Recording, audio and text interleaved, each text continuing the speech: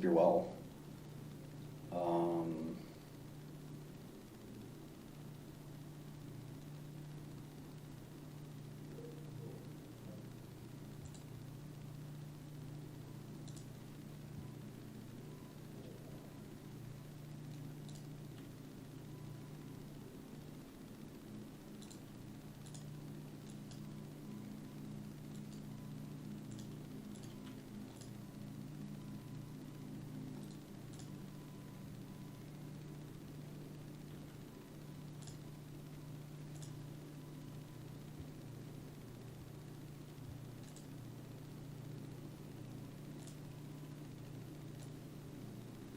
Come with me, Hail Mary.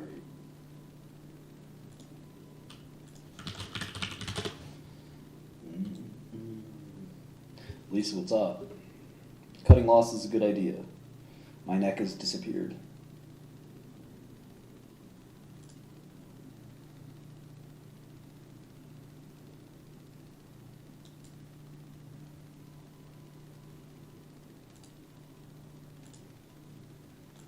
We'll get started. We'll do some computer programming. I'm going to program, or continue to program, a system that writes a novel. So with GPT-4 and some other techniques, we may be able to get a lot further than we did a few months ago when we last worked on this.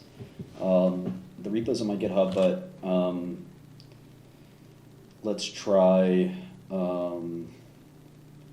yeah, we'll try sort of like making something a little better and then uploading that. So the current repo is pretty outdated, and it doesn't even include my latest work. So in the meantime, let's see if I can win a chess game for once.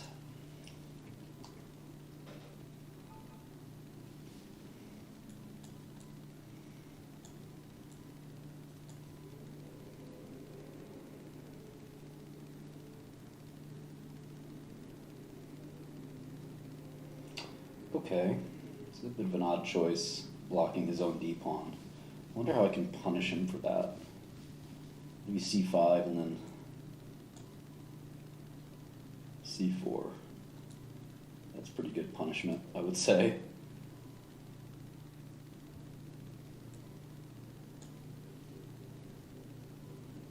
Okay. Let's see. What do you think? Maybe I'll just take it, or do I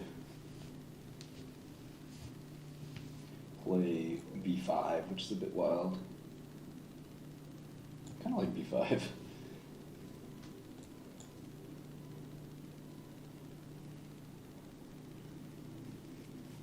This is a very bizarre opening where I have a lot of center pawns and he doesn't have any. I would say black is better, but I don't know for sure. I don't want to necessarily take, but I think I kind of have to. What I'm trying to avoid is a check. Okay, he was a little stupid there. He should have checked. All right, so 2 attackers, 2 defenders. We're okay there for now. Maybe fianchetto is kind of neat here. And then I think that, I mean, this is a passed pawn, so knight c6 and then d4 is pretty vicious. Ooh, okay, what's going on here? Queen would be recapturing here.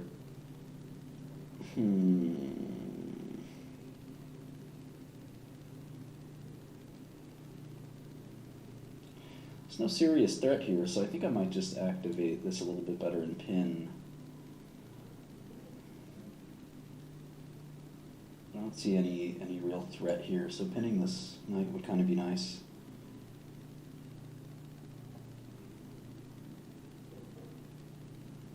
Already taking too much time. Alright, so now the possibility of d4 winning the knight is nice.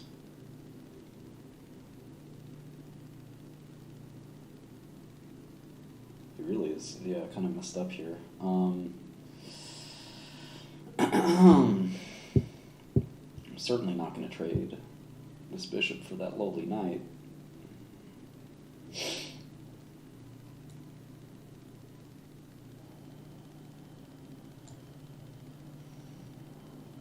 Bishop can live on b6 too. It's a very good diagonal. Okay, that's nothing too impressive. But if I play bishop b6 now, and then he takes my knight, and I take his bishop, or his queen, I should say. He can take my queen, I recapture.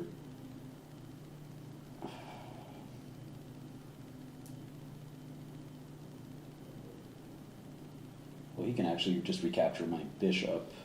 Well, he couldn't recapture my bishop because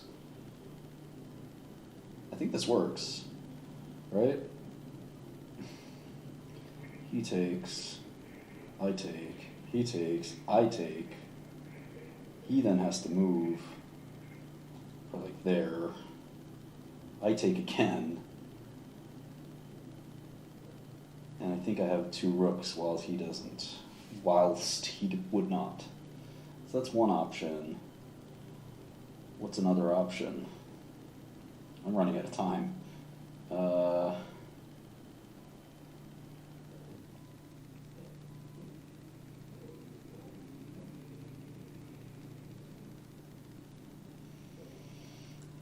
Let's try it. May not have fully calculated this, but okay, he doesn't want any smoke. I really do have to pick up the pace here.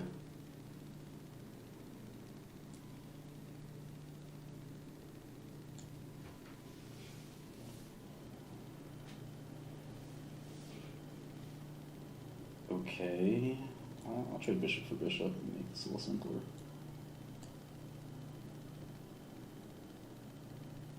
Not sure what the knight's going to do over there, but it is protecting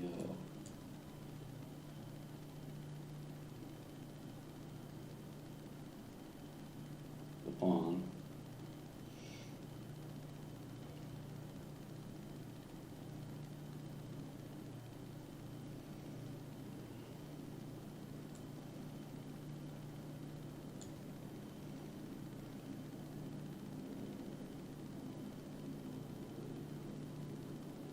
This knight is possibly hanging after the queen moves, if the queen moves.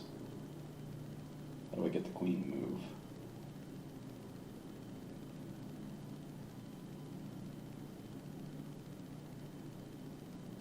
I can also sack it. Rook takes. Ooh, yeah, this is good. Watch this.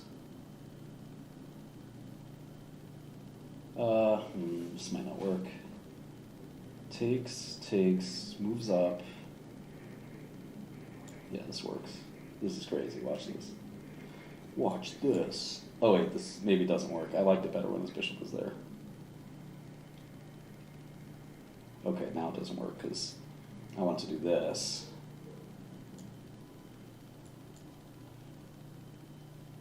Now I'm just down in exchange.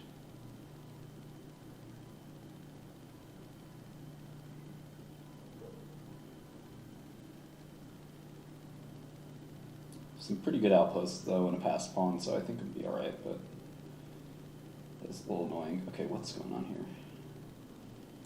Rook's coming there for what reason?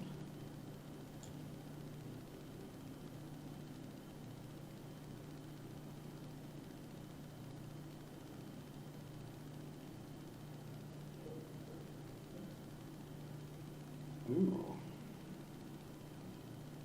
I see.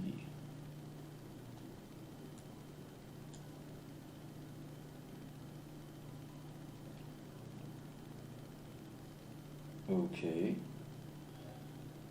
Yeah, time is so short.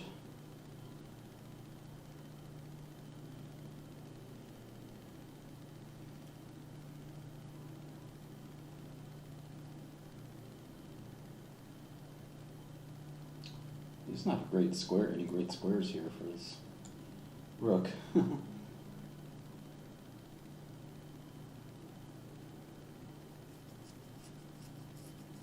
Okay, let's see.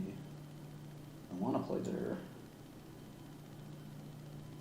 Threatening mate on G2. Sometimes in Blitz your opponents don't always see stuff like that. Unfortunately, he saw that.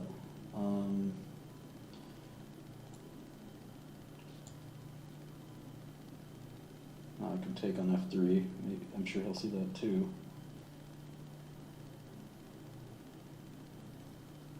Oh.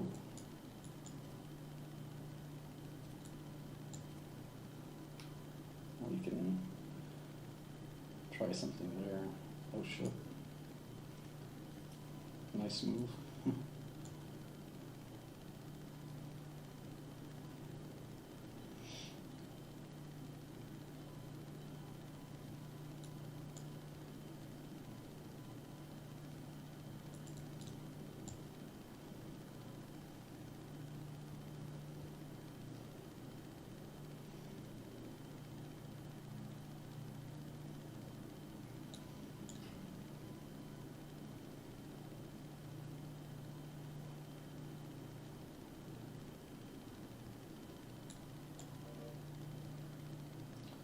Seems to be a pretty big mistake.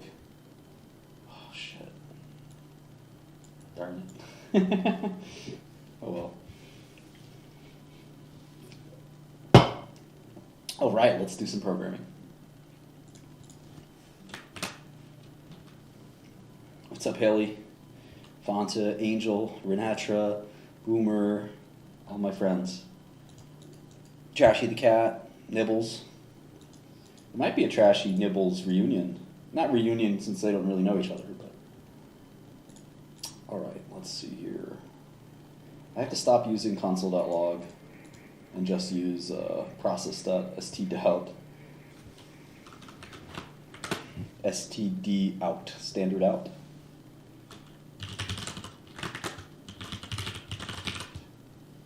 That's a real G's use.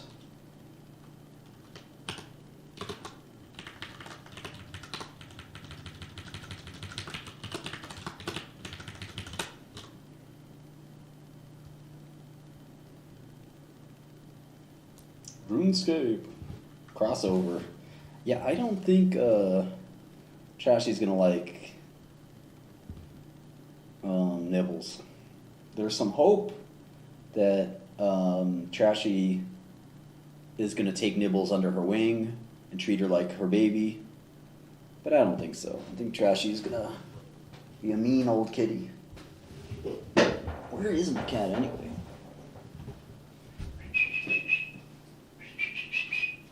Come on, kitty. My mom came over and there she is. I don't think they got wrong. I think I see her. Do you guys see her? You see her? Can you see that? Little cat. You see her? Oh, hello! What's up? What's up, Schmoopoo? Little Bubba? Little Bubba? They call you Little Bubba. Some of my friends call you Bubba.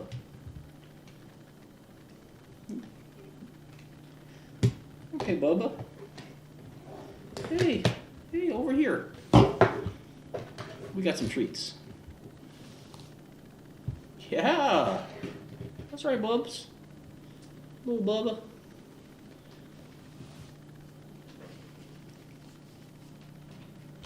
Yeah, Mama. Nibbies. Nibbies. Nibbles. Little Bubba.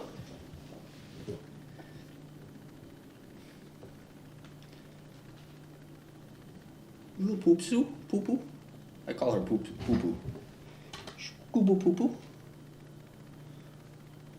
I have 100 names for her.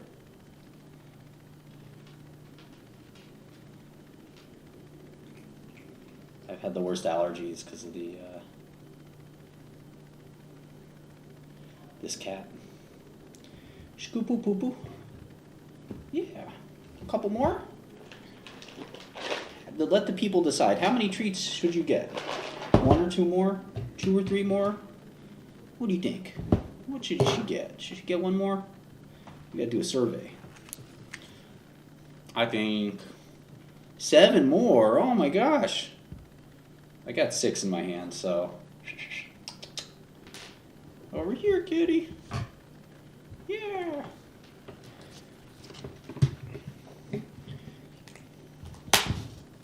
Ah, they must taste so good. Just delicious. Yeah, nom nom nom.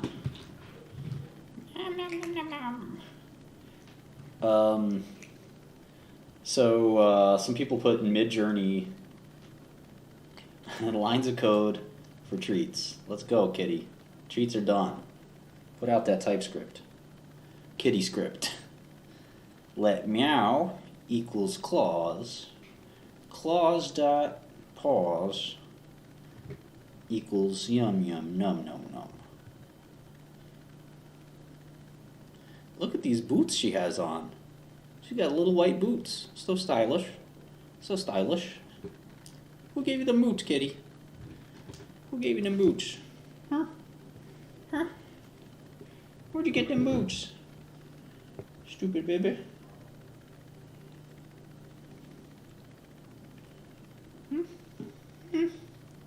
What are you, taking a bath?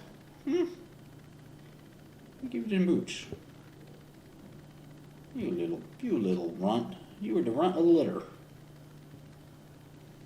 Now you're very tall and proud. So, like, my business here has concluded. I see my business has concluded. Arrivederci. Where are you going?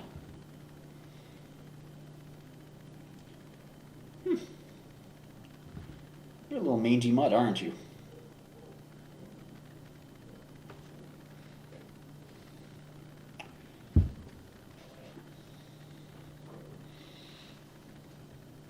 Oh, some water, of course.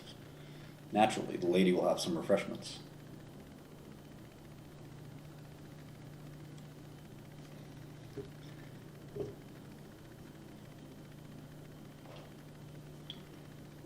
Will it be still or sparkling for you, ma'am?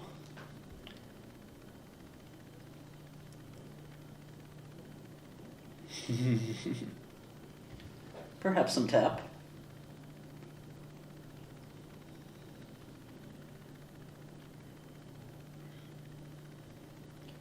New York tap water. What's up, mama? Little mama.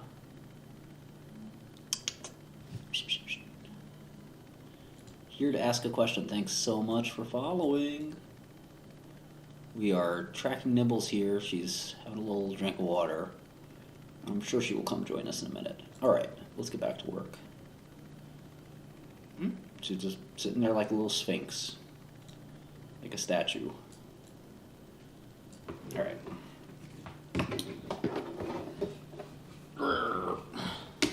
GME is not a real stock.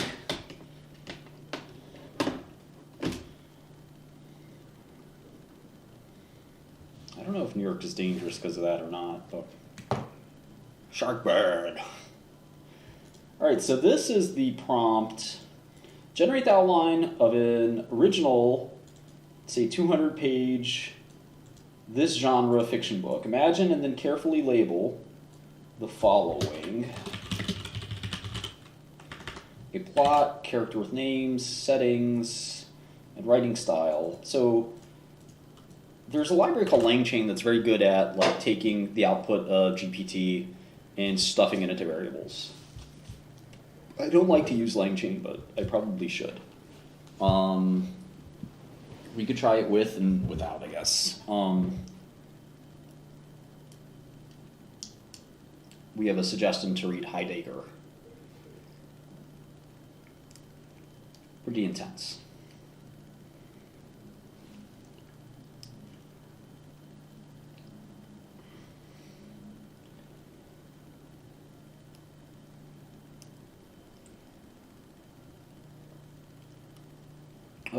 We'll do ChatGPT 4 in this case.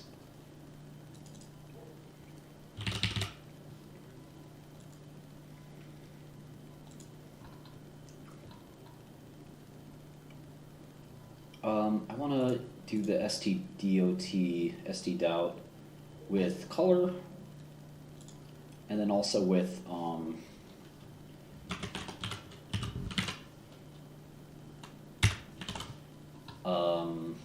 a location on the screen. I think the location on the screen requires a different, slightly different piece of code.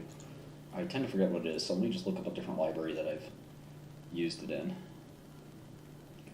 That's my well-known stocks library, if you haven't. I wouldn't say it's well-known, because it's not well-known.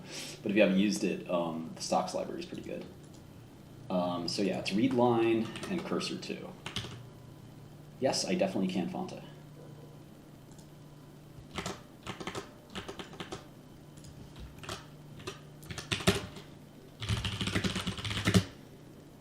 Okay, so with readline, we just basically move the cursor wherever we see fit. And I don't know if it starts at 0 or it starts at where, but I think this is X and I think this is Y, so we could just do that. I got the API pretty quickly, but I don't have the 32K API yet. Acadia, I don't know if that drug will sell well. I think it probably will.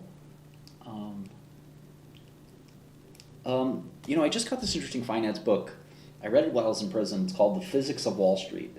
I highly recommend it. So it's not a mainstream book, since you're asking. Okay, let's get back to work. So we have a genre here.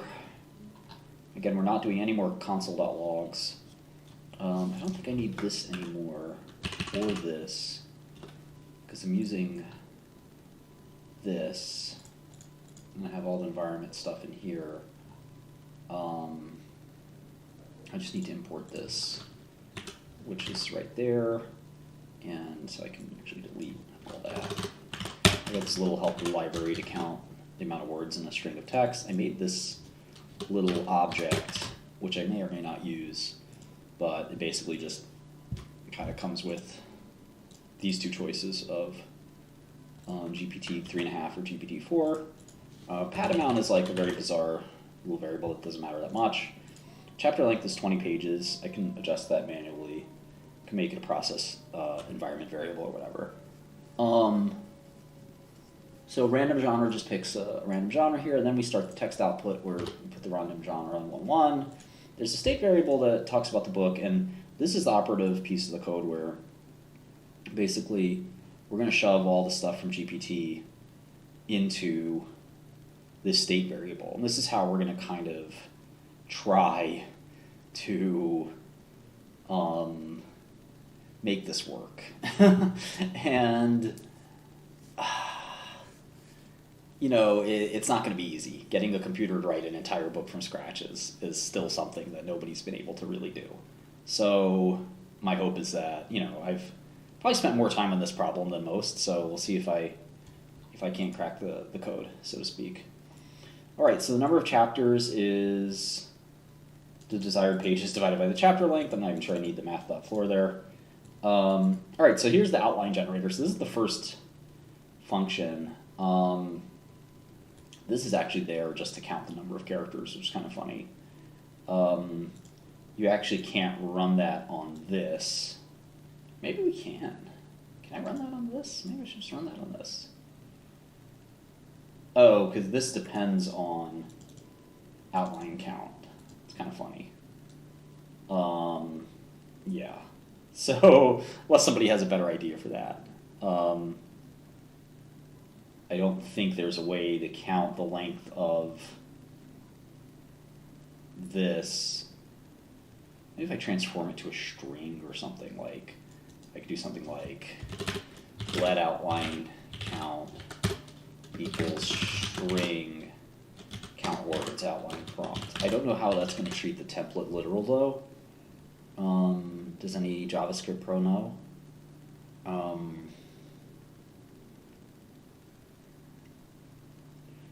Let's try to log it.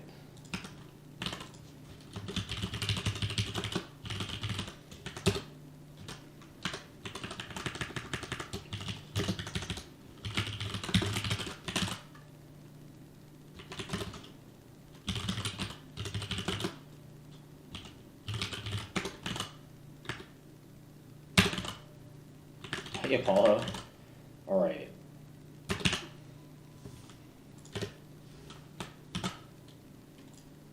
America has a new digital currency. It's called Dogecoin. The dog coin. What's up? Nibble says hi. Finance homework. I don't miss that.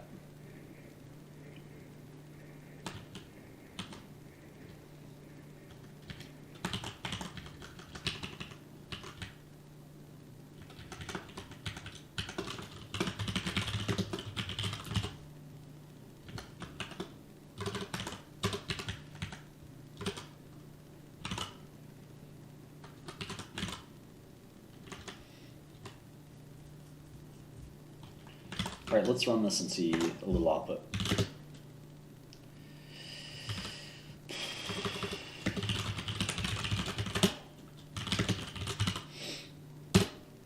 Okay.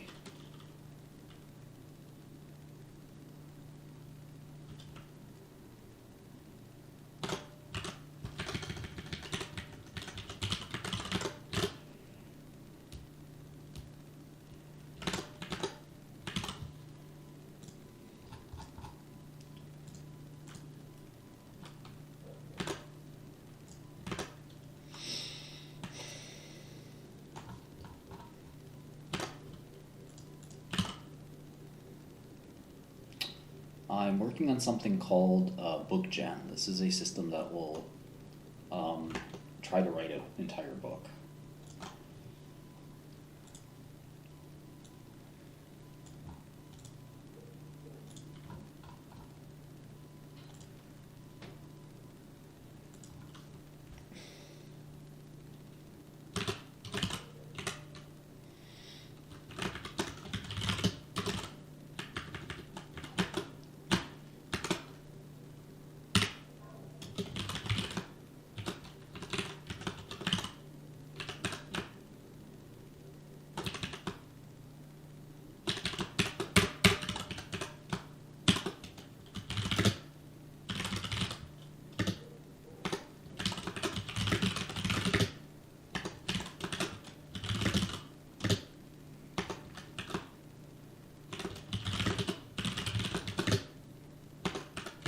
Okay, I refactored, not refactored, but replaced the module system, so this should work. Nope.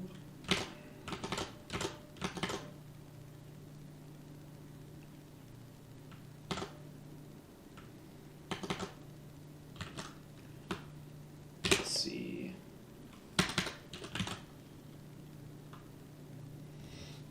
That's the one thing that I both hate and don't like a lot about JavaScript.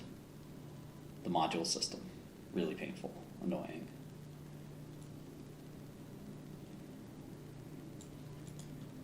So I'm trying to use the .env library. Oh, this isn't worried about the .env library. We can actually change the package.json and make this sure that this is the module that should work. Okay. Cool. All right, let's go. All right, let's clear the screen as well. There's a function that clears the screen. I forgot what it is, but let me go to my stocks module or stocks program, and there's console.clear.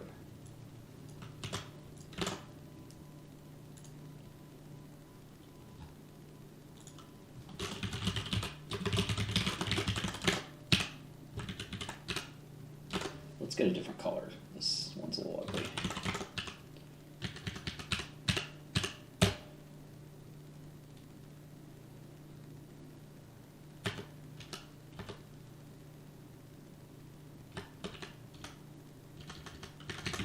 We're in the home folder, of course. Let's see. Okay, cool.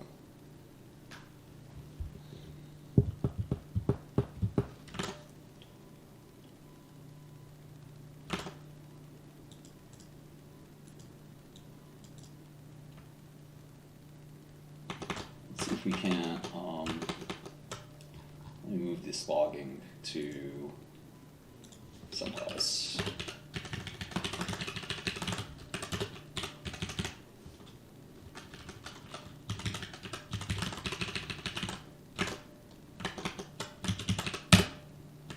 Oh, cool. So I can do it the second way, which is cool.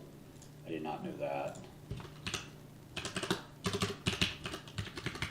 So if I sort of stringify this, it'll work just fine.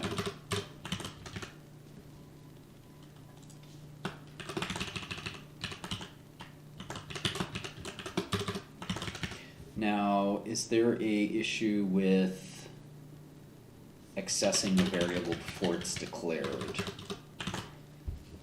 This is a circular reference, isn't it? Hey, Morgan.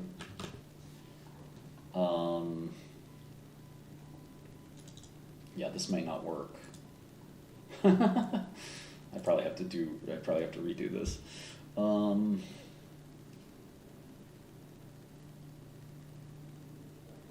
It won't know what outline count is, right?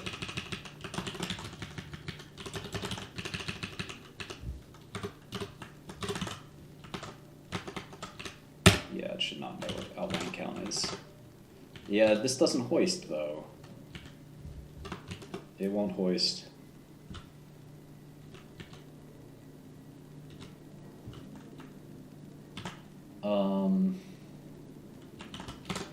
Yeah, you can't access a variable before it's declared, right?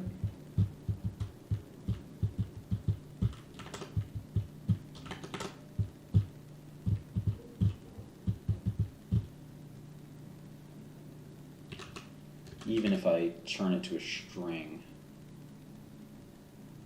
It's coming from above, so if you put it here, you have the same problem. So yeah, it's no go.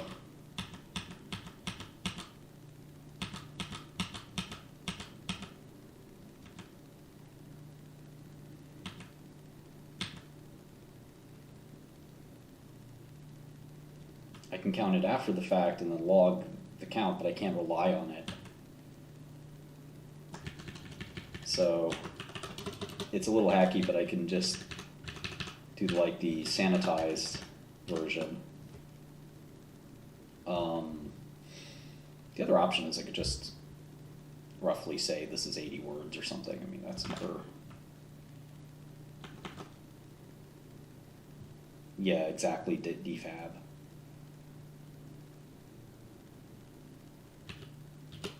So, if I know that it's roughly,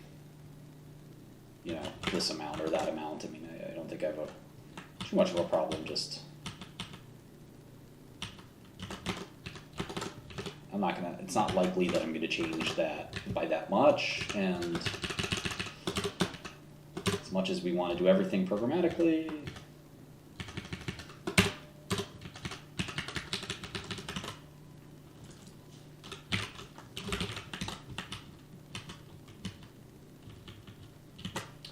okay, so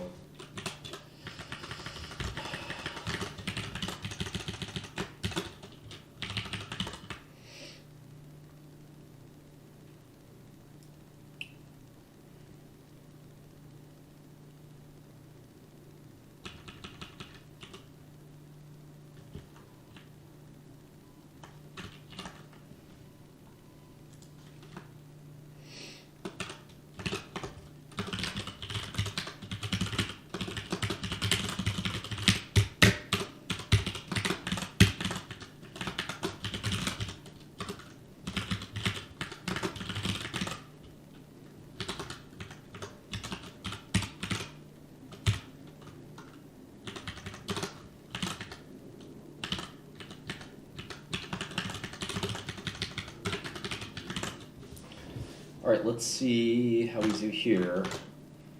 We are getting this unexpected token though. Let me see where that's coming from. 72, 25, that's an OpenAI. Or is that an app?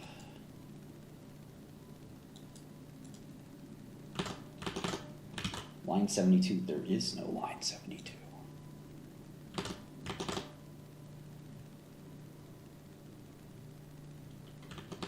Dun dun dun.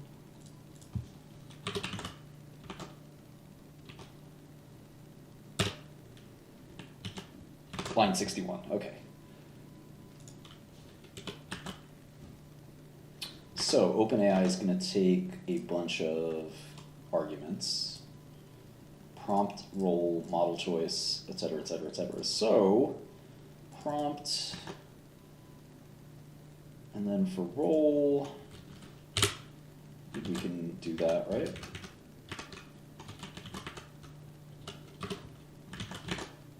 Model choice is default.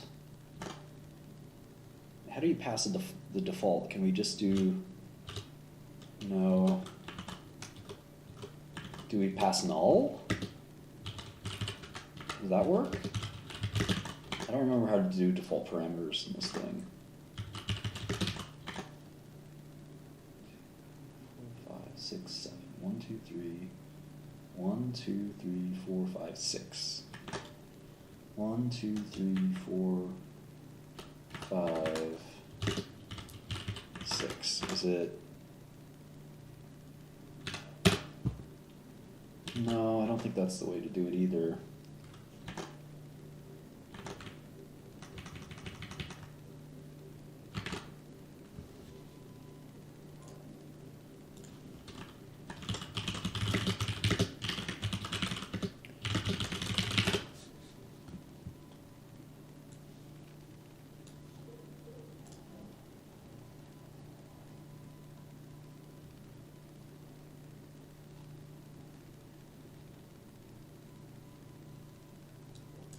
Yeah, I just tried that.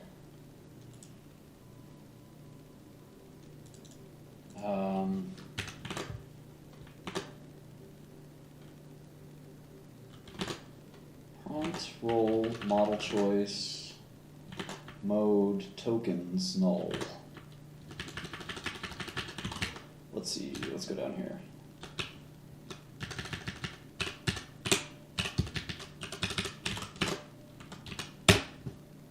Ah, incorrect API key provided. There we go. That's what the problem is.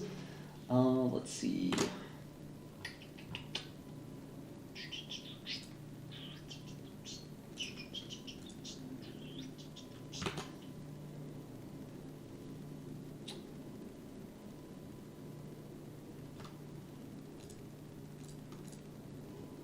Do I have to initialize .env in both places? Let me go look at the env file real quick and make sure I don't have a misspelling or something like that. API underscore key. Oh yeah, definitely have a misspelling here. That's what's going on. All right, let's try it now. You must provide a model parameter. Okay. Model parameter, model choice. I would think that this does the trick. Model parameter, model parameter, model parameter. Isn't that it? Isn't that the default variable? Oh, you know what? When I pass null to it, that doesn't help, does it?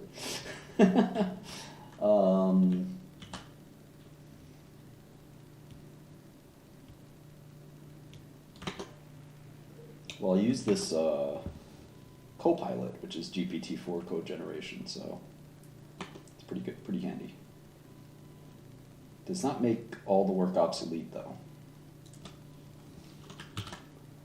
A lot of JS action here.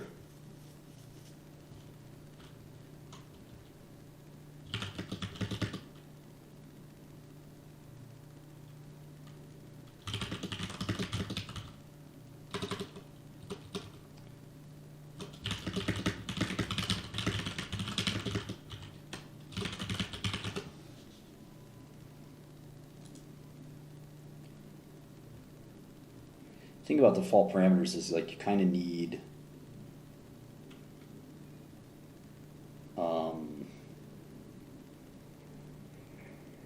it's like better to put them as like the last parameter so you don't have to call them.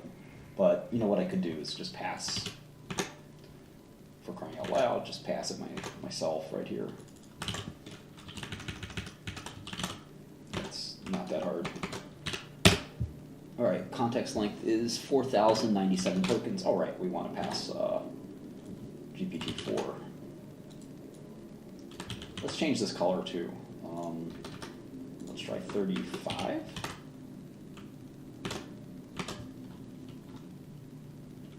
Let's see where that goes. Okay.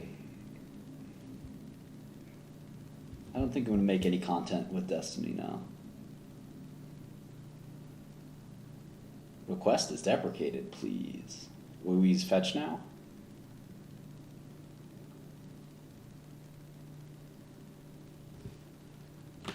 GPT-4 is so slow, but it's worth it.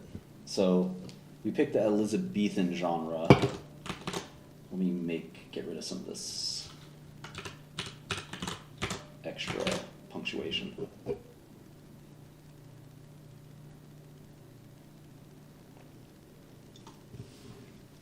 I remember when fetch was experimental.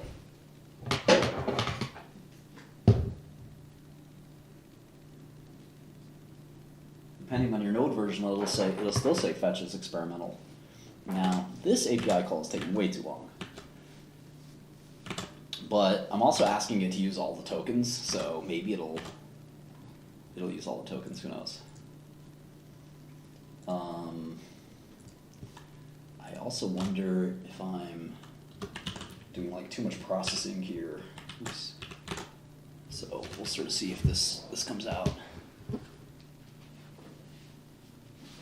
In the meantime, you know what we're gonna do. Godel doesn't have any real GPT-4. Okay, here we go. What?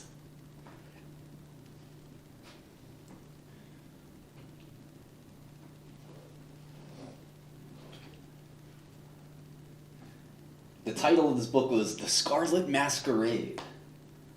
The Kingdom of Thaler, the Elizabethan period, extravagant architecture, fashion and art, Dunbury Castle, situated atop of a hill overlooking the kingdom. This is a interesting story, but let's look at the unexpected token error on line 62. Oh yeah, so choices, where is it now? It's choices, message, content. So all that's changed. Let's try a different color as well. Generating outline color. 89 seconds. What a fucking ridiculous. Ridiculous. Ridiculous. Oh yeah, I want to make the role content be like, you're a writer that's, I don't know, some wild. Let's make fun of some writers.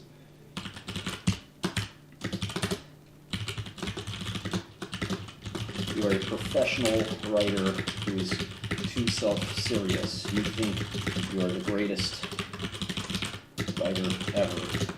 You write in a ridiculous, over-dramatic style. You are a terrible person. Thank you, autocomplete. Okay, you are Stephen King. Alright, so I want to just output this a little bit differently. So let's do the read line stuff again.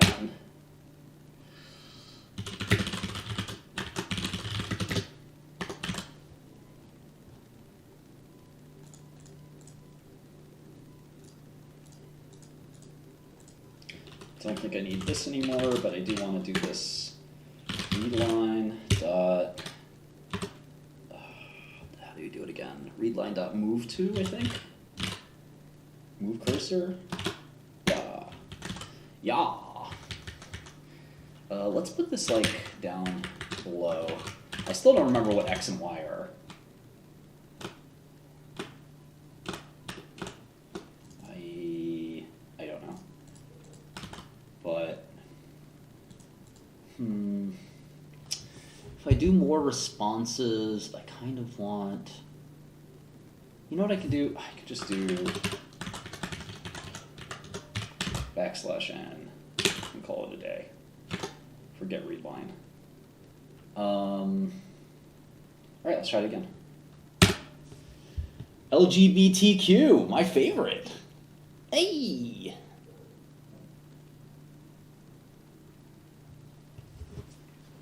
Let's get swole again. Base Chico, what's up? It gets you every time. LGBTQIA plus 2 spirit.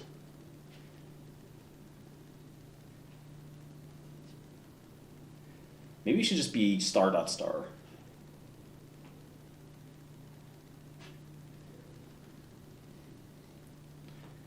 I like this guy who comes in. What are you coding?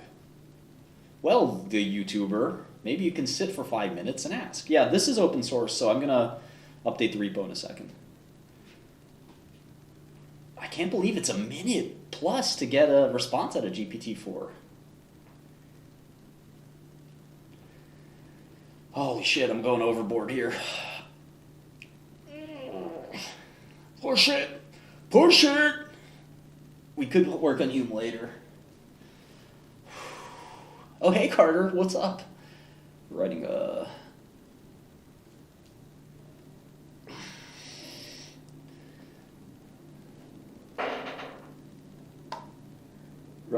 book writing system, I guess. I don't know. Best beginner language? Well, there's always the basic all-purpose, symbolic, instruction, code. Developers. What the fuck is this?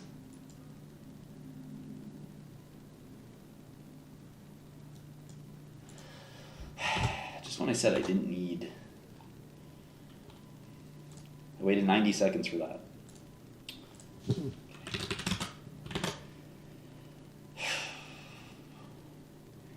I feel stupid.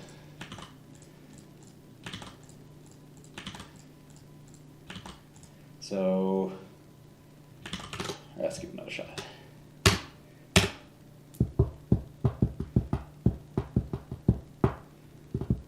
Teenage is the genre. Don't tell Epstein.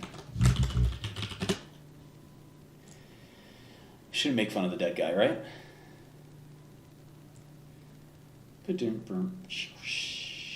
All right. Young adult. Or Billy C.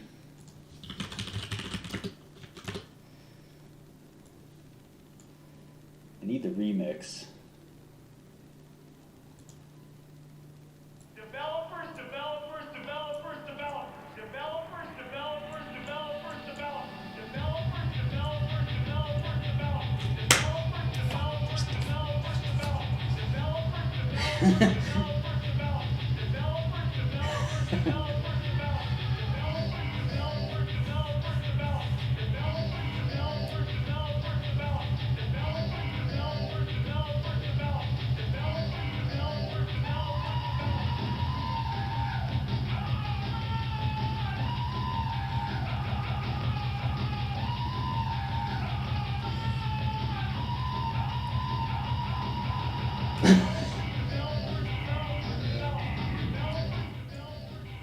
Well,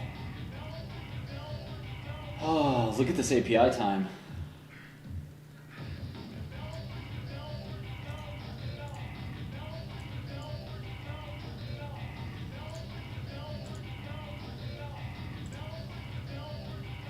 Okay, here we go. So we have 101 seconds. Woo! We have a response. It's supposed to be choices, 0th element, message, content. Message, content. Okay. And then the JSON parse is no good. Why not? Position 0. What's wrong with position 0? Oh, do I have to have to do something special to this thing?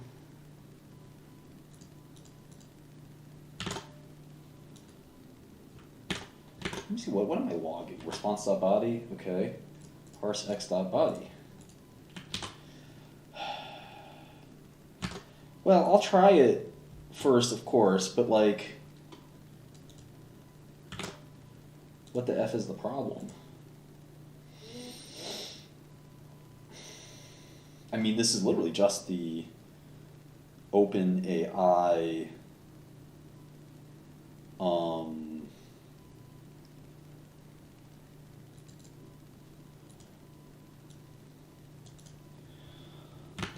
let me see how I'm doing it in another library. I feel like I'm kind of stupid for... Let me try see how I'm doing it in Hume. Hume. Wrong Hume. No, that should be the right Hume. Oh, Hume, that Hume doesn't even use. Okay, let's try this.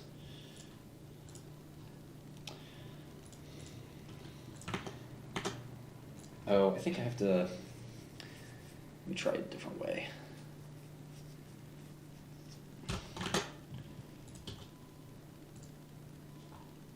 Use it different.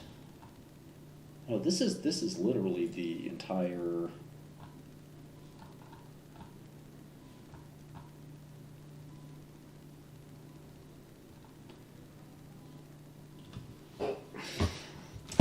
I am using fetch in Hume. Maybe I should use fetch.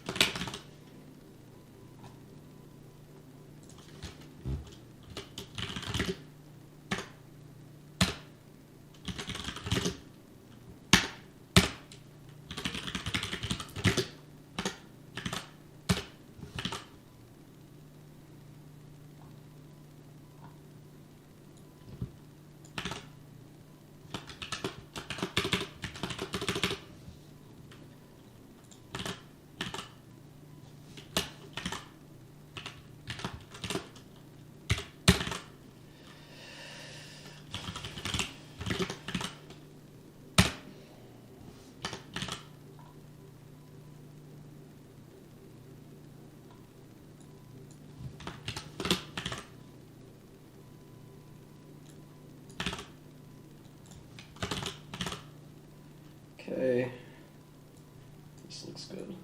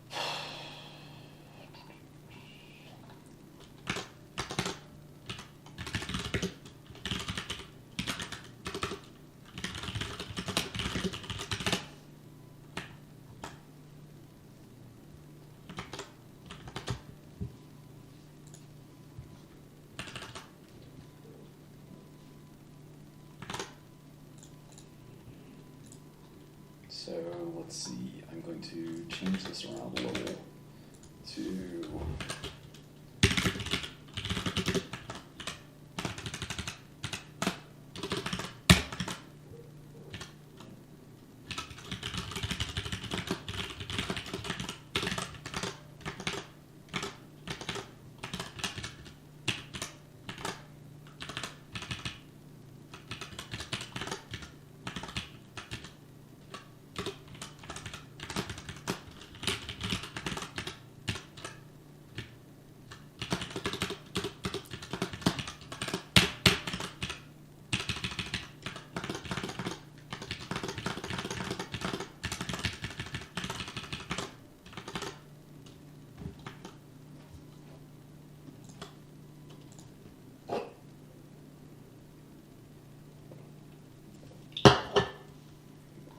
big data.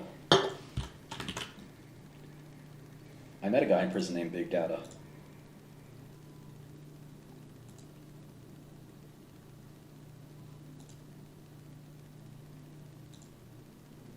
I got a kitty cat right here. Developers, developers, developers, developers.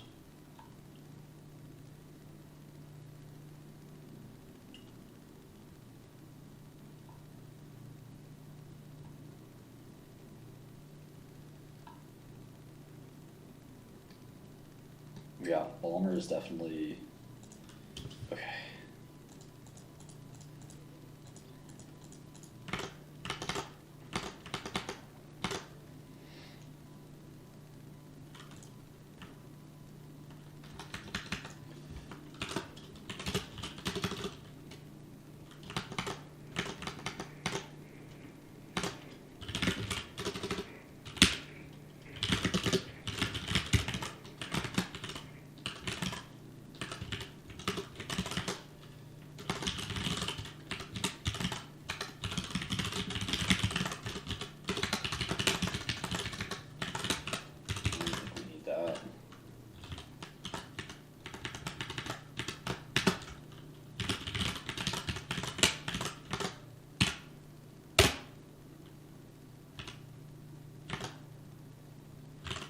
Okay. Oh, I think I deleted too many.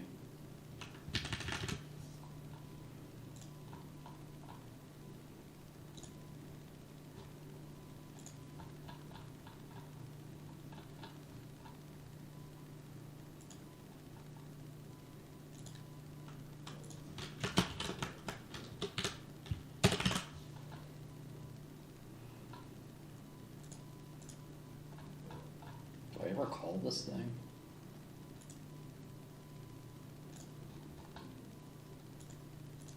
Ah. Steampunk. I didn't know that was a genre of literature. I should look up more genres of literature. What do you think?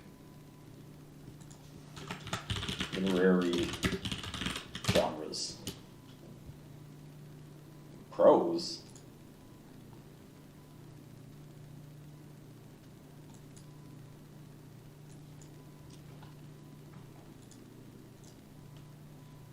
$42 more, Jesus, okay. We got drama, thriller, horror. We got horror. We should alphabetize these.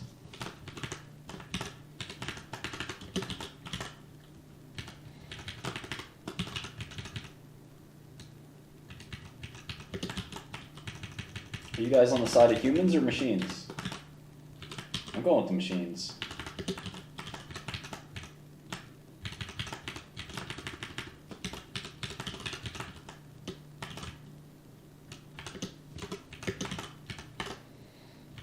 Magical realism, fantasy fiction. Isn't that the same as fantasy?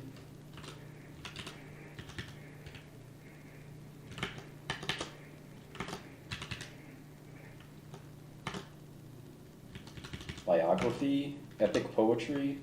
Biography is fiction? I don't. Okay, we need fiction, only fiction. Western fiction, I think I have that.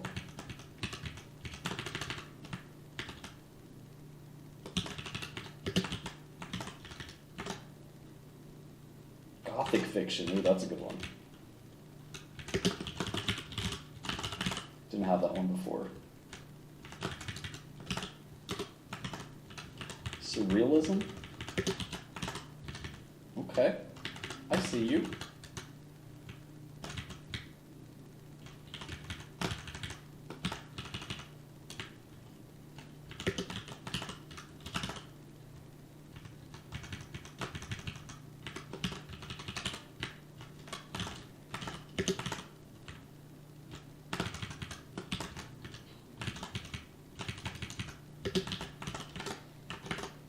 Okay, we got some text here. In fact, we got a lot of text.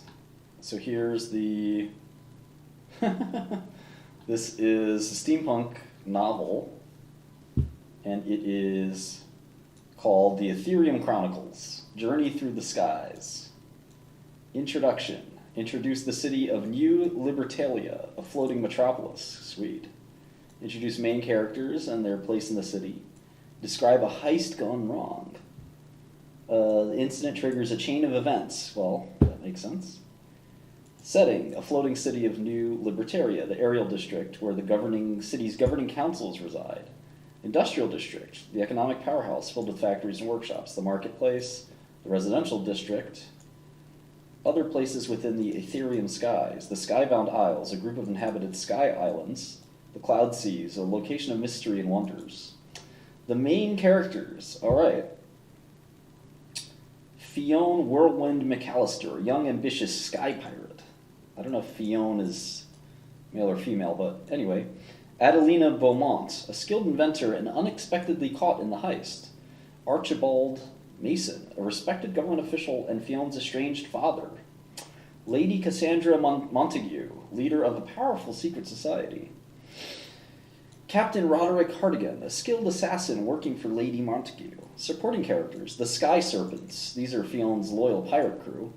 Alexander, the mechanist craft, Adelina's mentor and fellow inventor. Madame Ghislaine Dufresne, owner of a luxurious airship salon and Fionn's confidant. That doesn't sound good. The secret society members, various New Libertalia city inhabitants. Plot, the heist. Fionn and the Sky Serpents plan to steal valuable artifacts. Adelina unintentionally becomes embroiled in the heist, the aftermath. This is kind of a weird... Does it end there? It does not. Okay.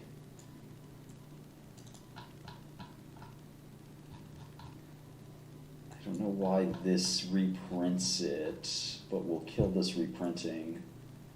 But it did finish here, so again, it won't end up writing this, but we'll focus on a little bit of the logging and the error. So in terms of logging, I can kill. This is weird. I wonder if it's. Did I control break that? Because it says crime and then steampunk. I think I must have control.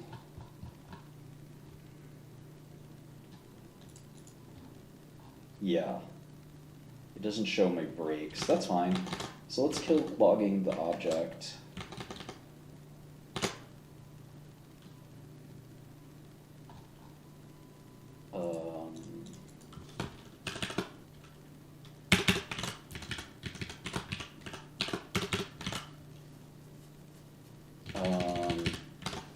And then when it says here's the raw outline,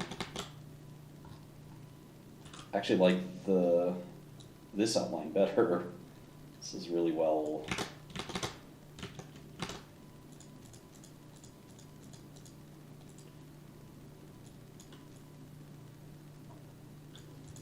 Are we not trying to replace the new lines? Maybe we don't replace the new lines.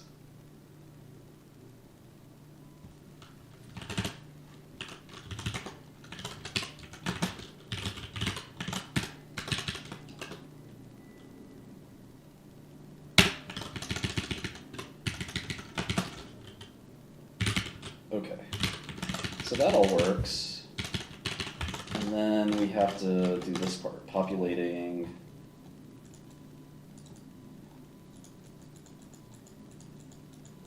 Single question is not defined. Okay, yeah, I killed the single question.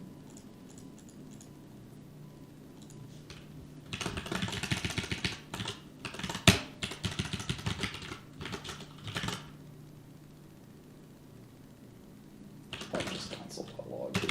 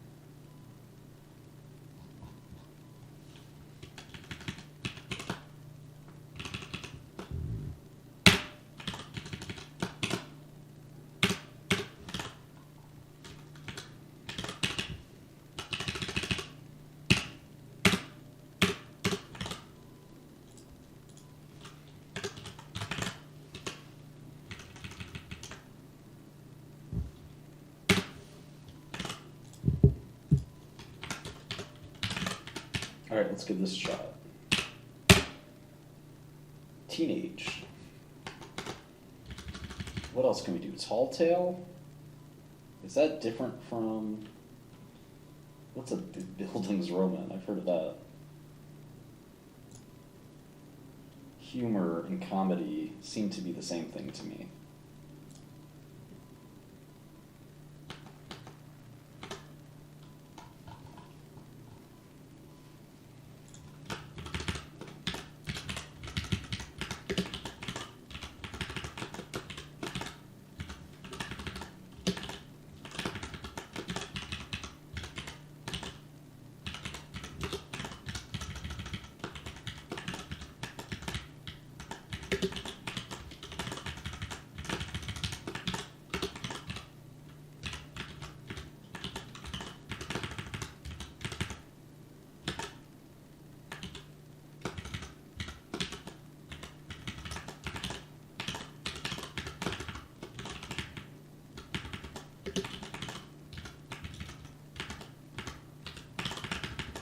It doesn't understand what fanfiction is.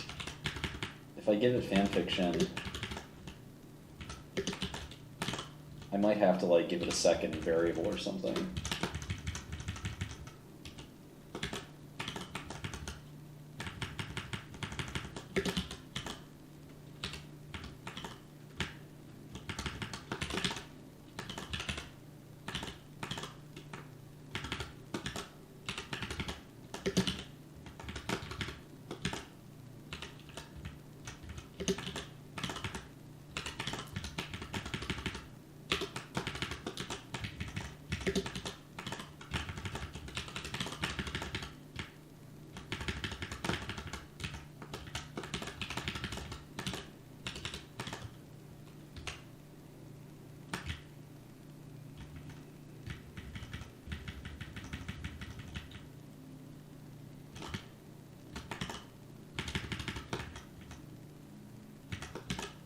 Is there a genre I'm missing that you guys really want to see?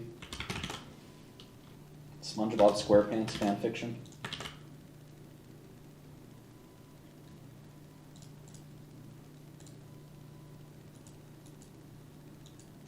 Sports is there.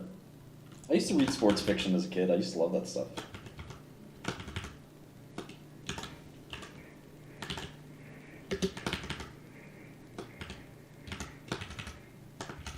In another universe, I would have been a sports star.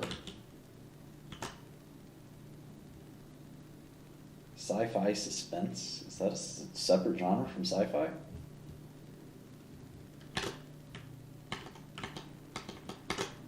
Okay, so this thing seems to work. Let's take a look. So this is, still am getting this output, so let me go kill that over here.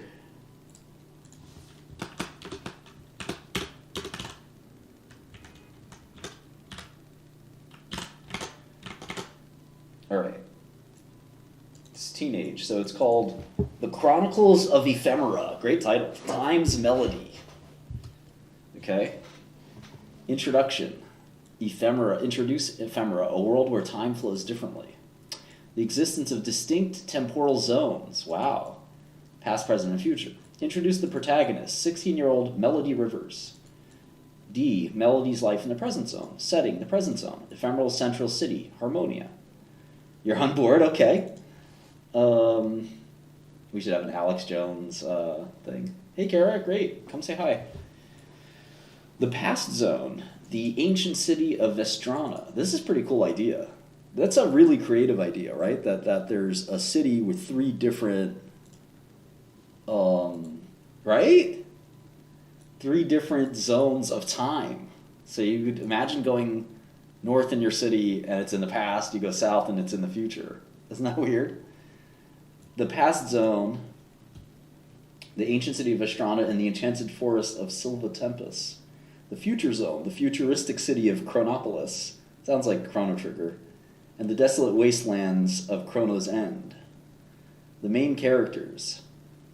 Melody Rivers, skills in music and time manipulation. Jasper Steele, a master inventor from the future zone. Ileana Finch, a skilled archer and protector of the past zone. Antagonist, the timekeeper, a mysterious figure manipulating time for their own gain. Ooh, the timekeeper. Plot overview. The disruption. The balance of time in ephemera becomes unstable. Melody discovers her latent powers. The quest begins. Melody meets Jasper and Ileana. The trio form an alliance to restore the balance. Adventure in the past zone. They journey to the city of Vestrana, discover the secrets of the enchanted forest. The adventure in the future zone, where they journey to the future city of Chronopolis. They discover the desolate wastelands of Chrono's End. The climax. They face off with the timekeeper. The ultimate test of Melody's powers and her friend's loyalty. They restore time balance in ephemera, and Melody grows and understands her destiny. Subplots. Melody's relationship with her family. Her mother's mysterious past. Her younger brother's unknown fate.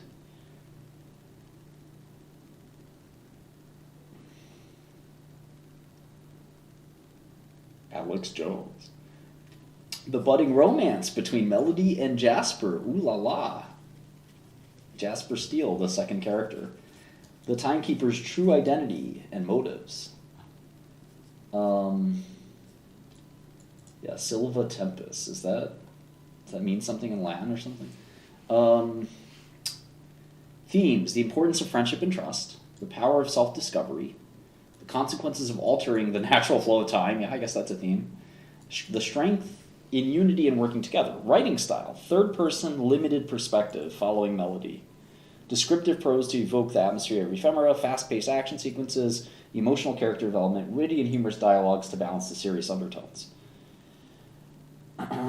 So, I think this is my prompt. With the remaining tokens, expand and develop more details about the world of ephemera, the history and culture of each temporal zone, and delve deeper into the characters' backgrounds and motives, flesh out subplots and relationships. This is not my prompt. And ensure the story's themes are well explored throughout the narrative, incorporate elements of mystery and suspense to keep the reader engaged and eager for the next chapter. Alright, so now there's some other things here. Yeah, this is going on the GitHub as soon as I, patch it up. So line 95 is broken.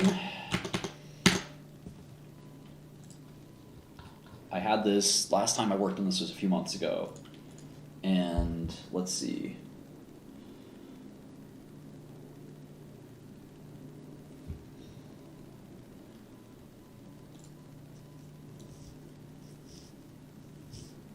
So we're taking all the key vals of something called items to populate hash map. There it is. Do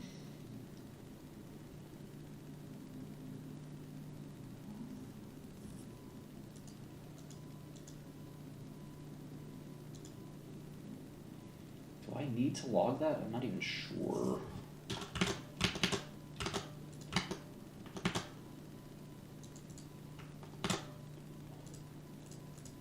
But we await this.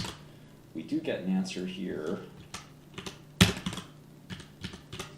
And then we have to populate the state with templot that we killed templot with, and we turned it into state populator result.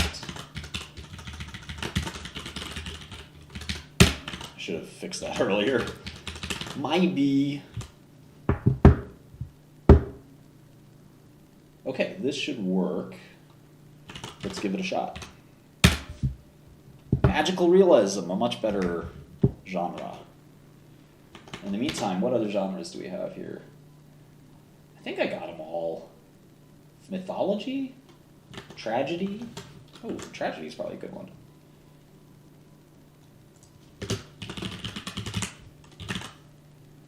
Let's do fan fiction. Let's do like, which fan fictions should we do? Let's do 2 or 3 fan fictions. What do you guys want to see? My GitHub is just my full name, Martin Shkreli. The first version of BookGen isn't even worth downloading in my opinion, but I'll be uploading this one too. We can't do erotic fiction, Henry. Come on, Henry.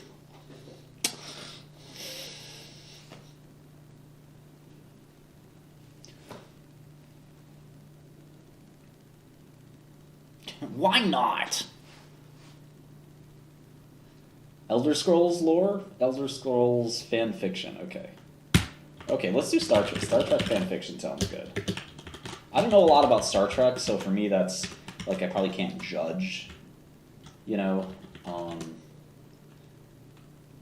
I mean, there are not many things I could follow along with fan fiction anyway. Taylor Swift?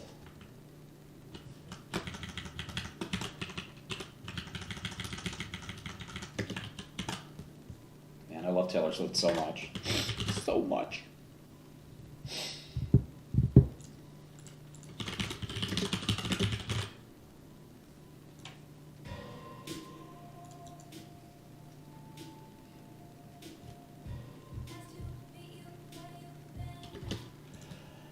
Star Wars fan fiction? It'd be weird if I had Star Wars and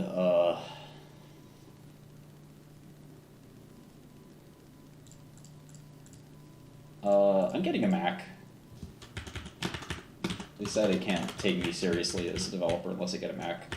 Then I'm also going to get a Linux box or two. I'm just going to have a desk full of even more computers and monitors in here. There's going to be like 50. It's going to be like Battle Station. You thought that you could escape my AGI? I'm going to have like a robot sitting right there. It's going to scare the shit out of Nibbles. Me, I'm the problem, it's me. I don't even know that song. What's it called? Trouble, trouble. Is it called Antihero?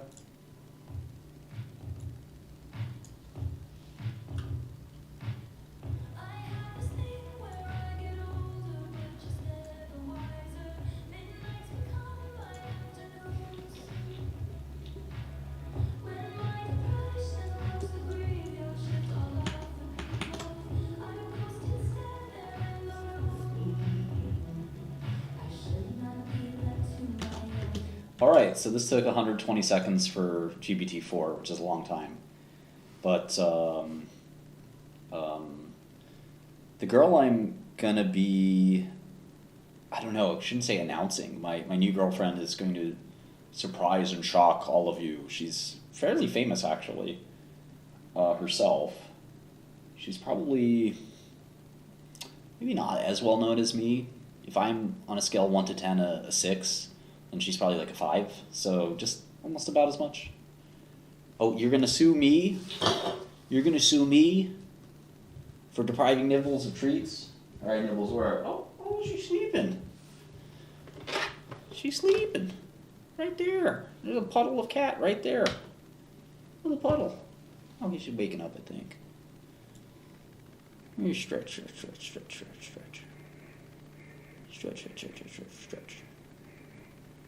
Who knows? Cats are weird, you know? They do funny things. She'll sit there comatose. Lauren Duca. What about Lauren Duca? What were we talking? Oh, yeah, I don't think I'm announcing Lauren Duca as my girlfriend. I said she's a 5 on the well-known. She's more well-known. Model or business? I don't know, maybe a little bit of both. I'm not dating Ice Spice. Sleepy kitten. Sleepy kitten. Stretchy kitten. Oh my gosh. Look at that stretch. Do you guys see this? How do you do that? That is a complete 180. Kitty, you're going to hurt yourself. Oh, wow. Look at that. Taylor Lawrence, I wish. Big stretch. Big stretch, kitty. Come on, mama. You never want to sit in my lap. You're not much of a lap cat. She's an adventure cat. She's a big-time adventure cat. Chelsea Clinton, Queen Latifah, Oracle. Total Synthesis is never dead. What are you talking about? All right, let's go. This is called The Veiled Mirrors of Lemuria. We introduce the mystical world of Lemuria, establish the theme of magical realism, familiarize the reader with the writing style, lyrical and poetic. The characters: Lucinda Moriera, protagonist, 18-year-old girl with a latent magical ability. She lives with her grandmother after the death of her parents. Esmeralda Moriera, her grandmother, Lucinda's grandmother, wise, strong, and kind woman, keeper of the family secrets and knowledge of magic. Armando Flores, the antagonist, a wealthy and powerful businessman, intent on exploiting the magic of Lemuria for personal gain. What's really interesting here is that they understand that magical realism is a Latin American writing style, which is very funny. Gabriel Garcia Marquez, Isabel Allende, and of course Borges. So very interesting that it seems to know that. Abigail Shapiro, what? I wish we have 5 babies already. All right. Santiago, a mysterious stranger who guides Lucinda on her journey. He has a deep connection with Lemuria's magic. It's not Christy Smythe, no. I wish Grimes. I wouldn't say I wish. This chick is a lot like Grimes, I think. So it's not Amaranth, no. Settings. All right, the small village of Valle Escondido. Surrounded by dense rainforests and misty mountains, the community is deeply connected to nature and its magic. The Enchanted Rainforest, home to magical creatures and supernatural phenomena. No, it's not Belle Delphine. I don't even know what she looks like. Give me Godel. That's what I want to hear millions of people say as I charge them money. Yeah. Thousands of dollars. No, we always will be cheaper than Bloomberg. I mean, maybe not always. Let me tell you, I can't say always. You never know what'll happen, right? Most likely. Kitty's looking at me like, promise them it'll be cheaper, stupid. I can't do that, Kitty. I can't do that. We don't know what kind of features the product might have. We just don't know. Anyway, Joe Biden, Carolyn Ellison, I wish. Stop worrying about my girlfriend. The announcement, the reveal will come when it comes.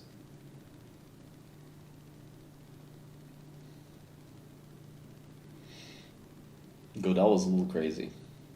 Bloomberg definitely always sends you the very pretty sales girl. They've mastered that.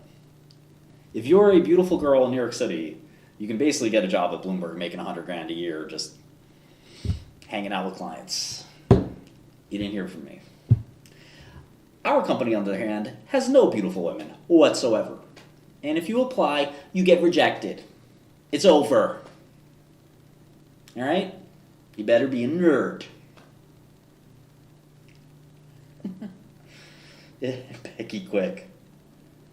You can identify however you want.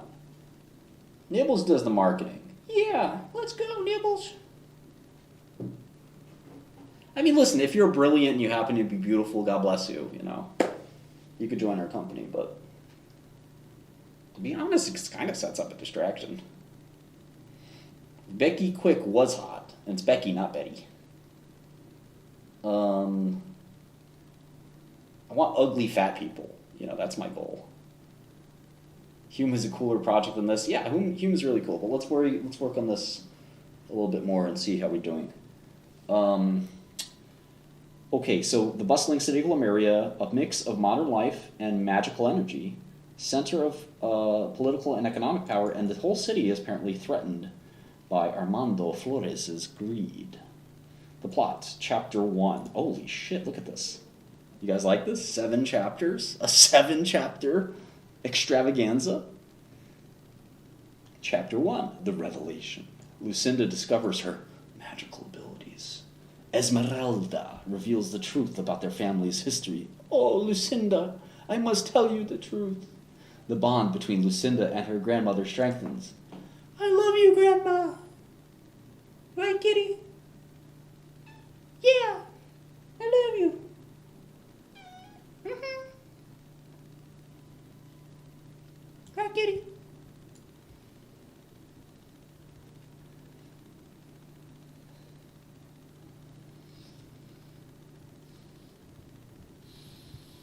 Stinky poo-poo. Why is your tail like a raccoon tail? Your tail's twice as big as you. Stupid kitty. Alright. Right, kitty? Oh, look at you, so cute. My favorite is when the tail comes in the front. Scoops around. And she knuckles a paw in, of course. For extra comfort. The paw gets knuckled. Ooh, why you got that extra paw knuckle right there? Get it right there. Let's get a zoom in. Let's zoom in. Paw. Can we confirm the paw's knuckled? Knuckled in? Yeah, folded in. I see it. Y'all see it? Let's get an even better angle. Right there. Right there. One paw in, one paw out. Chillin'. That's how cats are. That's how you know the cool cat is chillin'.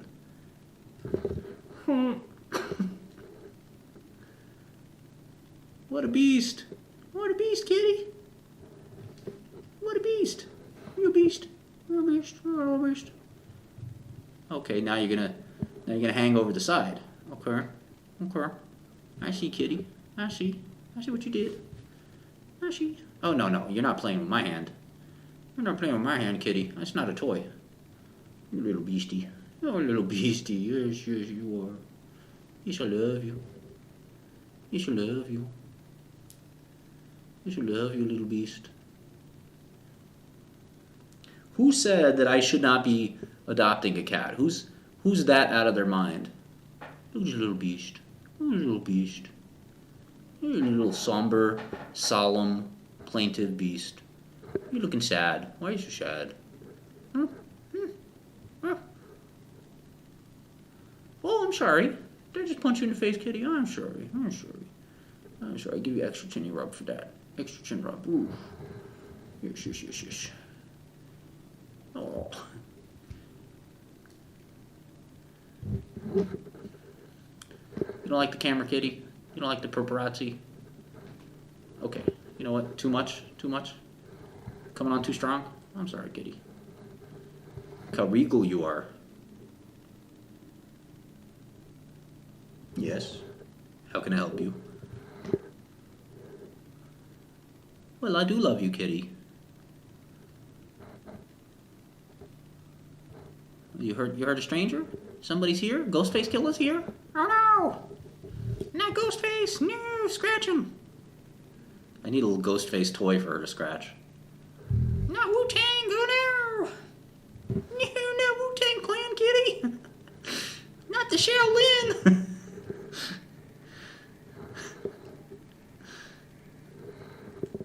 princess. Yes, you are a princess.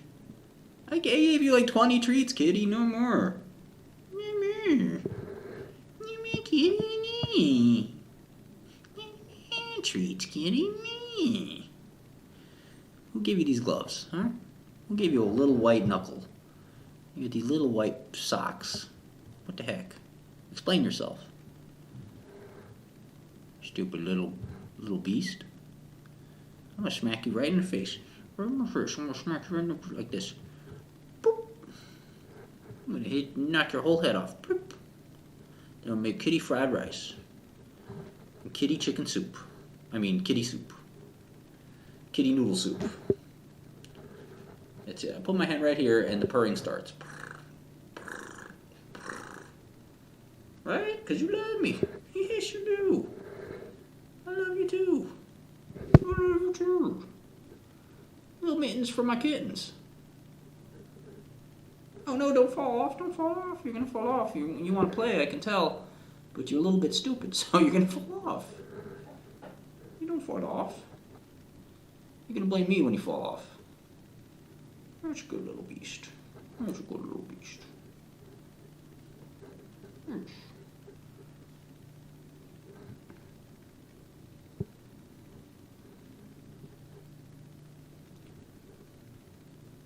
Alright, let's get back to the story, kitty.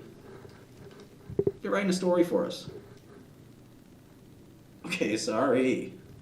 As soon as I pet her, she starts, why'd you mess my fur up, stupid? Sorry. Jeez. I really like that. Alright, Chapter 2, The Disruption. Armando's plans to exploit Lemuria's magic become evident. Armando is basically Joe Biden. Lucinda, guided by Santiago, decides to protect Lemuria. I guess Lucinda is Trump. It's gotta be. Maybe Lucinda's MTG and Santiago's Trump. I don't know. Introduce the concept of veiled mirrors. What the heck is that? Who knows? Chapter 3, The Enchanted Rainforest. Lucinda's journey through the rainforest begins. She should have a magical cat named Nibbles. Look at this baby. She said, I'm reading too, Dad. I'm reading too. You reading too? Alright, let's read the story. They encounter magical creatures and supernatural phenomena. They learn valuable lessons about her magical abilities. Chapter 4, The City of Lemuria. Lucinda and Santiago reach the city. They witness Armando's influence growing. He's passing all kinds of bills and giving lots of money to the Ukraine. Wait, that's not the story. Kitty, get out of here, kitty. Oh, she's excited by the mouse. Yeah, the mouse is over here. Let's go over here.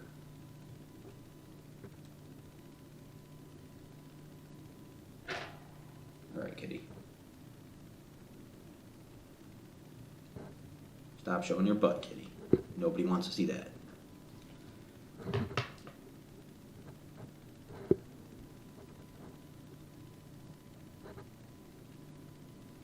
She sees the mouse. She's very excited.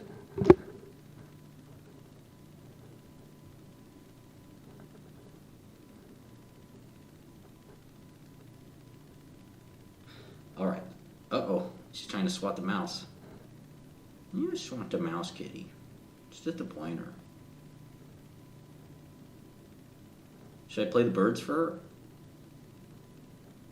Want to see the bird show, kitty? You want to see the bird show? Let's put some birds on. No, kitty. No, kitty.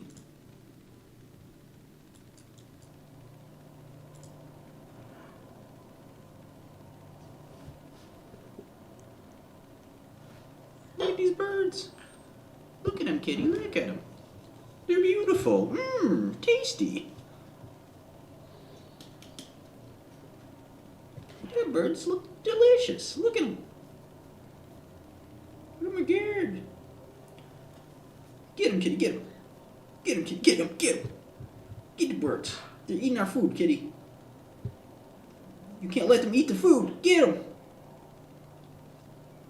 Yeah, get them. Get them. You're gonna eat all our food, kitty. We're gonna starve. You can't let the pack starve. Get that big one. Get that little one. What the heck? Why are they eating our food? You gotta get him, kid. Yeah, get him. Yeah. Good kitty. Make me proud. Defend our honor. We can't have these birds coming in here stinking up the joint and eating our food. Heck no. Heck no, kitty. Well, that one's showing you his butt. Get him. Get him. That's disrespect, kitty. Just disrespect. Yeah. Get him. Yeah, you got this. Where'd they go? But where'd they go, though? Are they below? Are they behind? Check everywhere, kitty. You hear him, right? Where could they be? Ah, what?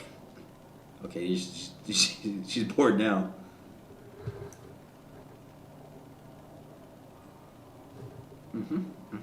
Wait for the perfect time to strike. Yes, you hit him. He flew away, kitty. You got him. Oh, what? Look at this one. He's different. He looks yummy. Oh, he flew away. He flew away. Oh, wait. Where are we now? Oh, that one looks delicious. It's yellow. Oh my god. Little bonbons. They're little hors d'oeuvres, kitty. Get them. That one's bite-sized. Oh my gosh. Yeah. Ah!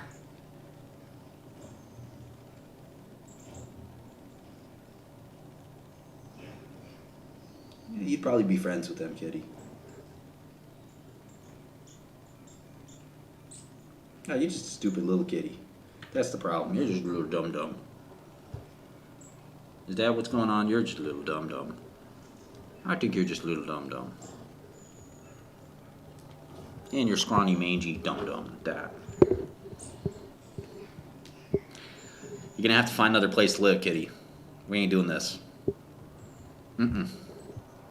We ain't doing this. You're gonna have to start paying rent or something, kitty. So I heard him. I heard him. Where'd he go? Right there, kitty. That's a crow. Oh no, don't mess with the crow. He's gonna eat you. Kitty, yeah, he's gonna eat you. Be careful. He's gonna eat you. The crow's kitty. Oh my gosh, squirrel! Oh no! Don't mess with the squirrel! Look at that squirrel! This little squirrel! Oh, you little baby. You're your little baby. You can't hunt just yet, can you? You just can't. You're not hunting anytime soon, are you, kitty? Alright, let me stop driving her crazy. So this thing's writing hundreds of pages, I think, as we speak, so let's see how it's going. I think my OpenAI bill is going to be fucking ridiculous, too. Alright, kitty, stop it. This cat won't quit. You're not the star of the show, kitty. Alright, all the royalties going to me. Alright, you want a contract? Get him for next season, alright? This is my season. You're supporting character at best. Just because the people love you doesn't mean that you get to hog the camera all day. Alright, now get your agent and go through the normal channels, you stupid kitty. Main character energy. Who do you think you are, Sydney Sweeney? Baby gorilla? This is baby Goroshi. Look at this baby. Where's your so small? Why is your small? She thinks she's swatting herself. She sees herself in the camera. You're just a little dum-dum. I'm done with you, kitty. I'm so done with you.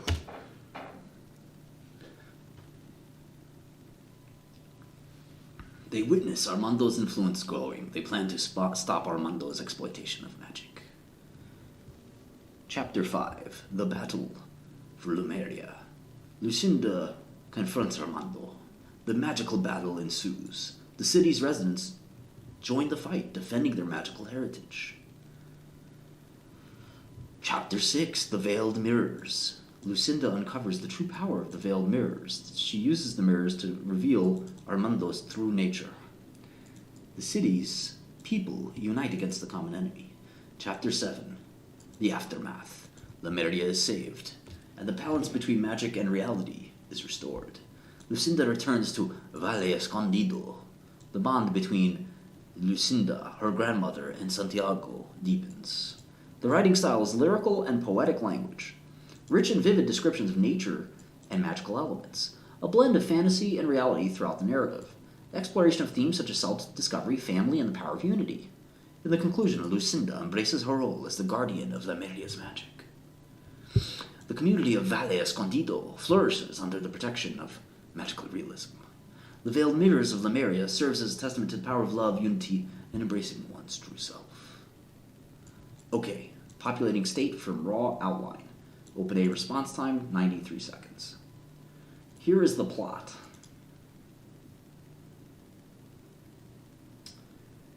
Okay, so this takes that and writes kind of a state, but I'm not sure that that's better than this. This is pretty good. Alright, The Veiled Mirrors of Lemuria is a captivating tale of magic, self-discovery, and the eternal struggle between good and evil. Set within the mystical world of Lemuria, the story weaves the tapestry of magical realism through lyrical and poetic language that transports the reader to a land where the boundaries between fantasy and reality are blurred. The story revolves around 18-year-old Lucinda Moreira, a young girl with latent magical abilities, living with her wise and powerful grandmother, Esmeralda. Unbeknownst to Lucinda, her family has a rich history of magic, which Esmeralda is eager to share with her. When Lucinda discovers her powers, she finds herself in the midst of a battle between the forces of good and evil. In this enchanted realm, Lucinda must confront the sinister Armando Flores, who seeks to exploit the magic of Lemuria for his own personal gain. The story unfolds in the small village of Valle Escondido, nestled amid dense rainforests and mist-shrouded mountains. Here the villagers live in harmony with nature, deeply connected to the magic that infuses their world. As Lucinda learns more about her powers, she is guided by a mysterious stranger named Santiago, who shares a profound connection with Lemuria's magic. Together, they embark on a journey through the enchanted rainforest, encountering magical creatures and supernatural phenomena that help Lucinda understand the extent of her abilities. As Lucinda and Santiago make their way towards the bustling city of Lemuria, they witness the insidious influence of Armando Flores, the wealthy and powerful antagonist who seeks to exploit the magical energies of Lemuria for personal gain. Armando's greed threatens to unravel the delicate balance between magic and modernity in the city, which serves as the center of political and economic power in Lemuria.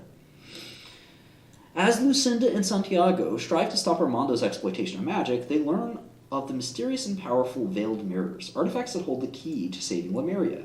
As they race against time to unlock the secrets of the mirrors, they are joined by the city's residents, who rise up to defend their magical heritage against the forces of darkness. In the climactic battle for Lemuria, Lucinda confronts Armando in a magical duel that brings the city to the brink of destruction. Through her newfound powers and the support of her allies, Lucinda is able to reveal Armando's true nature to the people of Lemuria, who unite against their common enemy. In the aftermath of the battle, balance is restored to Lemuria as the veiled mirrors are used to heal wounds inflicted upon the magical realm.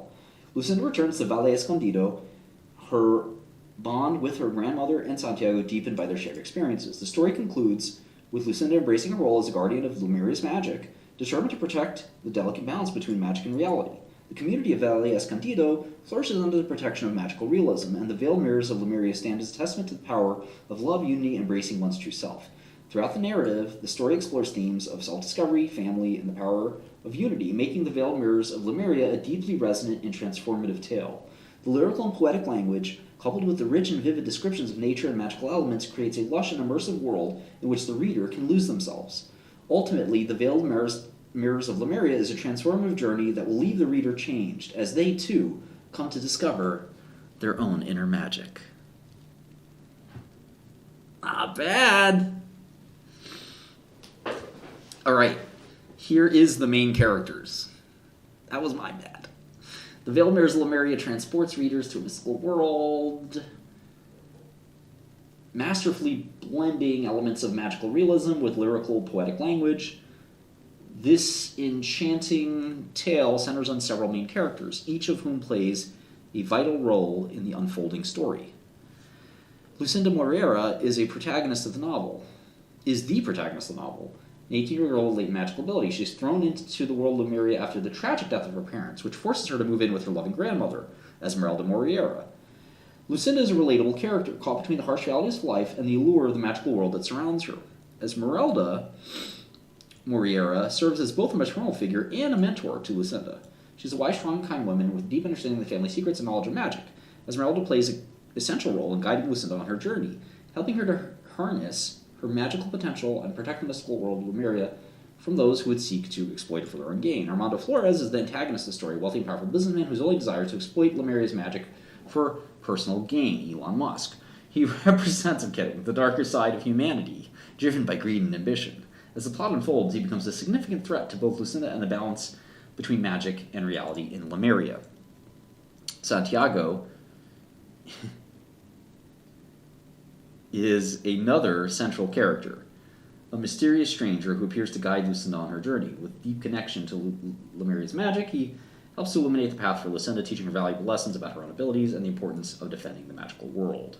The novel is set primarily in the small village of Valle Escondido, surrounded by dense rainforests and misty mountains. This idyllic community is deeply connected to nature and its magic, providing a lush backdrop for the story's events. Additional settings include the enchanted rainforest, filled with magical creatures and supernatural phenomena, the bustling city of Lemuria, a mix of modern life and magical energy that serves as the center of political and economic power. As the story unfolds, Lucinda discovers her magical abilities and learns about the family's history from Esmeralda with the help of Santiago. She sets out to protect Lemuria. We've heard this already throughout the narrative. Like, this is supposed to be about the characters, but it is what it is. In conclusion, the main characters in this are Lucinda, Esmeralda, Armando, and Santiago. Each character plays an essential role in developing the story, shaping the world. Through their actions, they're transported on a journey filled with wonder, adventure, and powerful life lessons. Okay. 100 seconds. Here are the minor characters. Reina Montoya, Lucinda's best friend from Valle Escondido. A talented seamstress with a sharp tongue and wit. She supports Lucinda's journey and provides comfort and guidance. Marcos and Isabella Moreira, Lucinda's deceased parents, known for their kindness and devotion to the community. Their influence on Lucinda is evident in her strength and determination. Tito the toucan, ooh, very cool. A magical creature encountered in the enchanted rainforest. He communicates through riddles and cryptic messages. It's a pretty obvious trope there, but still cool. Assists Lucinda in understanding her connection to Lemuria's magic. It made everyone Hispanic because this genre of literature called magical realism started in Latin America. Rosario, the blind healer. A wise and mystical figure residing in the enchanted rainforest. There's a couple of people like that in Albania. She aids Lucinda in her journey by providing guidance and healing. She represents the importance of inner wisdom and intuition. Felicia, the flower vendor, a kind and gentle woman who sells flowers in the city of Lemuria. Her flowers hold magical properties, that reflect the emotions of those who possess them. She helps Lucinda discover the true nature of her magical abilities. Raul, the journalist, a curious and ambitious young man working for a local newspaper in the city of Lemuria, and he investigates Armando and exposes his corruption. Joins forces with Lucinda and Santiago. Mayor Fernando Ortega, the charismatic and influential leader of Lemuria, initially seduced by Armando's promises of wealth and power, but he ultimately joins Lucinda in the battle to protect the city's magical heritage. Lila, the dancer, a talented performer in the city of Lemuria. Her fluid and enchanting dance movements are infused with magical energy. She inspires Lucinda to embrace her own magical abilities with grace and confidence. The Magical Council of Lemuria, a group of wise and powerful individuals who guard the city's magical secrets. They're initially skeptical of Lucinda's abilities and intentions. Eventually, they recognize her as the true guardian of Lemuria's magic and ally in the fight against Armando. Eduardo, the baker, a kind-hearted and generous man who owns a bakery in Valle Escondido. He provides support and encouragement to Lucinda and her grandmother, represents the warmth and unity of the small village community. Alonso, the fisherman, a rugged and weathered fisherman in Valle Escondido. He shares tales of the enchanted rainforest with its magical creatures. He encourages Lucinda to explore her magical potential in the mysteries of Lemuria. Carmela, the shopkeeper, a wise and observant woman who runs an eclectic shop in Lemuria, provides Lucinda and Santiago with valuable tools and information for their quest, demonstrates the resilience of Lemurians in the face of Armando's glowing influence. The spirits of the enchanted rainforest, ethereal beings who watch over the balance of magic and reality in Lemuria, Communicate with Lucinda through dreams, visions, and subtle signs. Offer guidance, wisdom, and encouragement throughout her journey. By introducing these minor characters, the world of Lemuria becomes more vivid and immersive. They each contribute to her growth and understanding of her magical abilities, while also highlighting important themes.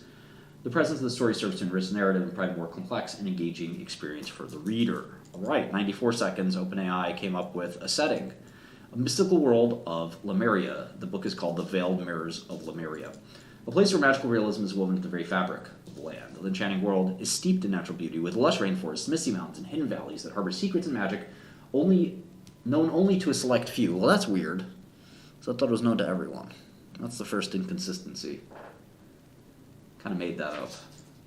The lyrical and poetic writing of the book draws the readers in, immersing them in the world where fantasy and reality is blurred and ancient folklore comes to life. The story begins. I didn't ask for the story, I asked for the setting.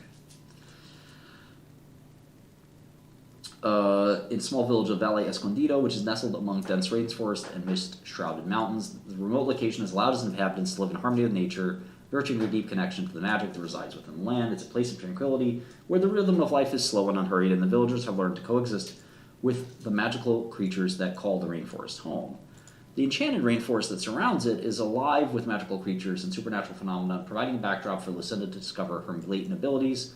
The rainforest is a place of wonder and awe, where mystical beings such as fairies, sprites, and shapeshifters are known to roam, and where time and space seem to bend and shift like the branches on the ancient trees that dwell within it. That was rather poetic. The enchanted rainforest is a setting that embodies the theme of magical realism with its strange and otherworldly occurrences that are rooted in the natural world. The story then shifts to the bustling city of Lemuria, a place where the modern world coexists with ancient magic. Lemuria is the center of political and economic power, a thriving metropolis that harnessed the energy of magic to fuel its growth and prosperity. It's a melting pot of cultures and traditions, where the old ways of magic and the new ways of technology and commerce blend seamlessly in a rich and vibrant tapestry of life.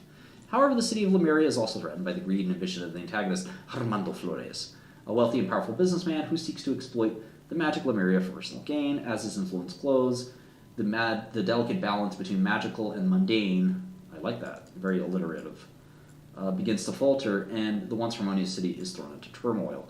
Throughout the narrative, the settings of Valle Escondido, the Enchanted Rainforest, and the city of Lemuria serve to illustrate the themes of self-discovery, family, and the power of unity.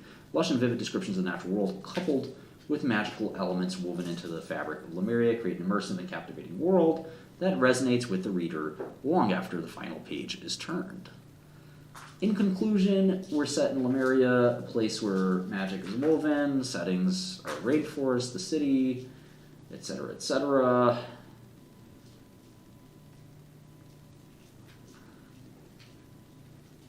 I like this, where the power of love, unity, and embracing one's true self can triumph over even the darkest forces. Here's the writing style. The book, The Veiled Mirrors of Lemuria, unfolds like a luminous tapestry, woven with the threads of lyrical prose and poetic imagery. It is a tale that straddles the realm of magical realism and enchanting fantasy, inviting the reader to step through an ethereal veil into the mystical world of Lemuria. It's incredible. The prose is undeniably lyrical, each sentence flowing like a meandering river through a lush landscape. The author, I guess that's GPT, the author's poetic descriptions of Lemuria's natural wonders paint a vivid picture of a land where the mystical and the mundane merge, where the lines separating reality and illusion blur and dissipate. It's amazing the machine wrote this.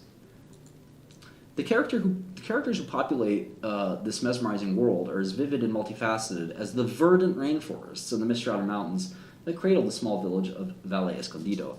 I like where one guy says, LOL, so many words. You're one of those TLDR people, huh? Some of us do like to read, just so you know. At the heart of the story is young Lucinda Moreira, a protagonist who embodies the potent magic that courses through Lemuria. An 18-year-old girl has lost her parents. She lives with her wise and strong grandmother, who dutifully safeguards the secrets of their family's magical heritage. As she learns of her latent magic abilities, she's guided by Santiago. The plot pits Lucinda against Armando. He has malevolent intentions. He seeks to exploit the mystical forces that imbue Lemuria with an otherworldly allure, threatening to upset the delicate balance. The story unfolds across diverse settings, each one steeped in the essence of magical realism. The village is nestled between enigmatic mountains, I like that, and that serves as the story's nexus. is in this quaint hamlet that the community's deep connection to nature and its inherent magic is most profoundly felt. This is really well written. As Lucinda ventures forth on her quest to protect Lemuria from the depredations of Armando, the enchanted rainforest becomes her crucible. This emerald expanse teems with magical creatures. I'd say this would be very impressive for like a high school student to write, for example. It's not a bestseller, but pretty good. Simultaneously serving as a refuge and a proving ground for her burgeoning powers. The drama reaches its crescendo in the bustling city of Lemuria, a place where the bustle thrums in harmony. These are great words. With the ancient energy of magic. It is here that they must confront Armando, their nemesis who covets the power of the veiled mirrors, mysterious artifacts that hold the key to the fate. Throughout the narrative, the author deftly wields the dual elements of fantasy and reality, never shying away from delving into the complexities of human emotion and experience. The writing reflects this intricate intertwining, and the author masterfully achieves a harmonious balance between poetic lyricism and grounded storytelling. The themes that permeate the veiled mirrors of Lemuria are both timeless and timely. More alliteration. Exploring the ideas of self-discovery, family, and the power of unity, the magical tale is ultimately a celebration of the indomitable human spirit, a little trite, highlighting the transformative journey that Lucinda undertakes as she embraces her destiny and learns to harness the power that courses through her veins. In conclusion, The Veiled Mirrors of Lemuria is a transcendent work of magical realism, weaving together strands of lyricism, poetic imagery, and human emotion to create a mesmerizing tapestry of love, unity, and self-discovery. It serves as a testament to the power of embracing one's true self and the unyielding bonds of family and community. As Lucinda and the people of Valle Escondido flourish under the benevolent protection of magical realism, the reader is left with a profound sense of wonder and appreciation for the hidden magic that exists within us all. Here is the writing adjectives. Given the outline provide the writing adjectives may include mystical, magical, lyrical, poetic, enchanting, supernatural, fantastical, mysterious, dreamy, imaginative, otherworldly, visionary, whimsical, ethereal, spellbinding, bewitching, surreal, evocative, vibrant, atmospheric, enigmatic, intricate, allegorical, transcendent, spiritual, numinous. What a great word, numinous. Arcane, preternatural, esoteric, symbolic, profound, eloquent, shut up kitty, expressive, sensuous, rich, vivid, elusive, romantic, emotional, passionate, intense, melodic, rhythmic, harmonious, tonal, graceful, fluid, serene, meditative, and majestic. These adjectives capture the essence of the book, which weaves together elements of magical realism, etc., etc.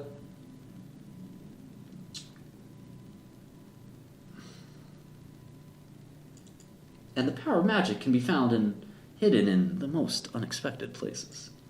All right, we have the state object. The state object has nothing in the manuscript just yet. 200 desired pages, 10 chapters, no chapter texts, no chapter summaries, no long chapter summaries, no manuscript summary to date. We have the plot outline that we read earlier. We have the plot genre, the main characters, the minor characters. Shut up, kitty. The plot settings, the writing style, the writing adjectives, the raw outline, which is everything, and we crashed here on the generate one-sentence summaries. So, we're almost there. It's not plagiarism.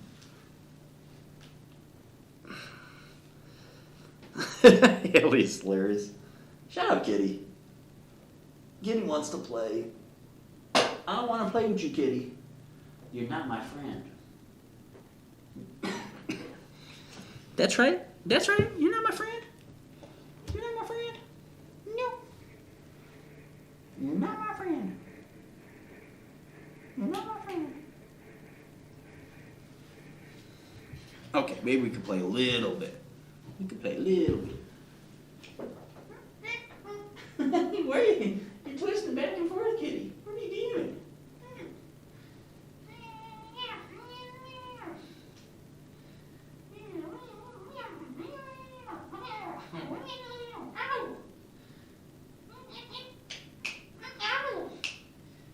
Can you get it? Can you get it, kitty?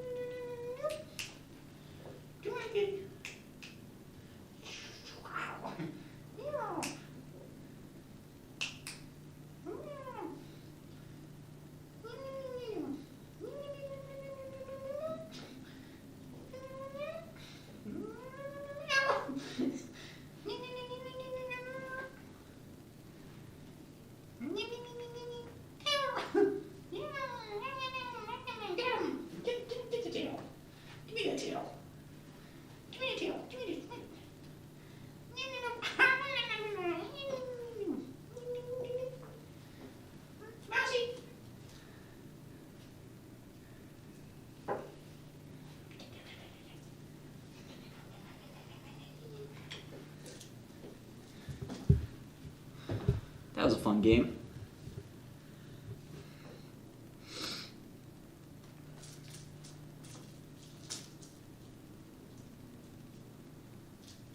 Yeah, I can. Discord is good, or I'd love to hang out. All right, let me fix this bug and let's generate a new story.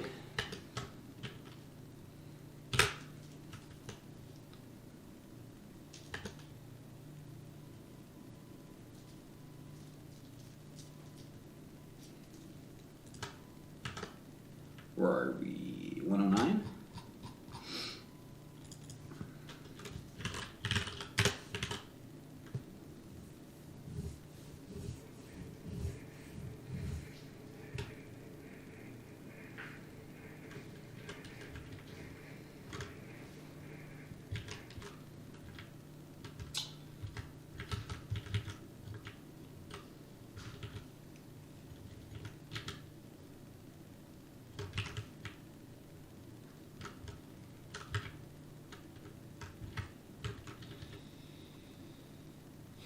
How many pages?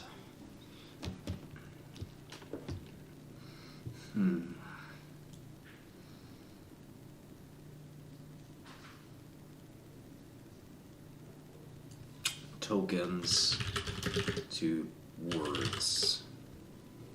One token is 4 characters in English, so a token is around 3/4 of a word. 100 tokens is 75 words.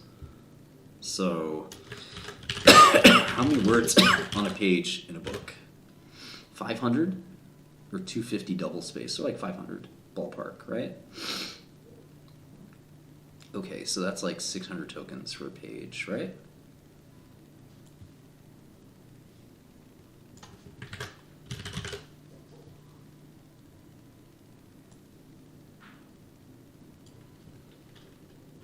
It does do its own plot.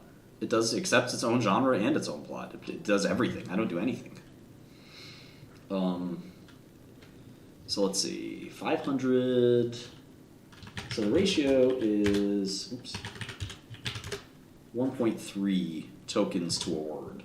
So if there's 500 words on the page, that means there's 666 tokens per page. This gives you like quite a bit of room. So for a 20-page chapter, I would think a 4-page plot summary. You can see how limited our prior API was. Specific 3-page plot summary. Oh, for each of the 10 chapters. Okay, that won't work. So if there's 10 chapters, we have 8,000 tokens. Maybe a specific 1-page plot summary for each of the chapters of the book. Name any unnamed or major or minor characters. Use the first few chapters to introduce the characters and set the story. Use the next few chapters for actions and character development. Use the last few chapters for dramatic twists and plot. Okay.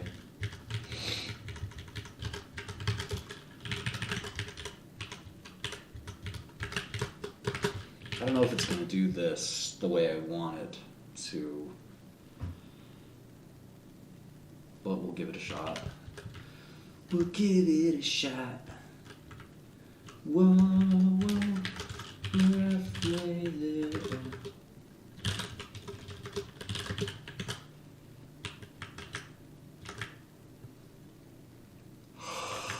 Okay, let's call this, what are we doing here? Let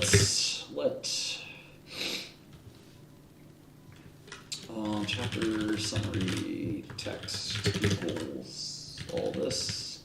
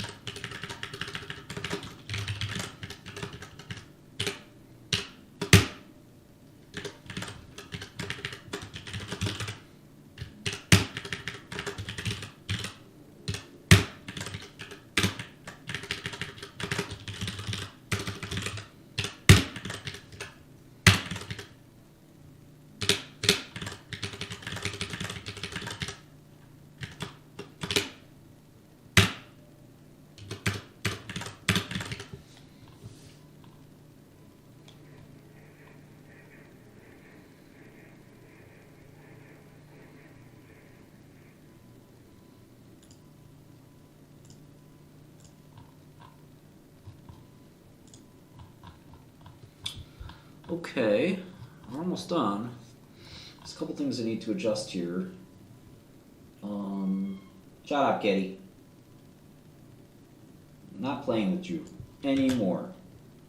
You're not my friend, and you're a bad kitty. What you think about that? Hmm? Hmm? I'm mad.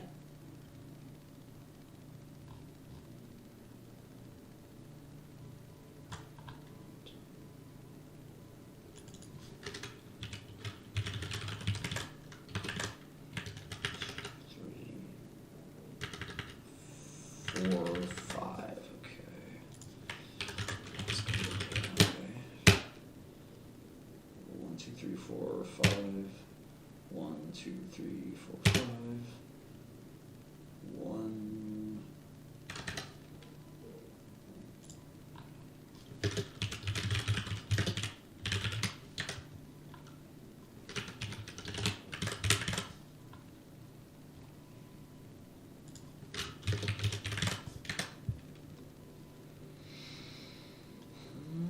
We're halfway there.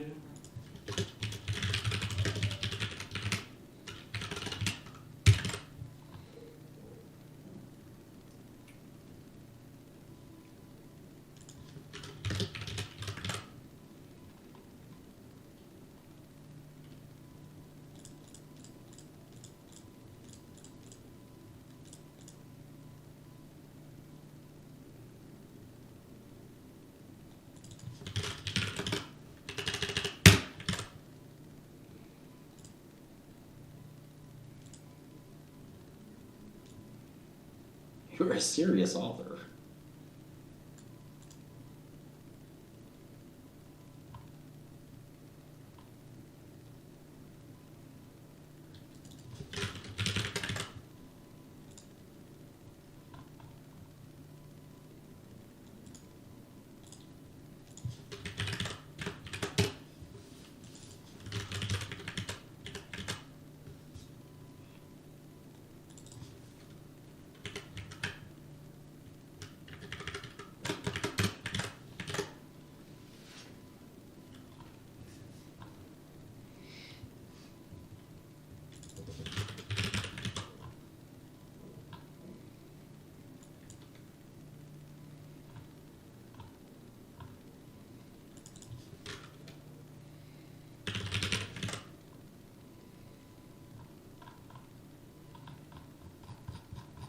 Are you ready to write a 200-page book using OpenAI? This is going to be crazy.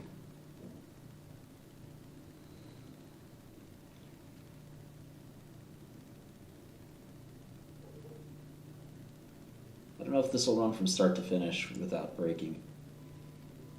Let's see.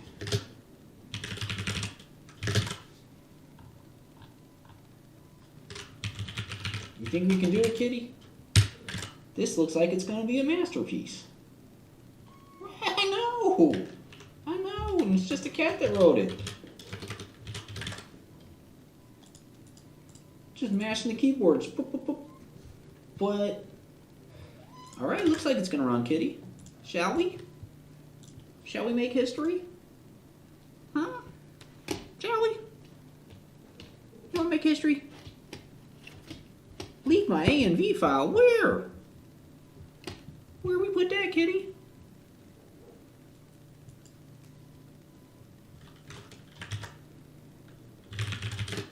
Where's the ENV? Stupid kitty. We never put that out. Where's the ENV? No, I don't see it.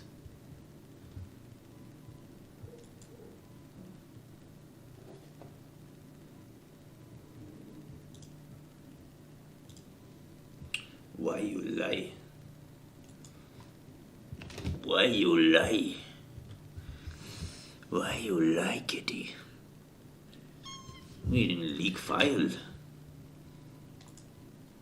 Why they lie?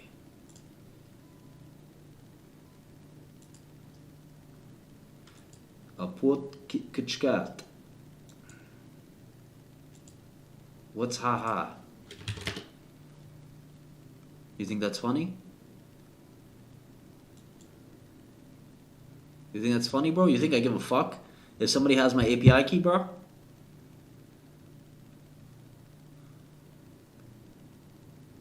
Do I look like the kind of guy that limits matter to me? You motherfucker. You're getting the old Skrelly back, huh?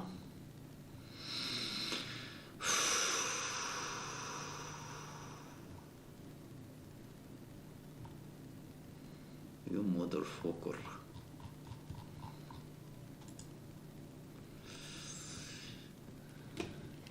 Kitty. You're going to have to eat a lot tonight. We have extra special treat. Barstool Stan.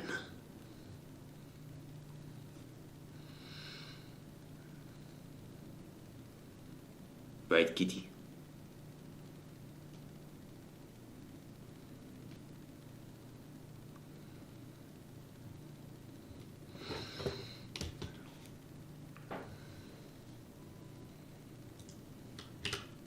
All right, let's go. I'm going to make a recording of this part and time lapse it, so maybe it'll be entertaining.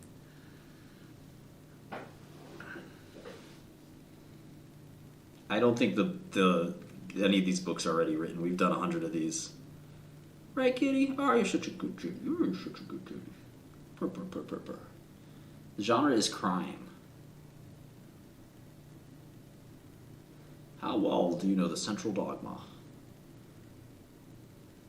Right, Kitty? Yes.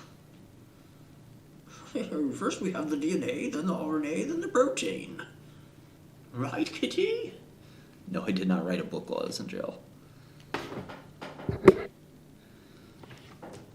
They want to see you, Kitty. They don't really care about me. But I love you. But I do love you. You should do. You should do. You should do.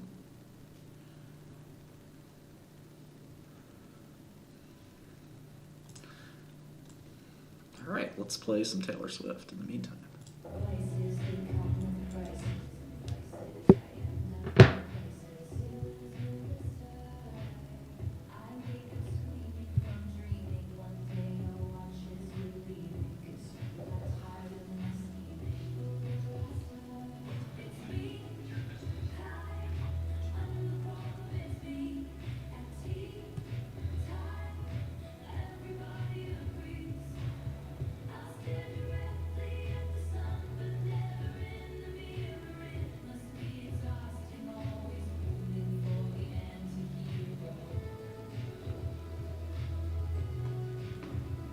What? It's just your tail, Kitty. Relax.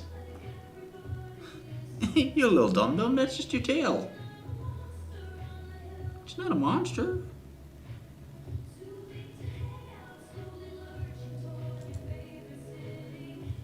Okay, we have a title. The Pinnacle of Malfeasance, it's called. Looks interesting.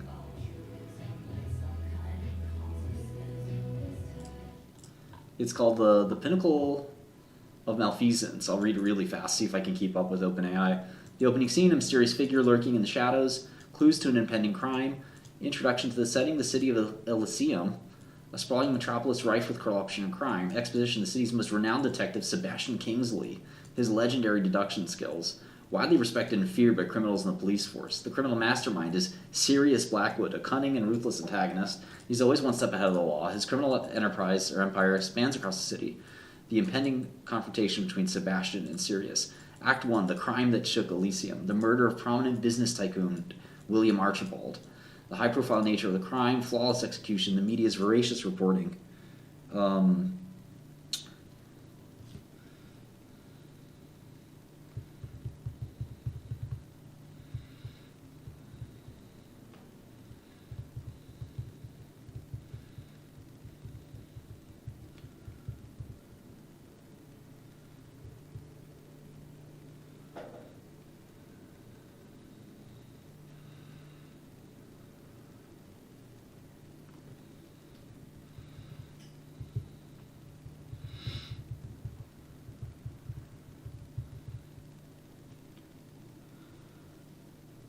Yes, Mama. Yes, baby. Who's a good little girl? Yes, you are. Yes, you are. Yes, you are. All right.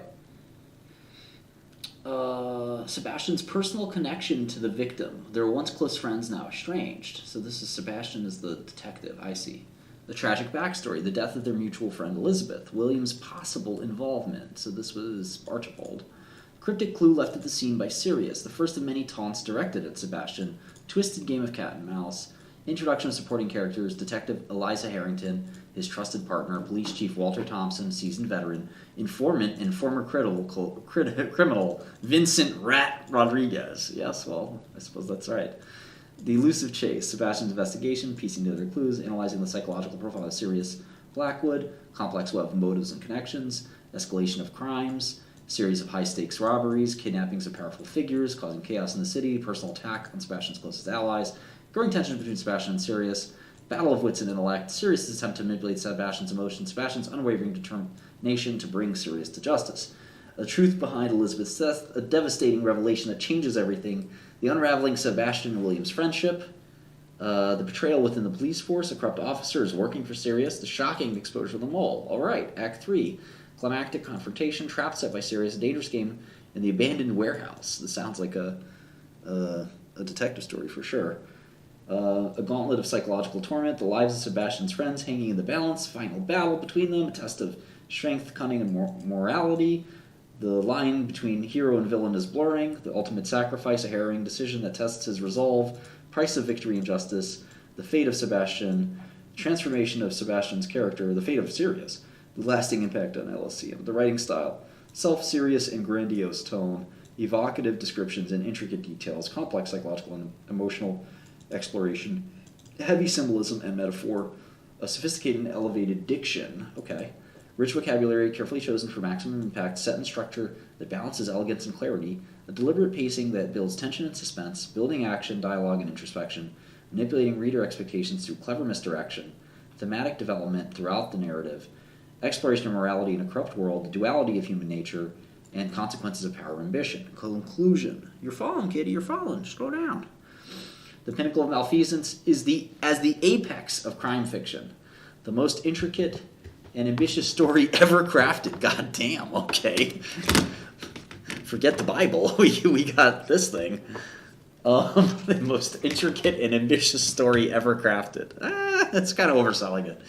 A tour de force of storytelling, characterization, and thematic depth. A testament of the unparalleled genius of its creator. Come on. All right. So we have the plot. It's just going to rehash that. We could read later if we want. We know the main characters. The minor characters, a mysterious figure lurking in the shadows, introduced in the opening scene, sets a tone for the novel by initiating a sense of mystery and intrigue. Elizabeth, a mutual friend. I thought she was a main character. Yeah, she is a main character. That's odd. Police officers working for Police Chief Walter Thompson. They're not central to the story. Corrupt police officer, that was another main character. Media reporters, powerful figures kidnapped. Criminal underlings working for Sirius. Friends and family of Sebastian. Other residents. None of these are named, which is weird. It didn't do a good job for the minor characters, I'd say. There's the setting.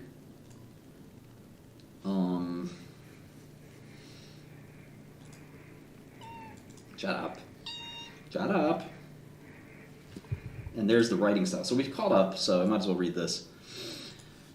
The Pinnacle of Malfeasance, good title, is a masterful work of crime fiction, weaving together intricate plot lines, complex characters, in an evocative setting to create a truly immersive and unforgettable reading experience.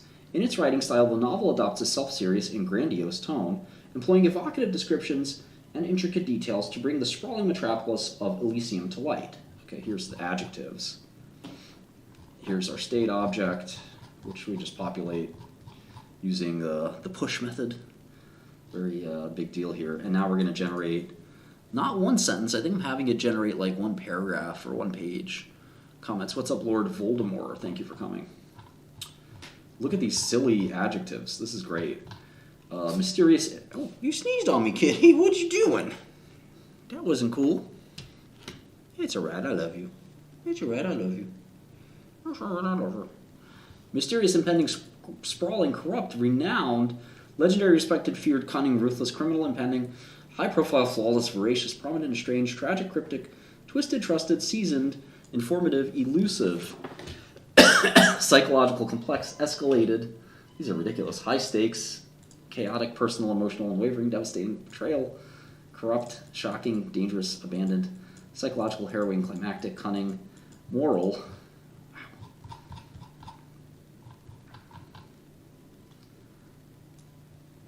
Blurring, sacrificial, resolute, transformative, self-serious, grandiose, evocative, intricate, complex, symbolic, metaphorical, sophisticated, elevated, rich, elegant, clear, deliberate, suspenseful, action-packed, introspective, misleading, thematic, moral, dualistic, consequential, ambitious, intricate, unparalleled, ingenious. Okay. These adjectives are derived from the various elements within the outline provided. They capture the essence of the story, its characters and its themes, as well as its tone style and pacing of the writing. Together, they paint a vivid picture of what the pinnacle of malfeasance aims to achieve as a work of crime fiction.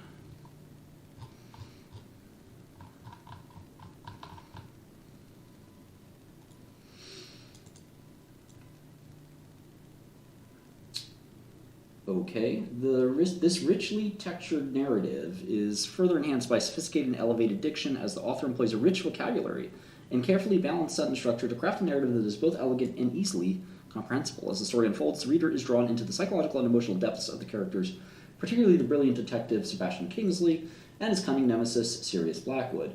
Through heavy symbolism and metaphor, the author skillfully explores the complex motivations and desires that drives these characters, as well as the broader themes of morality, duality, and the consequences of power and ambition. The pacing of the novel is deliberately slow and measured, building tension and suspense as the narrative progresses. The author expertly balances action, dialogue, and introspection, guiding the reader through the twisted maze of clues and misdirections that make up the central mystery. This expert manipulation of reader expectations is a key element of the book's writing style and serves to heighten the narrative's tension and intrigue. Throughout the novel, the author develops a number of themes that resonate deeply with the reader. The exploration of morality in a corrupt world, the duality of human nature, and the consequences of power and ambition are skillfully woven into the fabric of the story, providing rich tapestry ideas for the reader to consider and reflect as they navigate the twists and turns of the plot. In conclusion, The Pinnacle of Malfeasance represents the apex of crime fiction, boasting an intricate and ambitious story that is unrivaled in its scope and complexity. The novel is a tour de force of storytelling, characterization, and thematic depth, standing as a testament to the unparalleled genius of its creator. From its gripping opening scene to its heart-wrenching climax, The Pinnacle of Malfeasance is a work of undeniable brilliance that will leave readers breathless, captivated, and eager for more. Oh no! There goes the pinnacle of Malfeasance. It crashed. The Illustrious Detective was chapter 1. Shit. I forgot to rename one of the variables. So we have to do this all over again one more time. One more time.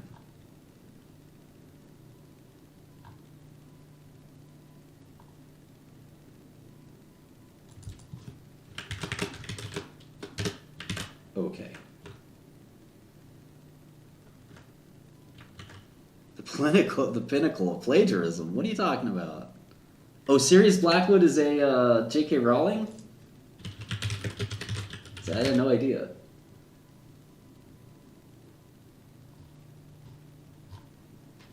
Not quite Sirius Blackwood. What is it? Sirius Black. I see. It's not that, I see. Not that great. Okay, I'm also going to change... Right, there's no more references to the variable, it's gone. But I'm not going to say it's self-serious. You're a professional fiction writer who is a best-selling author. You use all of the rhetorical devices you know to write a compelling book.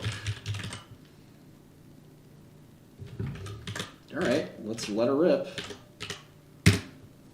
Speculative. I don't know what speculative fiction is, to be fair, but let's see. Rat Rodriguez.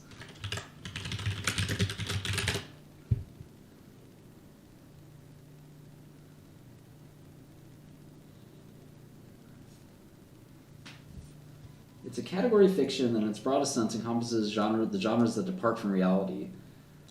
Context of supernatural, futuristic, and other imaginative realms. It's an umbrella category not limited to science fiction, fantasy, horror, superhero fiction, alternate history, utopian and dystopian fiction, and supernatural fiction, as well as combinations. There's a lot of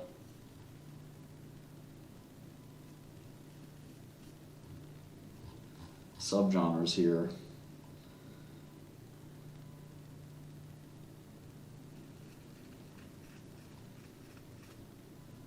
Maybe I'll try. So it sounds like it's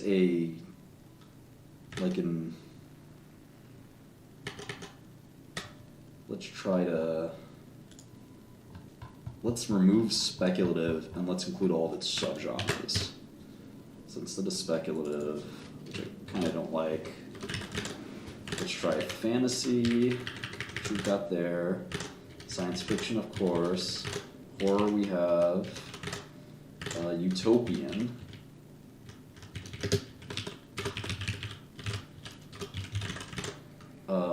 dystopian, what, like Brave New World?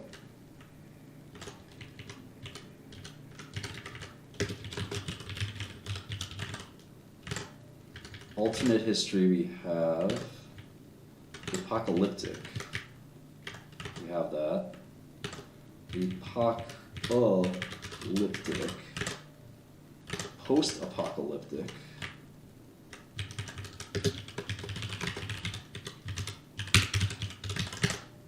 Superhero.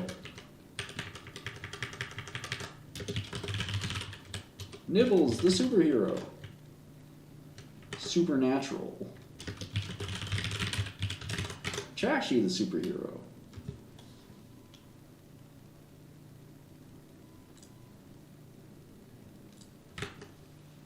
Alright, we've got a new book.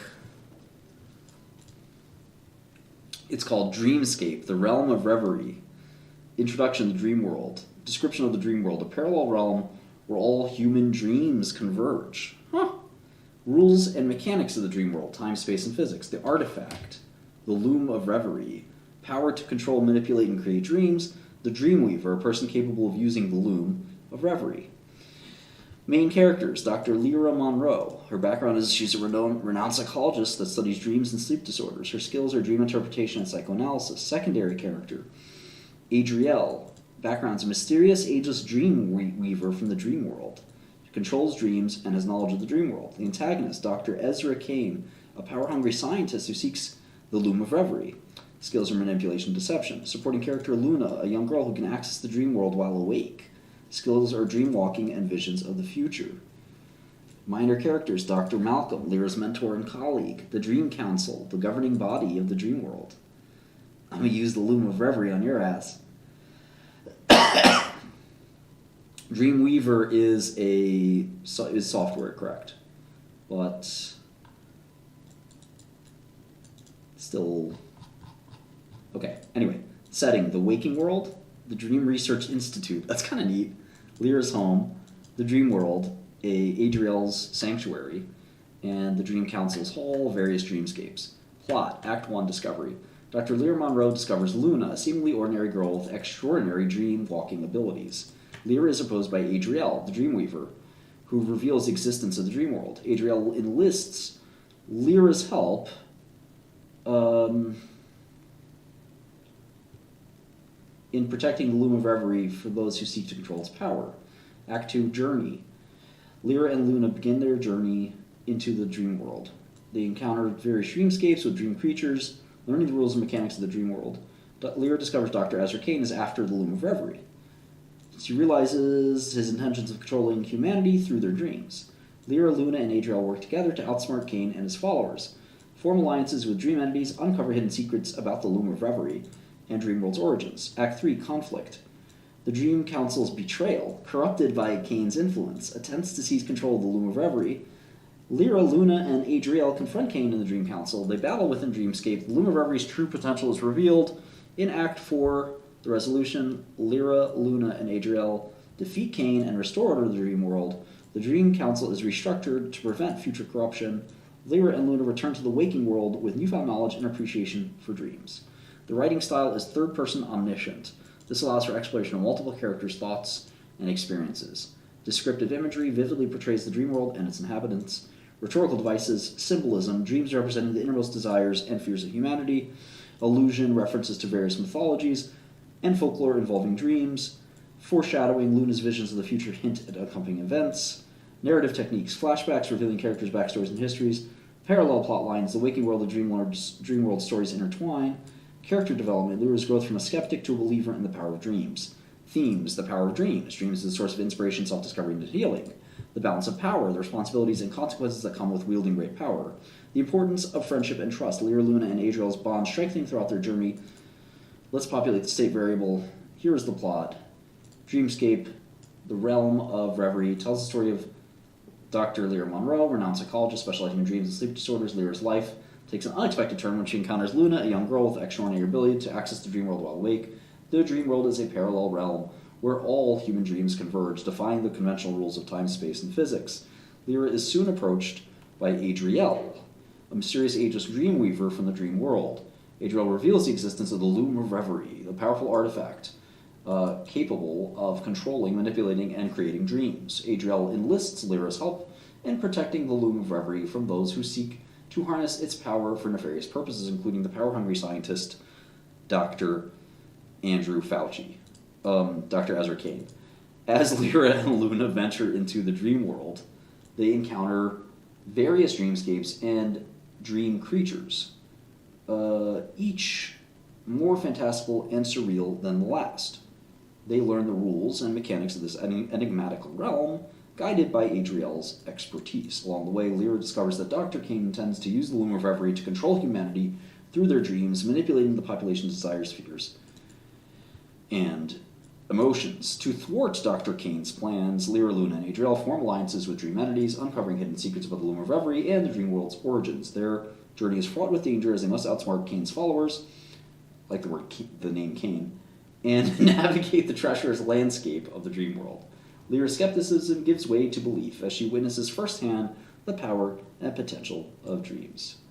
The story takes a darker twist when the Dream Council, the governing body of the dream world, betrays Luna and Adriel and Lyra, having been corrupted by Kane's influence. The Dream Council's attempt to seize control of the Loom of Reverie, forcing the trio to confront both Kane and the Council in a climactic battle within Dreamscape. During this epic conflict, the true potential of the Loom of Reverie is discovered, altering the course of the battle and determining the fate of the dream world. In the end, the three of them defeat Kane and restore order to the dream world. The Dream Council is restructured, ensuring future corruption is prevented. Lyra and Luna return to the waking world, forever changed by their experiences and newfound knowledge of the dream world and its inhabitants. Dreamscape, the realm of reverie, is written in the third-person omniscient perspective, allowing for deep exploration of the character's thoughts and experiences. The novel employs vivid and descriptive imagery to bring the fantastic and otherworldly dream world to life, complemented by various rhetorical devices such as symbolism, allusion, and foreshadowing. The narrative is further enriched by flashbacks, parallel plot lines, and character development, particularly Lyra's transformation from skeptic to believer in the power of dreams. The themes of the novel include the power of dreams as source of inspiration, self-discovery, and healing, the balance of power and the responsibilities and consequences that come with wielding great authority, and the importance of friendship and trust, as seen through the bond that strengthens the three of them throughout their journey. In Dreamscape, the realm of reverie, readers are taken on a thrilling adventure through a magical world where dreams come alive, and the ultimate message that dreams possess the power to change not only our lives, but also the world. Here are the main characters. Dr. Lyra Monroe, Adriel, Ezra Kane, Luna. Dr. Malcolm is a minor character. What are you doing in the main characters? This thing, I really have to fix this module. It doesn't work very well. He's Lyra's mentor and colleague. His presence in the story provides support and guidance for Lyra as she delves deeper into the mysteries of the dream world. And then there's the Dream Council.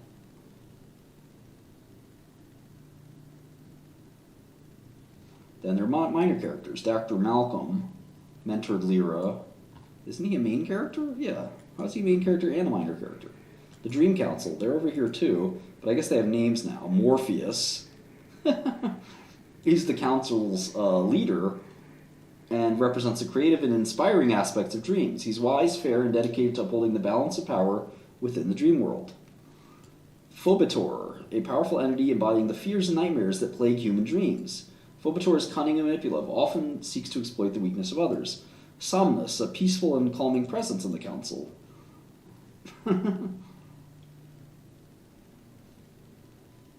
Somnus represents deep sleep.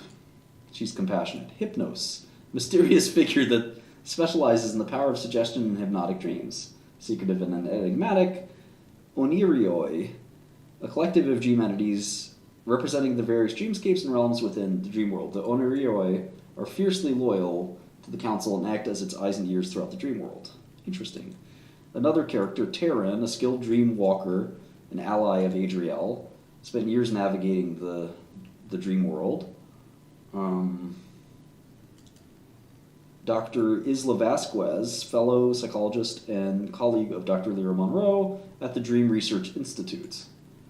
Specializes in the study of lucid dreaming. Pretty cool. The Nightmares are a group of shadowy creatures that feed on the fear and negativity of human dreams. Cool. They're loyal to Phobitor and often do his bidding.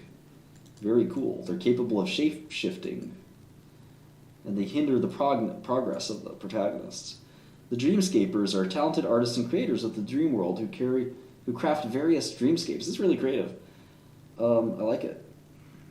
Good luck, senor. I'm sure you'll face the real world and do really well. Okay, and then there's Zephyr, a gentle wind spirit who resides in the dream world, responsible for guiding lost souls back to their respective dreamscapes. This is kind of neat. Alright, in conclusion, the minor characters add depth and complexity, play a crucial role, blah blah blah. Okay. Here's the setting. The Waking World, the Dream Research Institute, a prestigious and cutting-edge facility with advanced technology. Lyra's home in the Waking World, comfortable and cozy space. The Dream World, fantastic and surreal realm. Adriel's sanctuary in the Dream World is a safe haven for the Dream Weaver and other characters, serene and otherworldly. The Dream Council's hall, a grand and imposing structure. Various dreamscapes. So that is the rich and imaginative world that exists there. The writing style, lyrical prose, etc., etc. Writing style is always the most boring one. Ton of adjectives here. I'm not going to read them all this time. To meet the requirement of 3,000 words for this page, it is recommended to use these adjectives. Odd. Okay, we have our state object. We have the book outline and all that stuff in the state object, and here we are. We're going to write chapter 1, which is the enigmatic Luna. And if you forgot who Luna is, Luna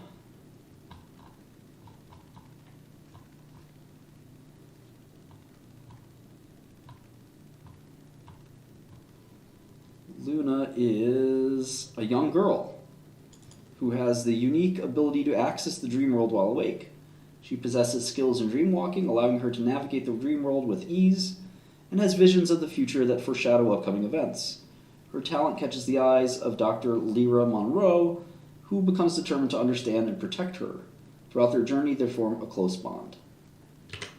Okay, so, here we go. Chapter 1, The Enigmatic Luna.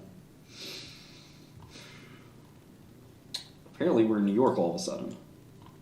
The first chapter of Dreamscape introduces readers to Lyra Monroe, a psychologist specializing in dreams and sleep disorders. Lyra is depicted as a fiercely intelligent and dedicated professional, yet her life lacks excitement and purpose outside of her work. She spends her days treating patients with various sleep issues and her nights engrossed in dream research, longing for a deeper understanding of the enigmatic world of dreams. One fateful day... it's saving all of it, Angel. One fateful day... a mysterious young girl named Luna is brought to Lyra's clinic by her concerned parents. Luna has been experiencing intense daydreams that seem to transport her to another world. Yeah, all this could be a movie. I'm going to get the movie rights. Me and Nibbles making millions.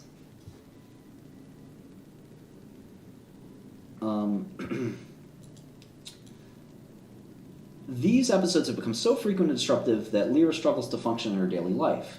Lyra is initially skeptical, suspecting that Luna's experiences are the result of an overactive imagination or a neurological issue. However, Luna's vivid descriptions of the dream world pique Lyra's curiosity and resonate with her own fascination with dreams. As Lyra probes deeper into Luna's background, she learns of the girl's challenging upbringing. Luna was abandoned as an infant and grew up in a series of foster homes, never truly finding a sense of belonging or stability. Through her dreams, Luna finds solace and escape from her harsh reality. This subplot humanizes Luna and lays the groundwork for her strong bond with Lyra, who becomes a maternal figure and friend to the girl. In their therapy sessions, Luna recounts her wondrous adventures in the dream world, describing surreal landscapes and fantastical creatures.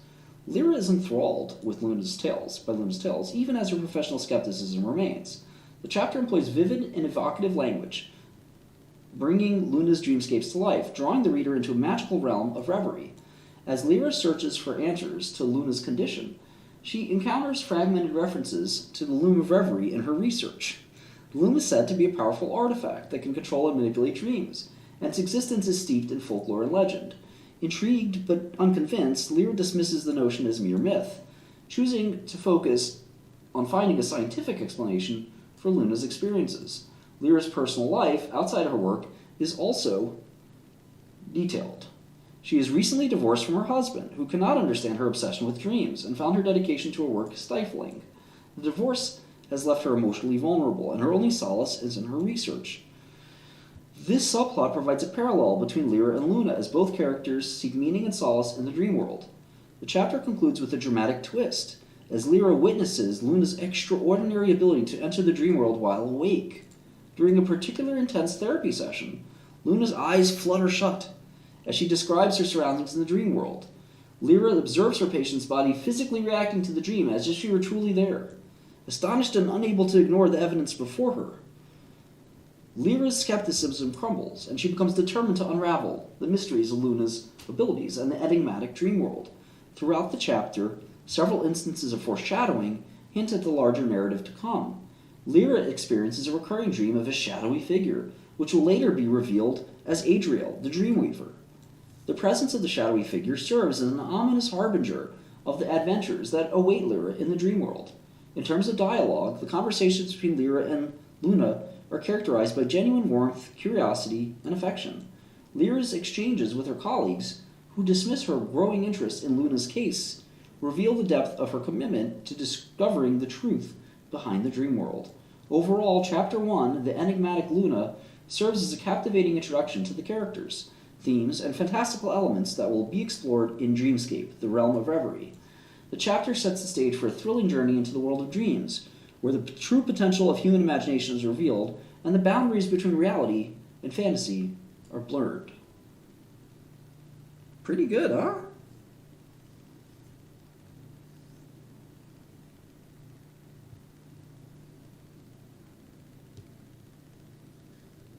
What's up, Columbia graduate? Woo! All right, Chapter 2. In the bustling city of New York, this is weird, looks like something cut off. Dr. Lyra Monroe leads a successful career as a psychologist, specializing in dreams and sleep disorders.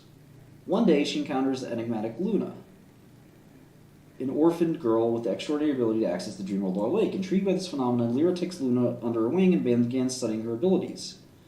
As Lyra and Luna grow closer, Lyra learns that Luna is hunted by shadowy figures who are after her unique power. Major characters introduced in this chapter include Dr. Lyra Monroe, Luna, and the minor character Miss Jessica Porter, Luna's foster mother. All right. Chapter 2 of Shadows and Secrets. Wow. Really cool. The sun was setting behind the New York City skyline, casting long shadows across the bustling streets below. Dr. Lyra Monroe had just finished. Is this the chapter summary, or is this the chapter? Here's Chapter 3 summary.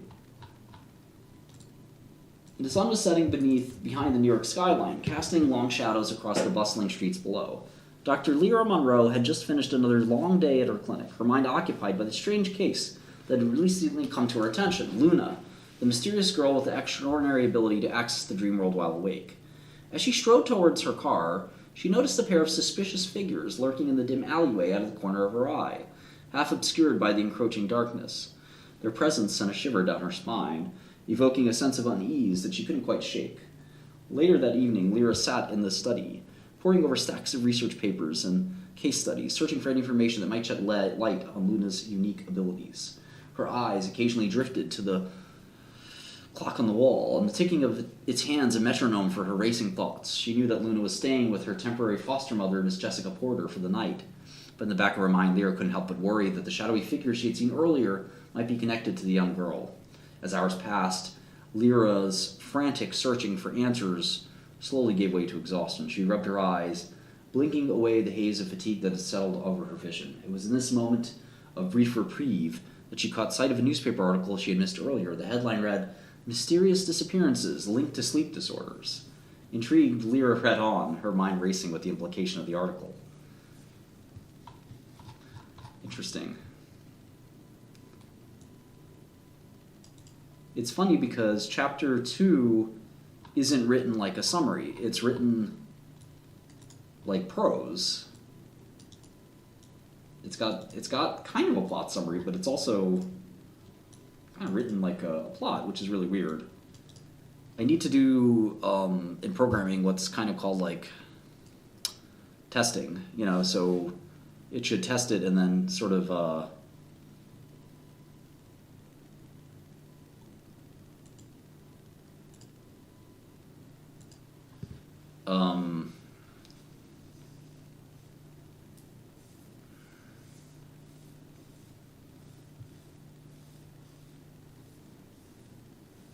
yeah, Norano, I think that's an idea.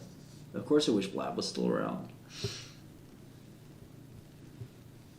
I don't know if a bulletin list is a good idea. I think there's other ways to ensure that it does what we ask. This is weird. It says chapter 5, but then give me a summary of chapter 3. Some of this stuff is a little weird. Here was another like prose written one. But it does seem to be progressing correctly.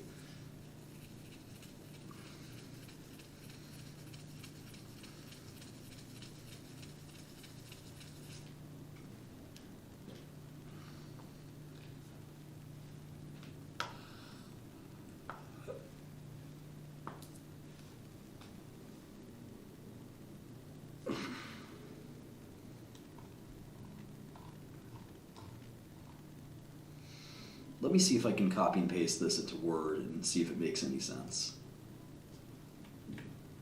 I don't want to press Control-C though, because I don't want to crash. Usually Control-C cancels.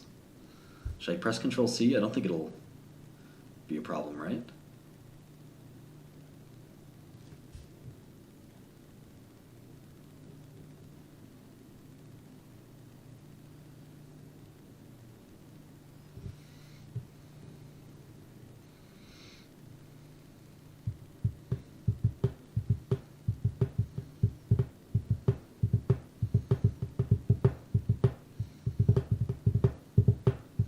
I'm scared of pressing Control-C.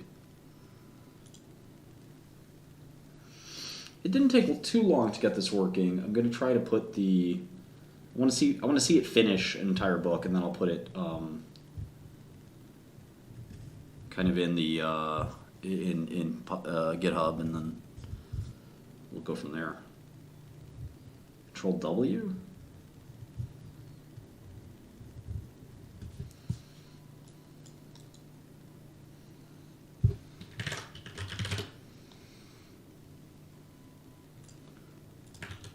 Okay, actually that worked. Just right click. PowerShell for the win.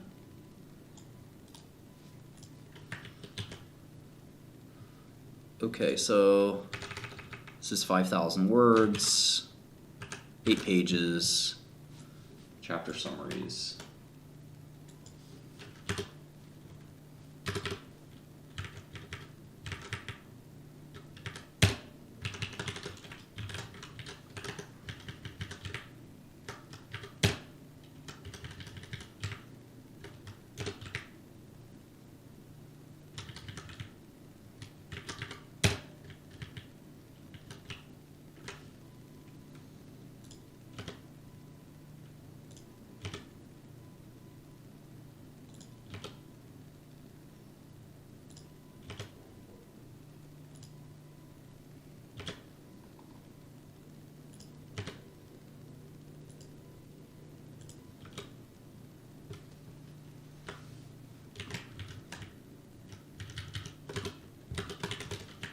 It didn't name chapter 2. It has a name for chapter 1. It's pretty annoying.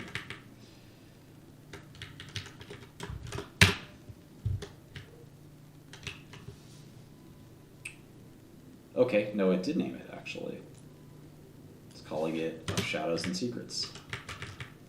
But it's not really a summary as much as it is actual prose itself.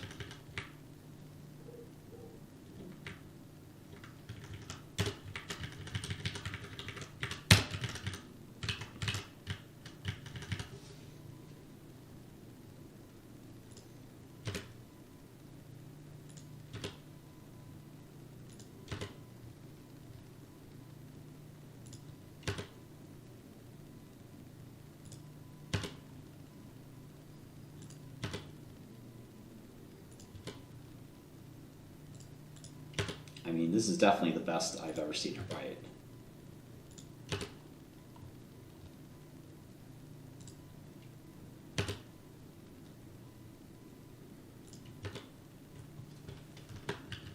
Now it gets a little weird because, okay, well, still good. It's still good. And again, here's text. This is like actual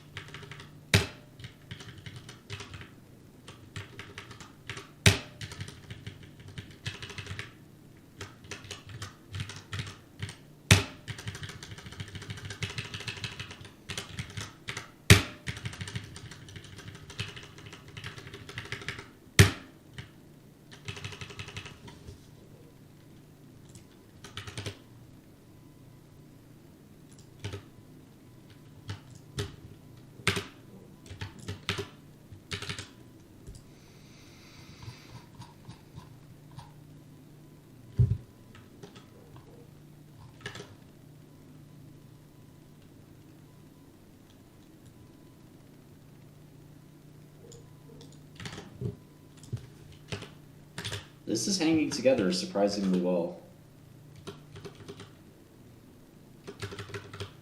So this is sort of like my module that builds an outline. I mean, it makes a lot of sense. You know, it's nothing revolutionary or brilliant, but it sort of just makes ever more detailed outlines of the book until it actually has to write. And so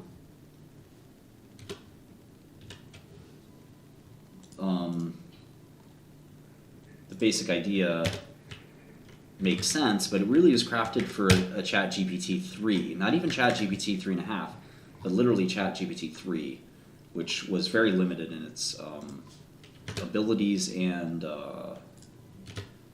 prompt size, token limit.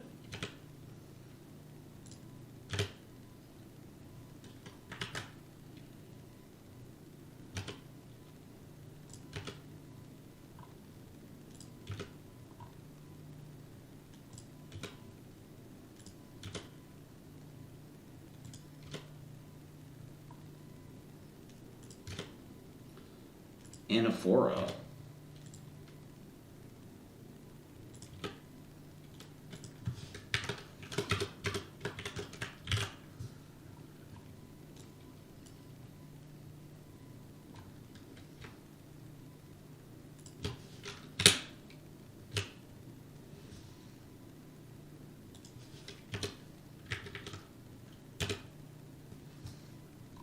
It's weird that it goes between prose and summary.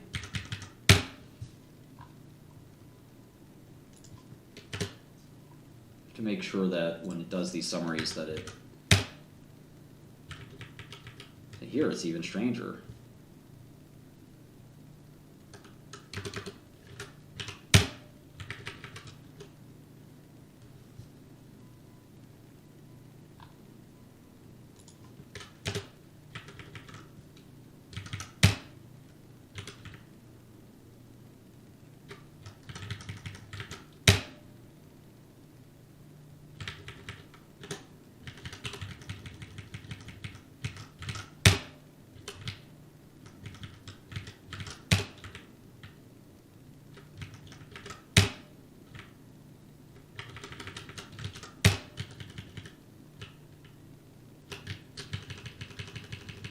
This is so cool.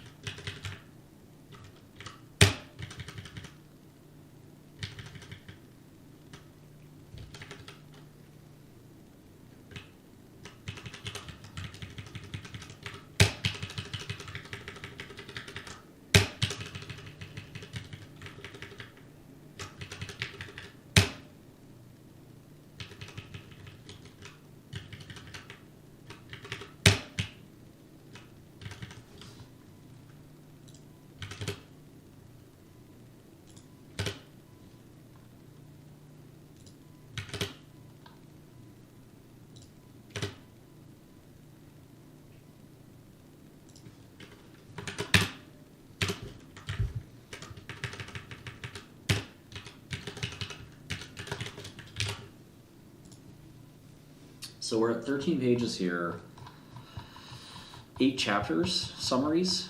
So this is the basic outline for the book. The problem is that when you actually have to turn these chapter summaries into a book, the old program failed pretty miserably. And if you ever had the displeasure of reading the book I published on Kindle, or the second book, which I didn't really share with anyone, but was a bit better than the first, hopefully this third one will be a little bit better. Alright, so we have 8 chapter summaries. Oh, and we can now see that we're starting the actual book writing.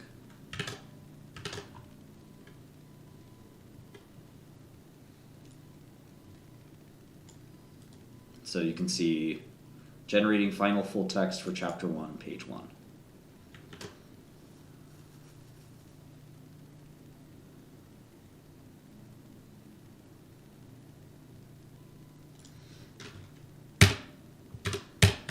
Who unbanned Stan?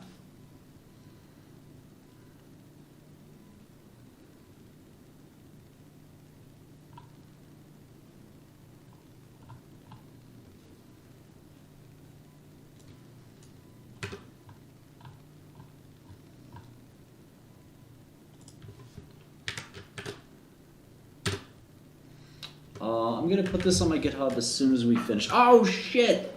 We crashed!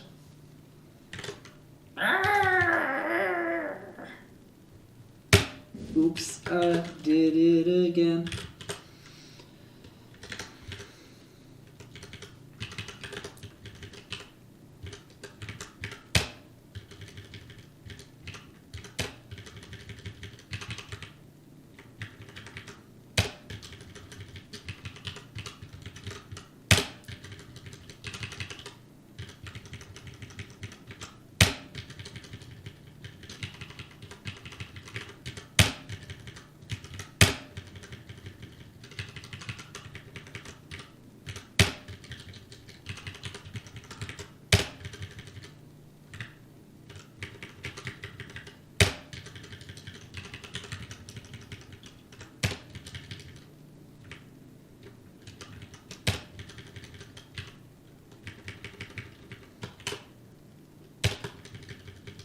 Well, I did get to finish all 10 chapters. But I don't know if the plot actually worked out. Let's see.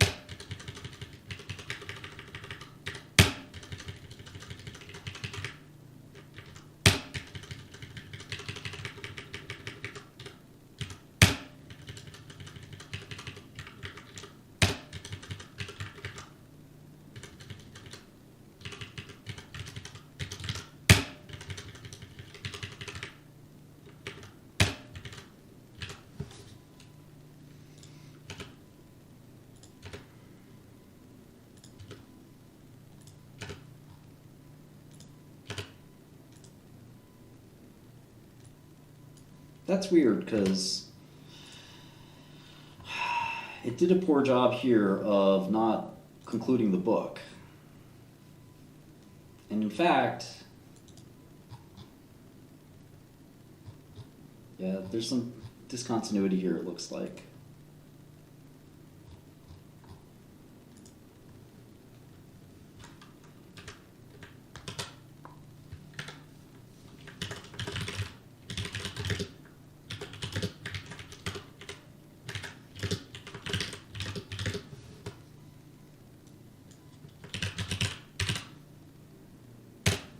Okay, I'm going to throw this on a Google Drive. And yeah, right? Every paragraph is not the same. Oh, I see what you mean, like, it feels the same.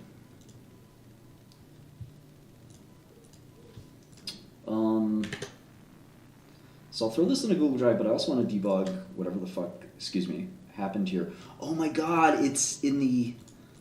I feel so stupid. Okay. The one variable I forgot to add. Page gen text.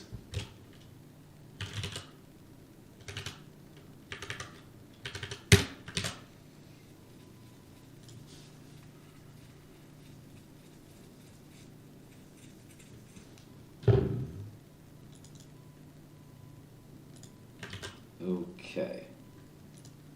So let's go on Google. Angel really wants to see it. Let's see. Docs.google.com. We'll make a new blank one. Put all this stuff. Oh no! I need all the formatting to stay the same. What happened to my Word document? There it is.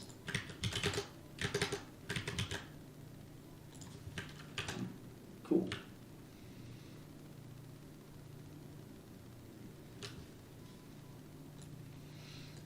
So share. Oh, let me name it.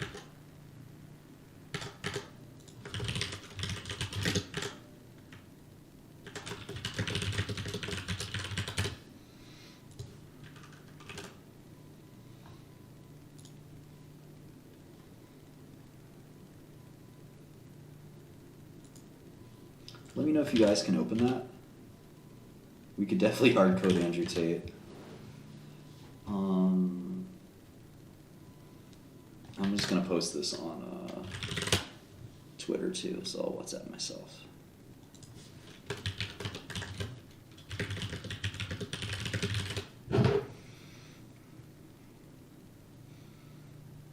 And then we'll see if we can get.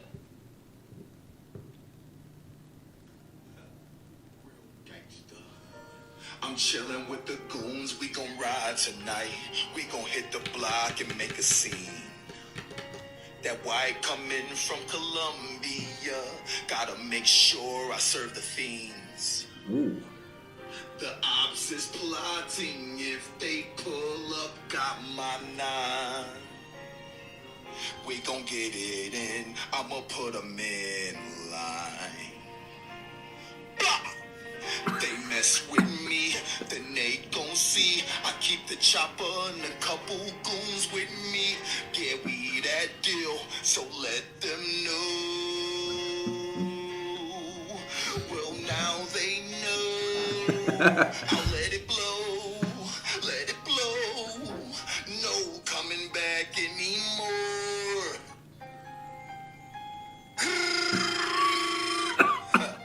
Yo, gangsta.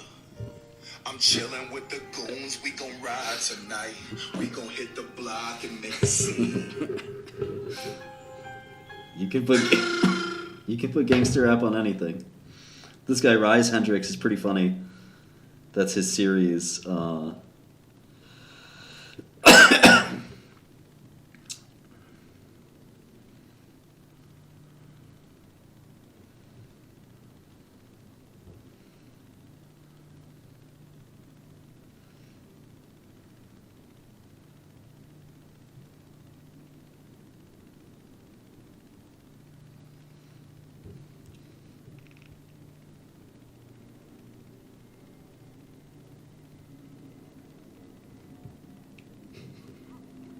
Did anyone see Vince McMahon's new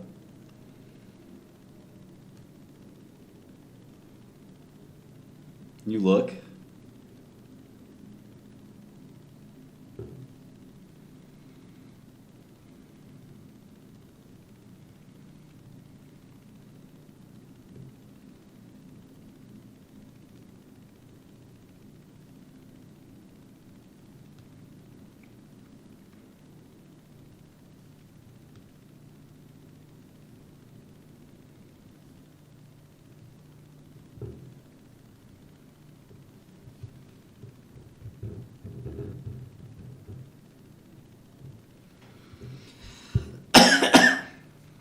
This girl I know is taking all these photos with Vitalik Buterin, and I'm kind of, I guess, I don't know, am I jealous now?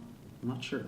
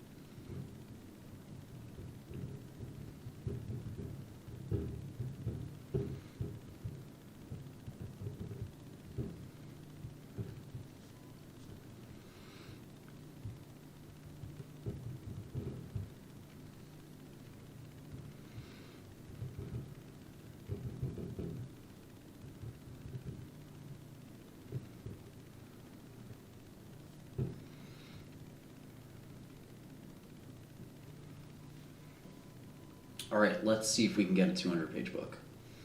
So I just tweeted out the link to that. I fixed the stupid variable error. Feels so stupid, but science fiction. Here we go. Let's go. I like how 94 people are watching one of the most seminal moments in the history of humanity. A machine writing a book. It's really not that impressive, huh? The link doesn't work. The link doesn't work. God damn it!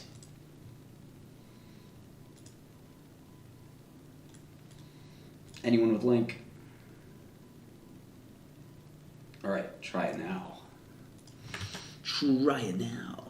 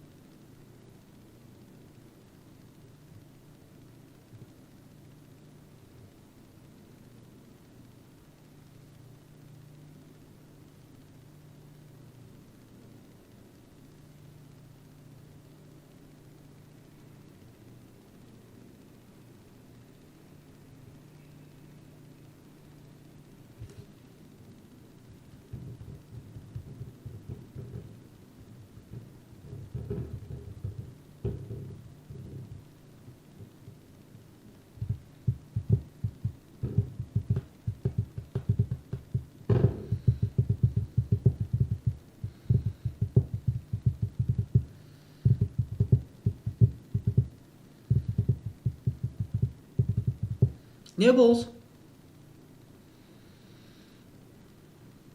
A few good coders.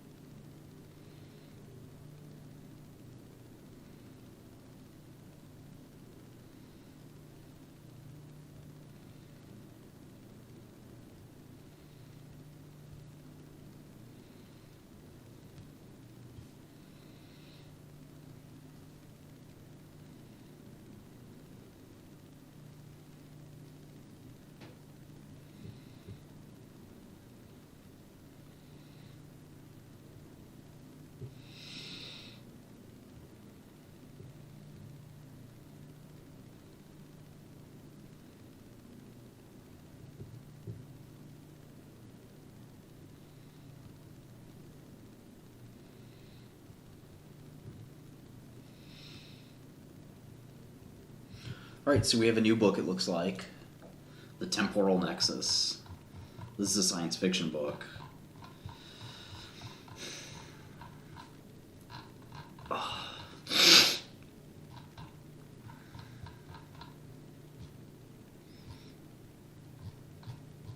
former book.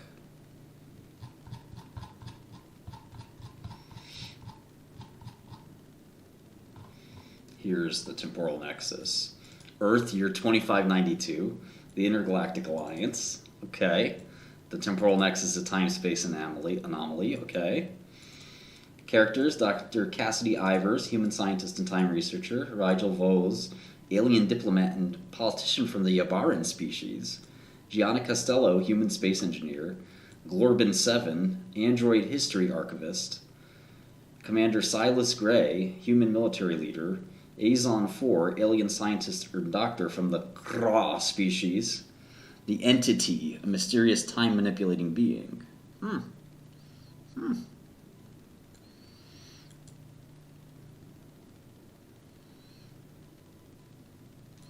We have a plot.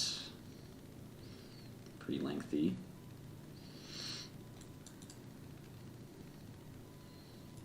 Some main characters, some minor characters.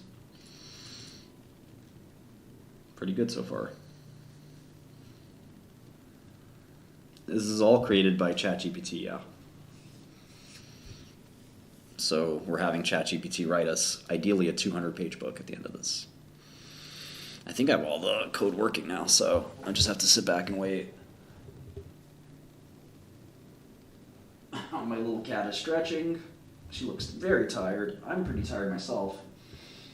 I wonder if I should just let this rock and come back in the morning when it's done. It's going to take a while.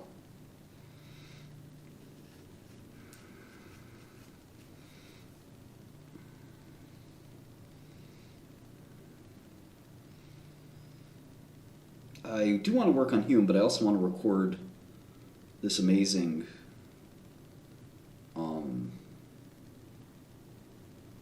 development in the history of human engineering.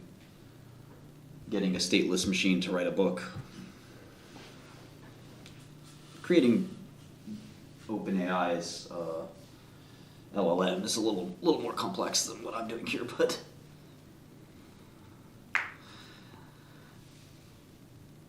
like I said, I want to document this moment, which historians will view as a seminal moment in the history of mankind. I kind of want to take a nap, though. So much for that, right?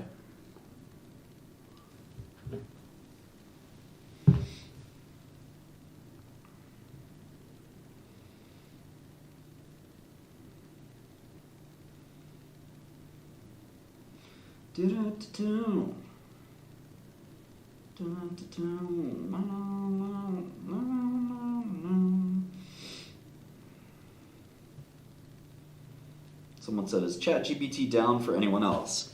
Shit, I hope not. Shit. This goes left while it's writing, I would not be happy.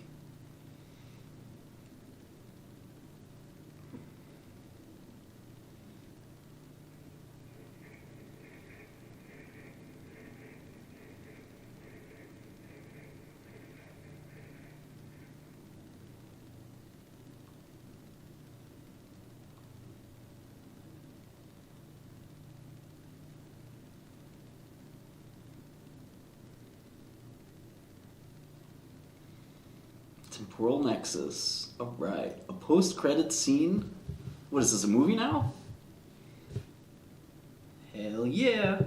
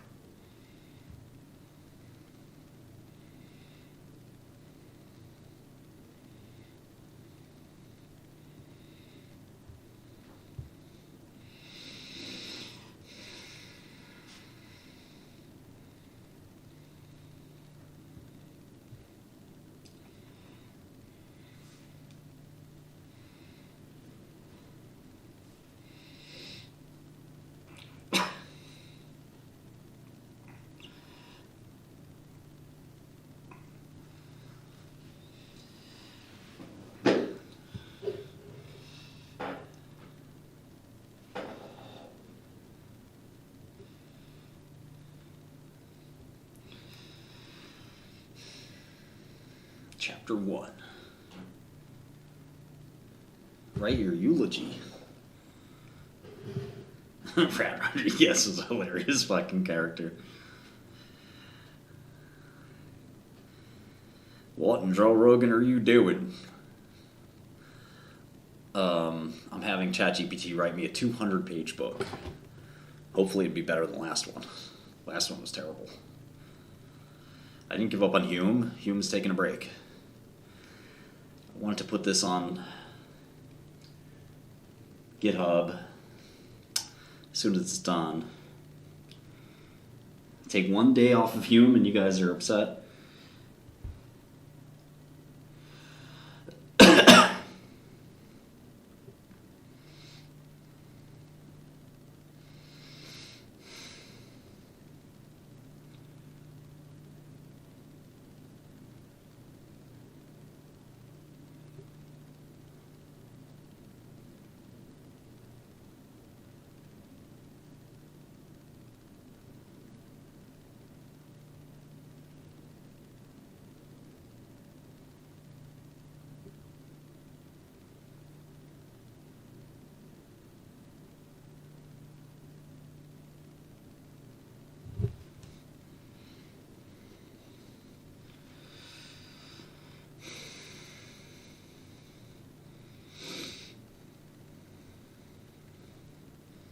Alright, there's chapter 1, the genesis of discovery.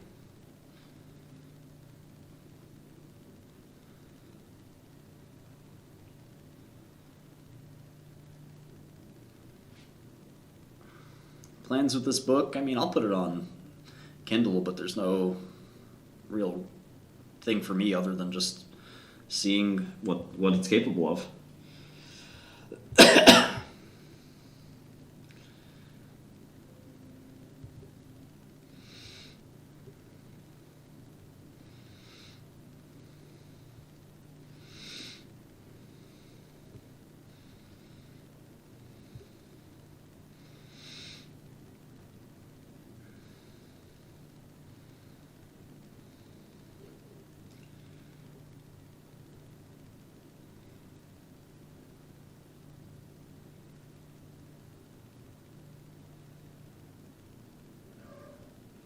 Shut up, kitty.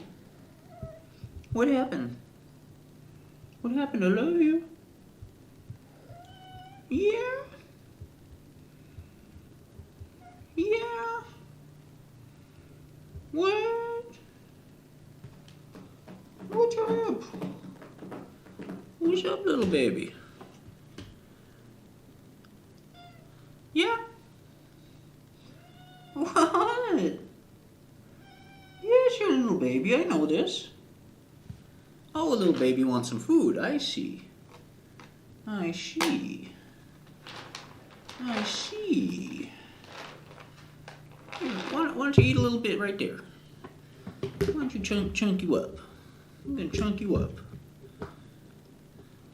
Chunk you up. Nom nom nom nom nom. Nom nom nom nom nom. Chunk you up, chunk you up. This is the chunk you up song. Nom nom nom nom nom. Chunk you up, chunk you up.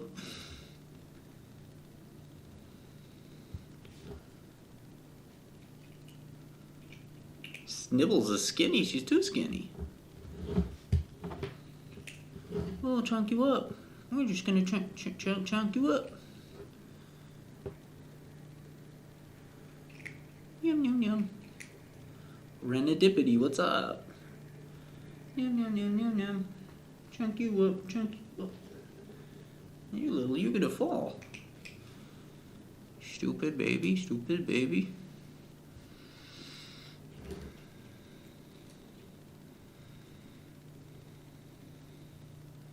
Yeah, that's it, kitty. That's it. You can't have more treats than that. That's too many. That's too much. Wobbly kitty, that chair is very small. You're not going to be able to fit in it if you keep eating at this rate. It's too much, kitty. It's too much.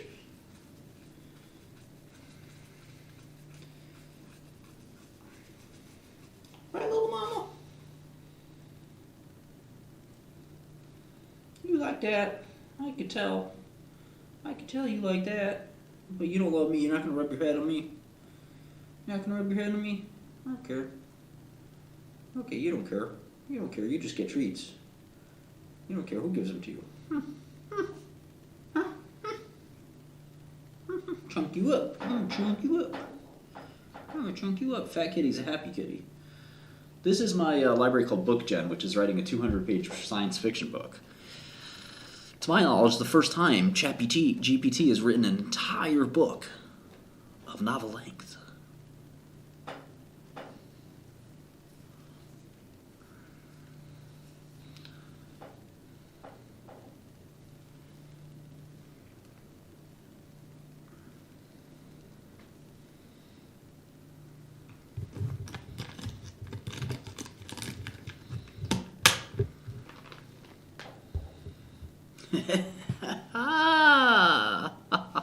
Oh, so funny.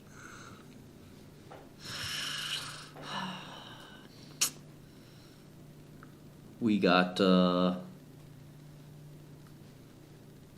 jokes in here. Free associate. I'm gonna put it to whisper next. Just put ChatGPT on whisper, have it talk to my cat. Stop that, kitty. Stop that, kitty. You're a bad kitty. Kitty, kitty.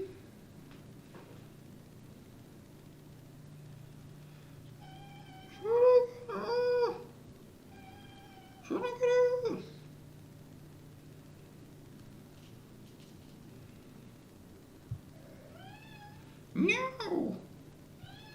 Meow.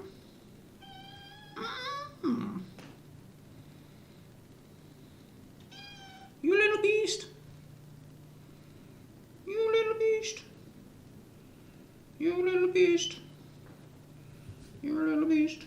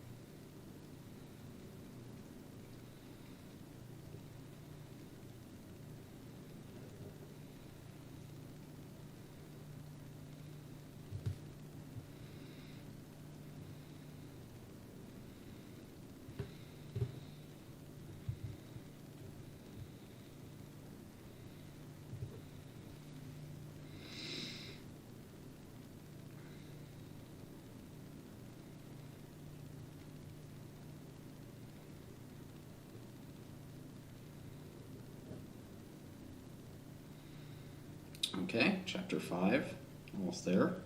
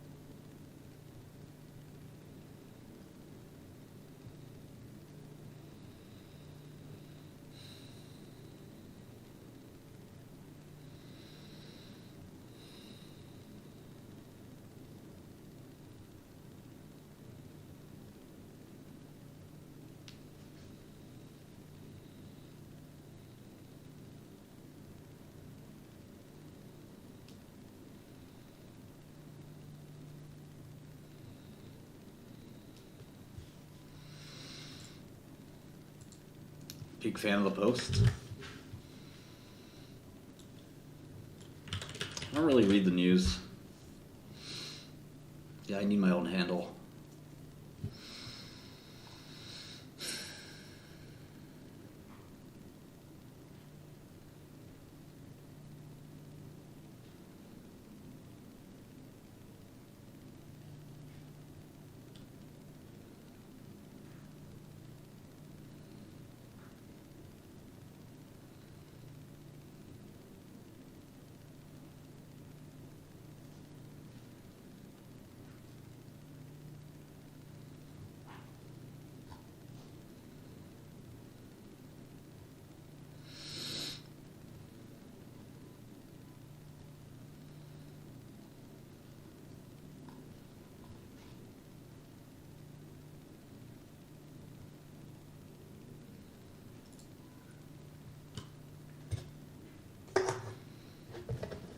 Chapter 7.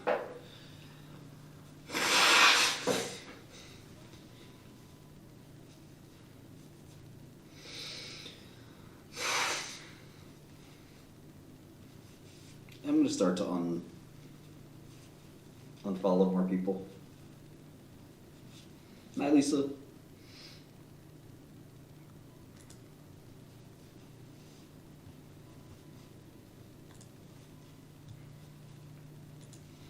I might take a nap, might come back. I need this book to finish though, so I can't stop.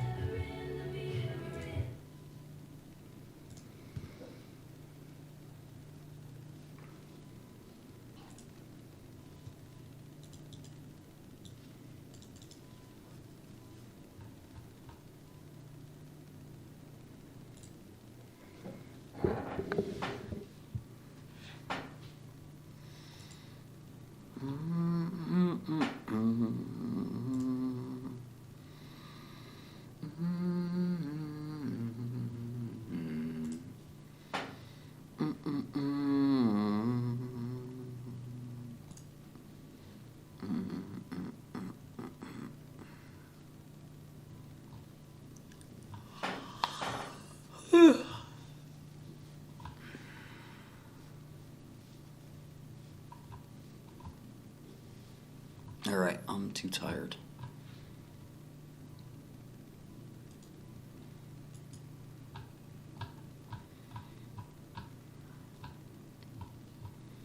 I still have to keep this stream on because we're recording this amazing moment.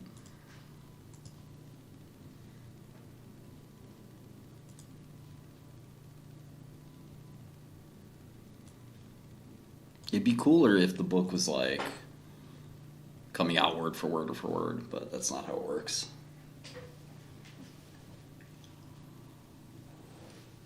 I bet you that it's not going to do 200 API calls successfully in a row. That seems unlikely. I should have a try, catch type thing.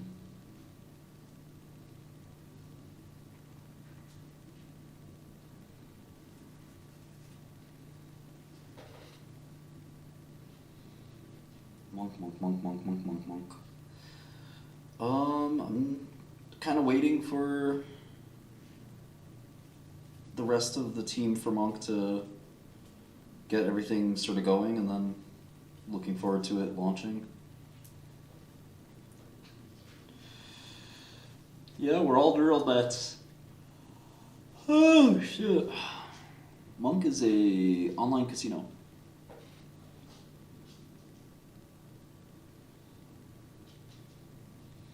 Yeah, text me if anything happens to the story.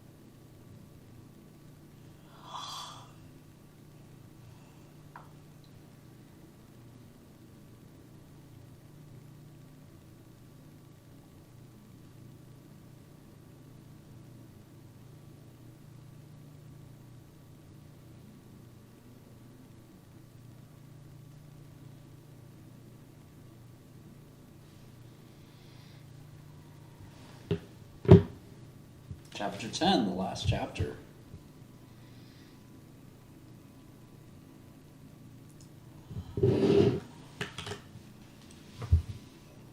Oh, shoot.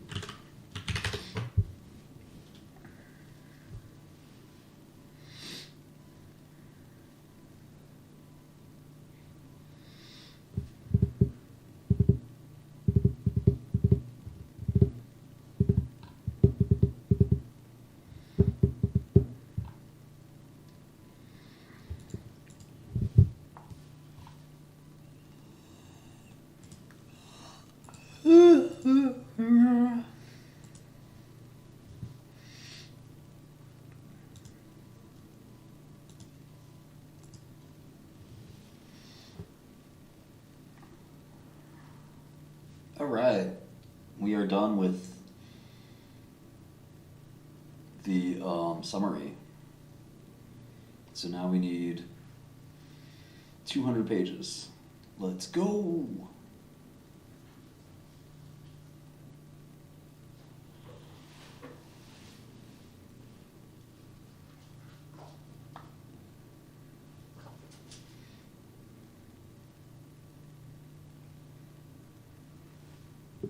It was okay.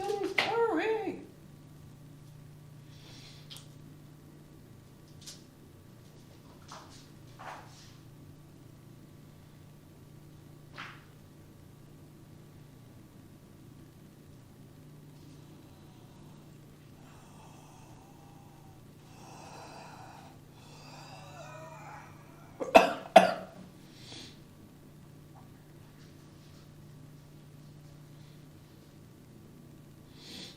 My allergies are starting to come on. I can't play too much music because I got copyright stream problems. Let's go page 1. Come on.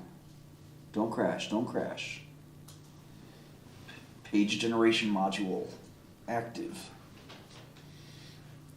Sitbacks, what's up?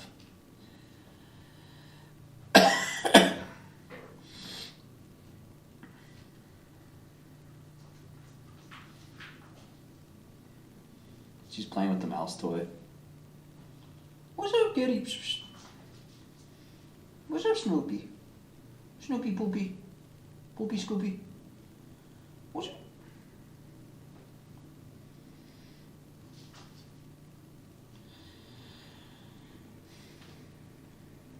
Oh, right, it worked.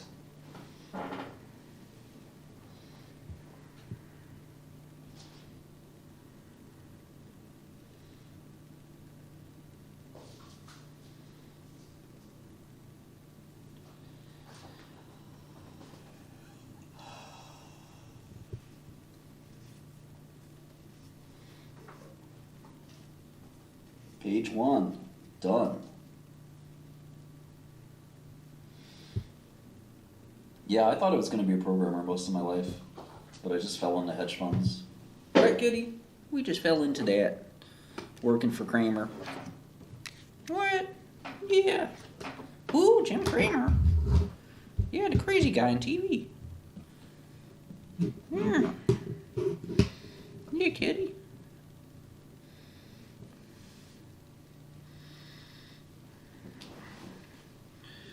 Who do you work for now? I work for the people. I work for my girlfriend / future wife. What?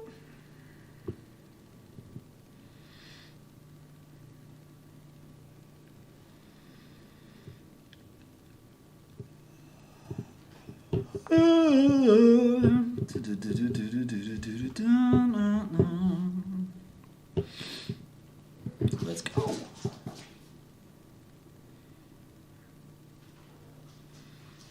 Who's that kitty?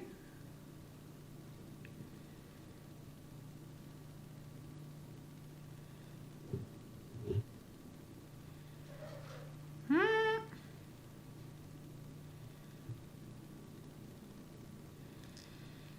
Where you going, kitty?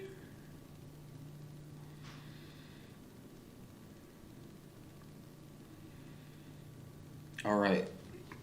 It's doing a page every what?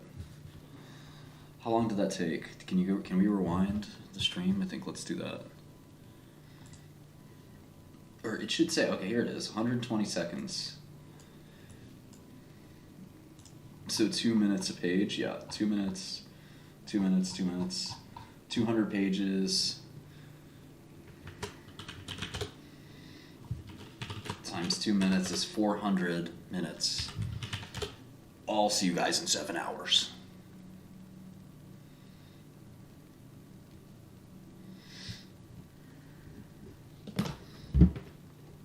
Oh no, not the FTC. Oh no. Not the government agency that always loses.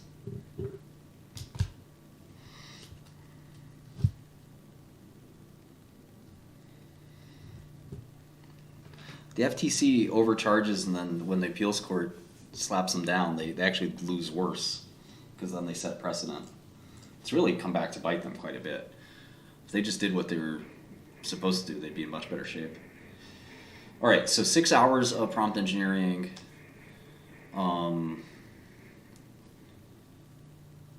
Let's see what happens.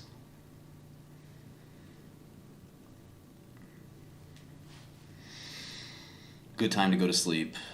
What do you guys think? I'm going to play this at not 10x speed. It would have to be 100x speed. It needs to fit in 60 seconds. So, and I need a good music soundtrack. So that'd be 60x speed.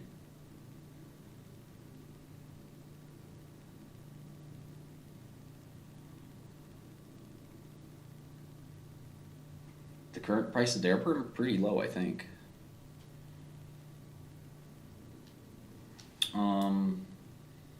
Yeah, the free market works. Generics always come in at a lower price. Anyway, so we have 6 or 7 hours of this program to run. I hope I don't run out of API credits. I don't think that'll be the case. Let's see, 1,000 tokens. How many tokens are we getting back out of here? 1,000 tokens is like 3 cents, so I don't think it'll be a problem. 3 cents a page, 200 pages, yeah, no problem.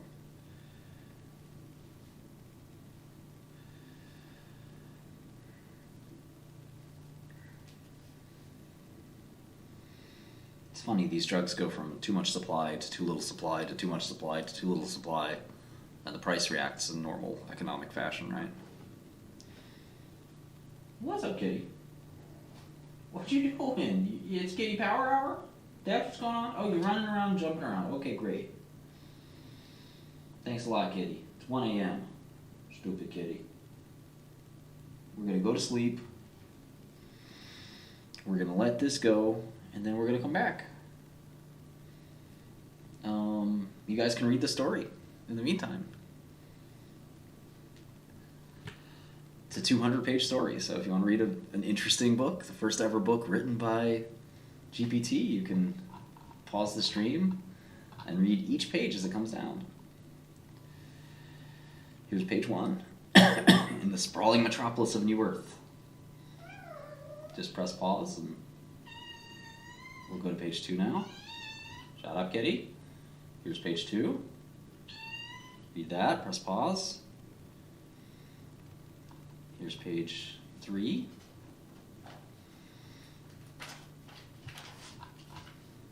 Wait a second, it's the same page. What the devil? What's this bug? Oh my god. Do you see this, kitty? It's the same page over and over again, kitty. What the heck? Who's gonna notice this before I waited 7 hours? We messed up the code, kitty. Gosh darn it.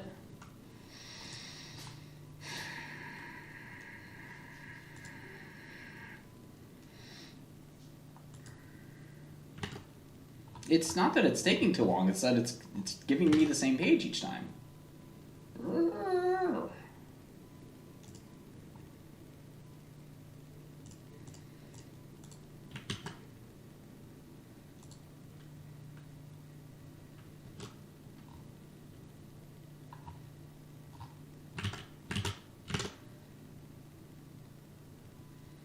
That's really annoying.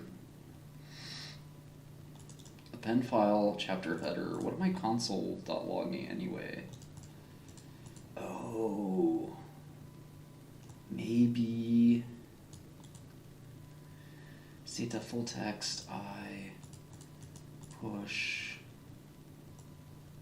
No, I think something is wrong here. Alright, I think we have to figure this out tomorrow. But I should probably let it run overnight, but I don't know if I'm going to have the time. Chapter I+1 page, J+1. Here's the plot summary for this chapter. Amendment. Page J.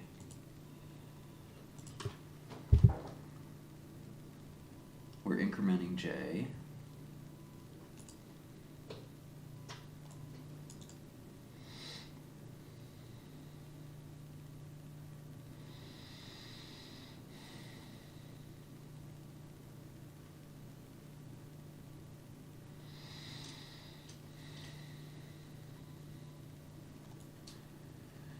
Page gen equals page gen text. Page gen replace, push page gen text, and then write to file. Okay, then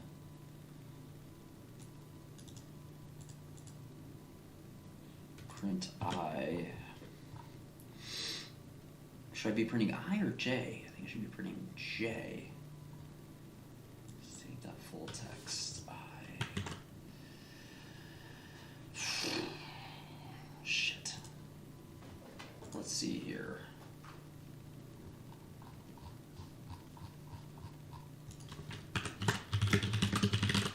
Oh, it was just reprinting the. Shut up, kitty.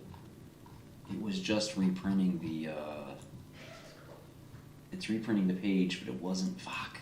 I shouldn't have stopped it.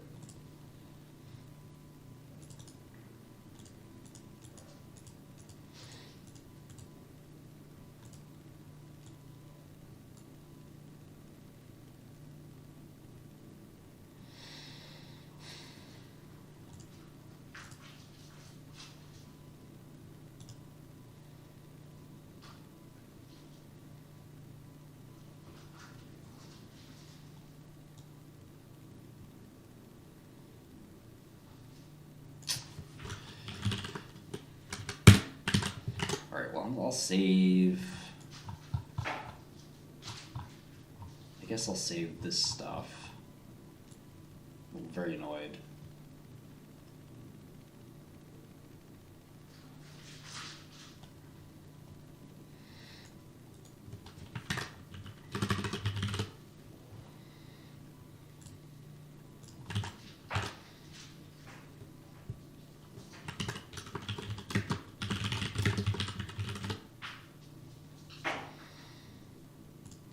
one more story.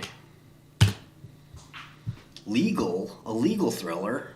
Great. All right. I'm going to take an 8-hour break. This book is going to write itself. Please read it as it streams down. This is a very innovative stream. I hope the product works, or the project works. What an interesting experiment. I'm going to start the recording too. Let me see if I can record. This will be a big recording.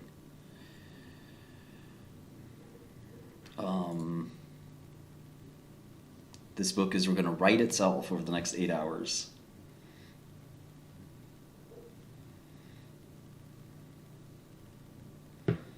And we're going to do a 60-second or 2-minute maybe recording of 8 hours sped up and watch it kind of write. And maybe, I don't know, I can simulate it writing it in Word or something with some time delay. Right, Kitty? She's playing with a little mouse.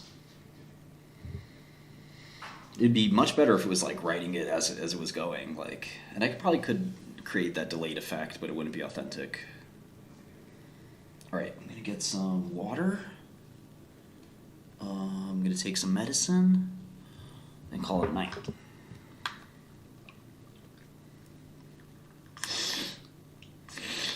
Ooh. Okay, well, we have a book title. It's called The Trial of Shadows. Thomas Mercer, a dedicated lawyer. Christine Montgomery, a ruthless and powerful DA. The city of New Avalon. High-profile, controversial case. The defendant is Rebecca Walker, who's accused of a vicious murder. Thomas interviews Rebecca. There's inconsistent evidence. He's convinced of the innocence. There's a lot of tension. Aggressive case. High stakes. Oh, their personal lives become entangled. Ooh. Jury reaches a verdict. Outcomes unexpected. This is kind of weird because, like, they don't actually say what the plot is, which isn't good.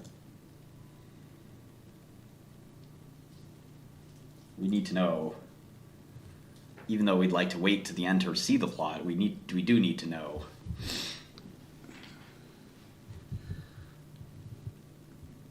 The result. Right? Exactly. We have to expect the unexpected outcome. Very weird. Well, that's our book. 8 hours. Nobody said it had to be good. Oh, Lord. I'm probably going to put this stream on mute just because, like, if I take a phone call or, like, stumble out naked from a dream, I don't want you guys to hear me. Or maybe I'll leave it on. You know what? I'll leave it on. Fuck it. Fuck it. Let's go.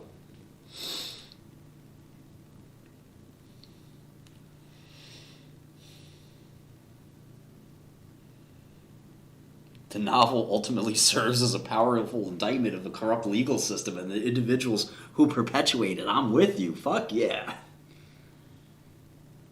Let's go. I should put a mattress in the room. That's a fucking good idea. That's good entertainment. That's good entertainment. Isn't that good entertainment? That's a good idea. Fuck it, we ball.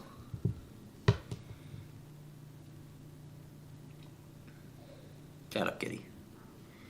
Just me and Kitty. Right, Kitty? Just me and you. It's just me and you. It's just me and you, Kitty. Yeah. Hey, you little crazy kitty. Come on. You little crazy kitty. Yeah. Yeah, get your tail. I'll get your tail. I'll get your tail. Give me the tail. Give me the tail. You want some water? Yeah, drink some water. Drink some water. What you doing? Whoa, where you going, kitty? That's a good kitty. Yeah, drink some water, kitty. It's okay, I love you. Oh yeah, I do. I do love you. You want some more water? I don't know what you want. You little buddy. You're my little buddy. You're my little buddy. You're my little buddy. Wanna play? Want to play? Ah, you biting me. You biting me. Ah, you killed me. Ah, you killed me. I'm dead. Oh. You killed me, I'm dead. You killed me, I'm dead.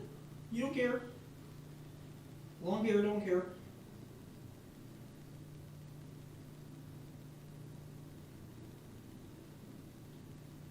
Oh, look, a mousey. There's a mousey. What? What? Yeah, get the mousey, yeah. What a beast. What a beast, get him. Bite his head off. Yeah. Choke him out, kitty. Oh, I got your tail. Oh, I got your tail. I got your tail. Get your tail. Give me that mousey. Give me that mousey. Give me that mouse. Okay. Smart. Smart. I see what you did there. Give me that mouse.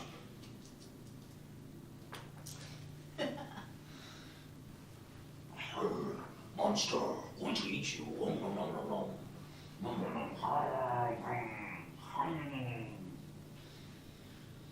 She's not scared. Right, kitty? You're not scared. Give me that mousey. Give me that mousey. Give me that mousey.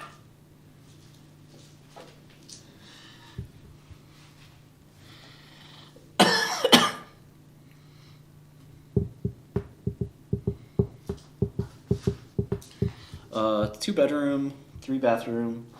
I'll stream from my living room, maybe tomorrow. I keep forgetting.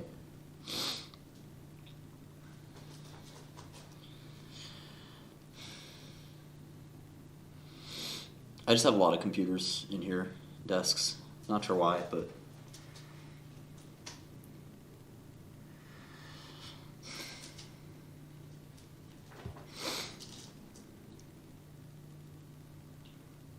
I am in New York, yeah. Yeah, let's do that Universal thing. Wednesday or Thursday or something. Right now we're doing AI. I have a program that's writing a 200-page book. I do go to an office sometimes, but our staff's pretty small, so it's mostly remote. But we do have a little office. I need some asthma medicine. Let me get that. I'll be RB. What's up, kitty? Give me that mouse. Give me the mousey. Hand it over. Hand over the mousey. Hand it over. Hand it over, kitty. I got it. Get it.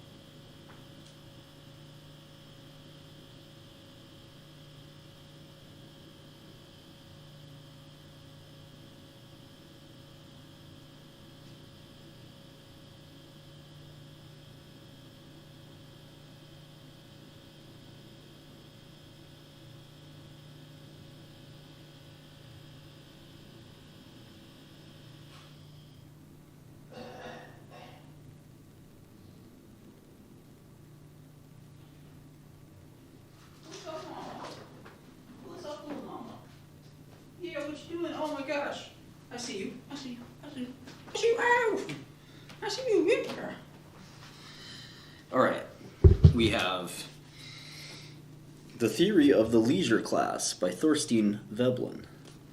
Veblen wrote a lot of important post-Keynesian economics. Maybe he was peri-Keynesian. Anyway. It is Nibble's place. I did not know FTX was a scam. Sure, I'll take in turns. Let's talk about Veblen. Thorstein Veblen was born in Wisconsin in 1857. He was educated at Carleton College in Minnesota, Johns Hopkins University, and Yale University, where he received a PhD in philosophy, and Cornell University, where he obtained a fellowship in 1891. His other published works include The Theory of Business Enterprise and The Instinct of Workmanship. He died in 1929. Robert Lechachman was a professor of economics at Lehman College. CUNY, City University of New York. I went to Baruch CUNY. Lehman CUNY doesn't exist anymore, I don't think. And is the author of The Age of Keynes and Capitalism for Beginners. This book is called The Theory of the Leisure Class by Thorstein Veblen. I got it at Strand the other day. All right. Penguin Books. Introduction. What an impious spirit resided in Thorstein Veblen. Impious means like not pious or irreverent, basically. To reread The Theory of the Leisure Class is to recapture, 2/3 of a century later, a version of history all Veblen's own. As ever, the dolichocephalic blondes ferociously stalk the Pacific brachiocephalic brunettes. Here again is that king of France, did Veblen invent him, who allowed his royal person to be toasted beyond recovery, because the attendant whose task it was to shift the royal chair away from the blaze was unaccountably absent. This is very old writing. Veblen's touch was unique. In the light of his imagination, old and new customs suddenly assume new meanings. Consider pets. Dogs, averred Veblen, are preferable to cats for 2 sound reasons.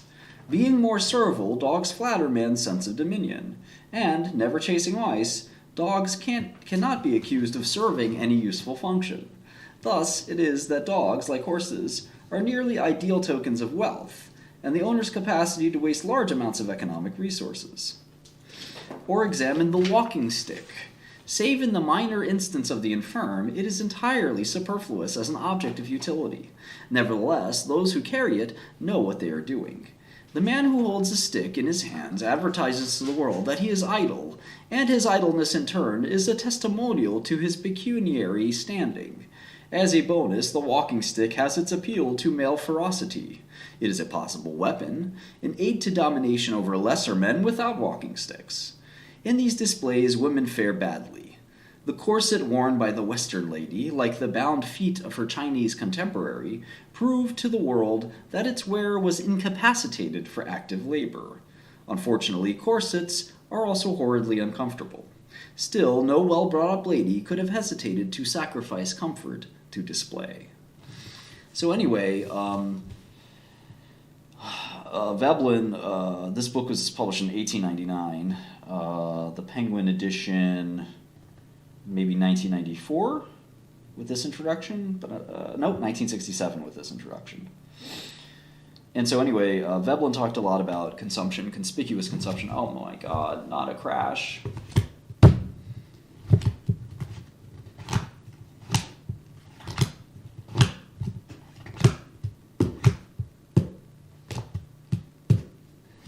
Okay, let's wrap all this in a tri-block.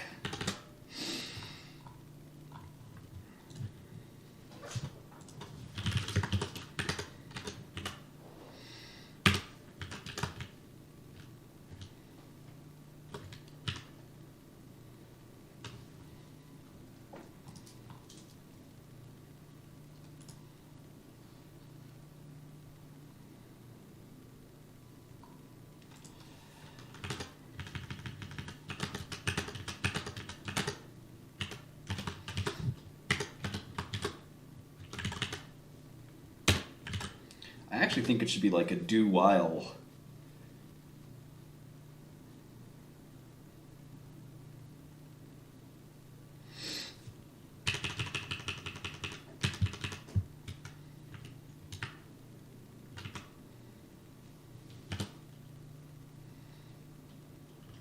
like let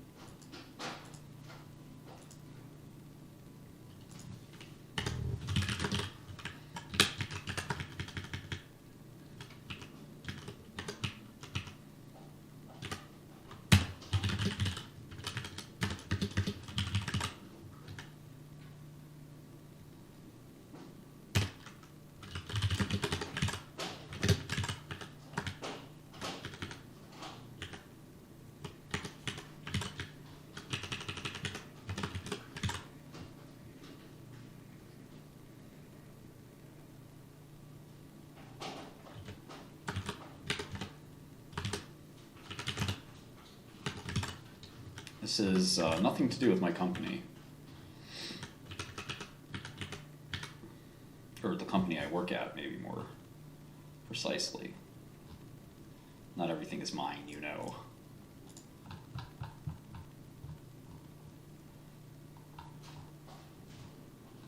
Okay, this looks like it might help. I hope. Let's see, so while this is true, do all this.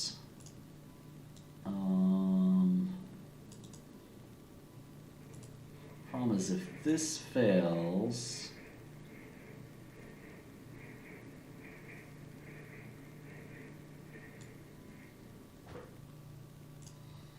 will this go here and not necessarily resume its loop? Yeah, I've considered using TypeScript. I've used it a little bit.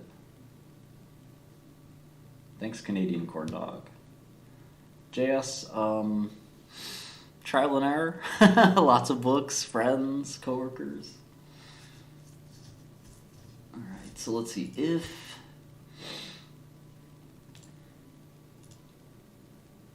you know what I can do here is be like, alright, if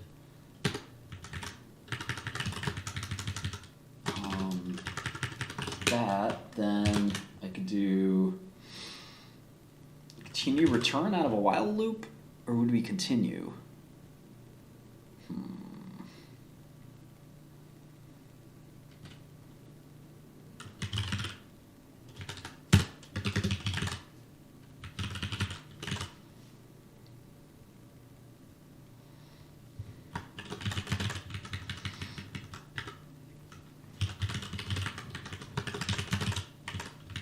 Break, but I don't want to get out of it. I want it to try again. I want it to go back to try, or to the while. I want it to go back to while. I want it to end processing, but then go back to this line.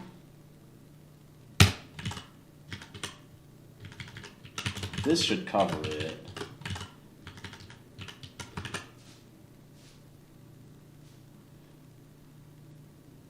Well, actually, none of these exist. Then we can do an else. And put all this stuff in here.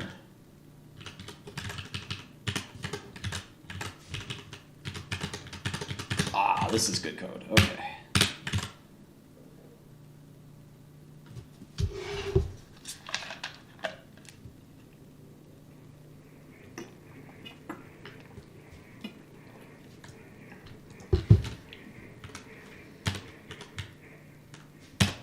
Why not use GPT-4? All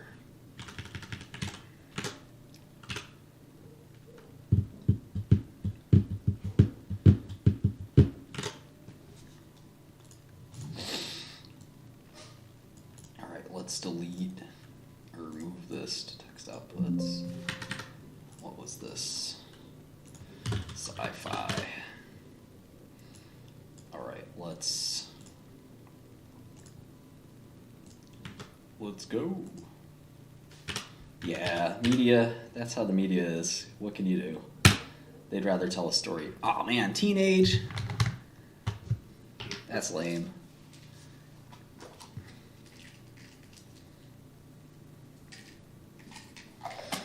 I also wanted to throw this in GitHub, so I think I could do that without interrupting the flow. Well, one problem is, let's see, there's a couple problems. Maybe I should do this using File Explorer. Interesting way to do this, but it'll work better, I think. This is called OpenAI example. We're going to move. We don't need the package.lock. Right, so let's go to bookgen. Shut up, Kitty. I'm going to paste these, replace the files, kill package.lock.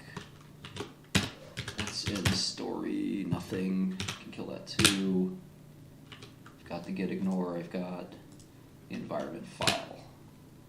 Now let me, hey, we got a new book. Alright, this should all work. This book is called Shattered Illusions. It's about Ironwood, a mysterious town where the story takes place. Ironwood High School, abandoned mansion, Ironwood Forest. Kira Matthews, 16, Lucas Carter, 17, Charlotte Wilson, 17, Ethan Blackwood, 17, Isabella Montgomery. Different roles.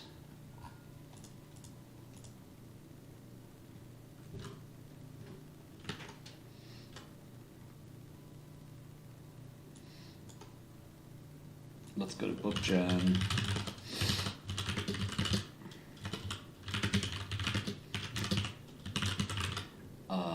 Version 2.0. Let me actually see what's in this package.json. .env OpenAI.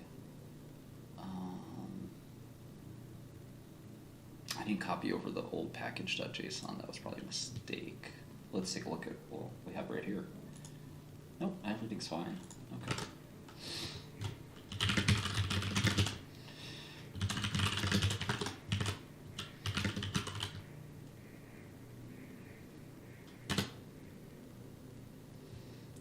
All right, let's check the GitHub.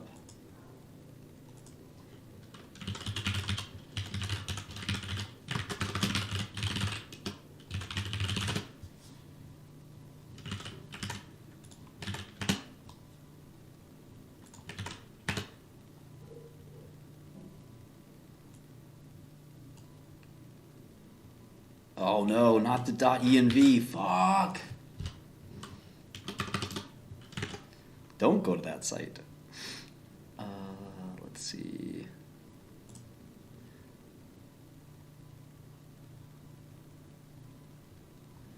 I have to kill that API key. Leaked.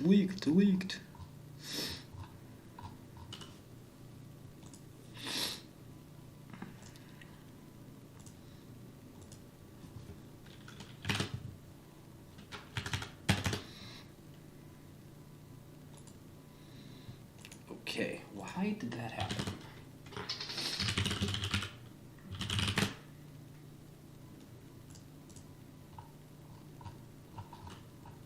Crazy, huh?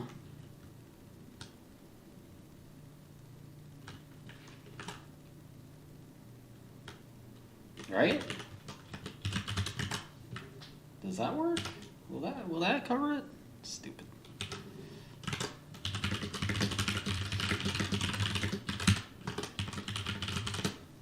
trying to do everyone a favor.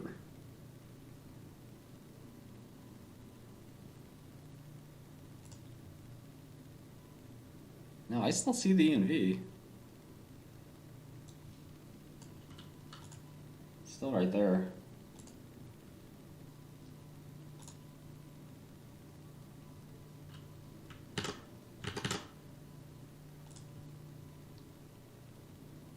I put it in there. Star.env maybe?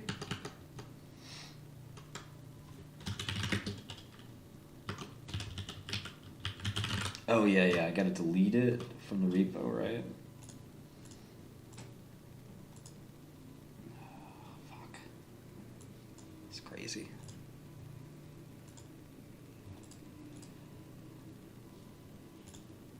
Well, I could delete .env.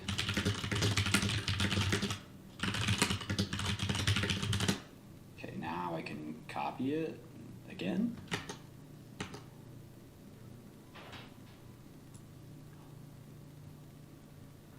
Hopefully none of you bastards I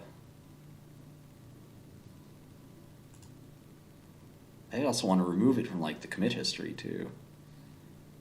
All right. Shut up, kitty.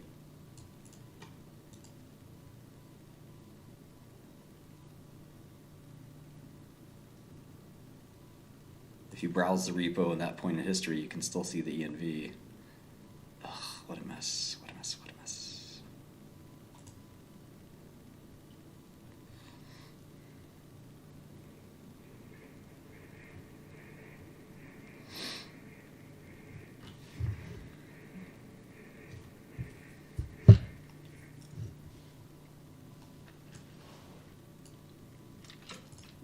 Well, here you go, I got another error, so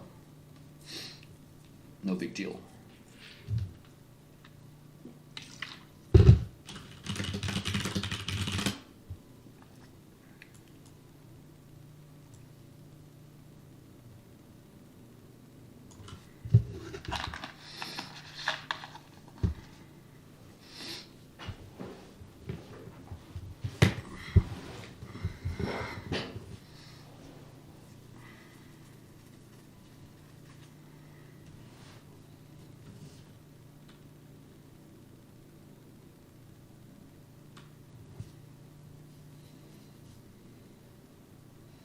Wow.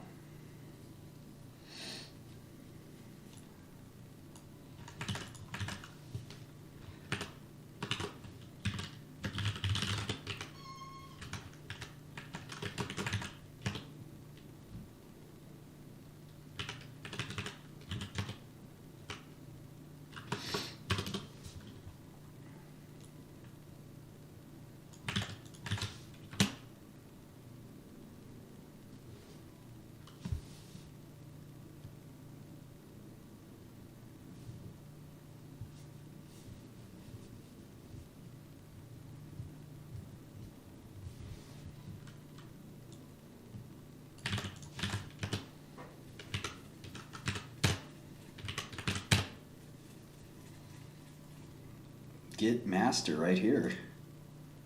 Let's see if those commits. Oh, yeah. Well, let me see. Yeah, those commits definitely.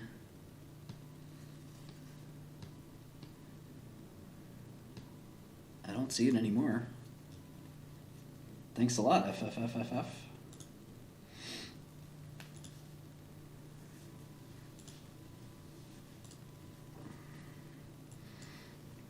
That was some pro GitHub work. Amazing. Thank you. Let me see. Move this .env file. Okay. I mean, I've pushed everything, right? So I don't have to. ENV is back.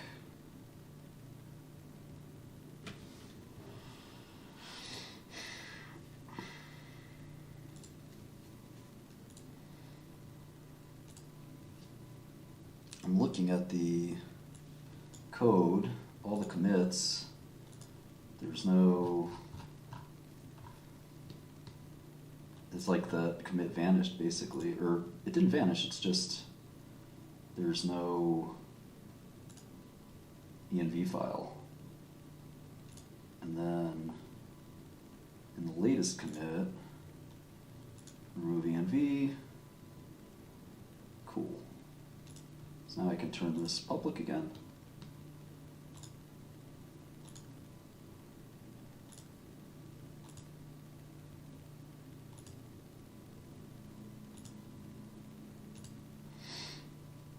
It's also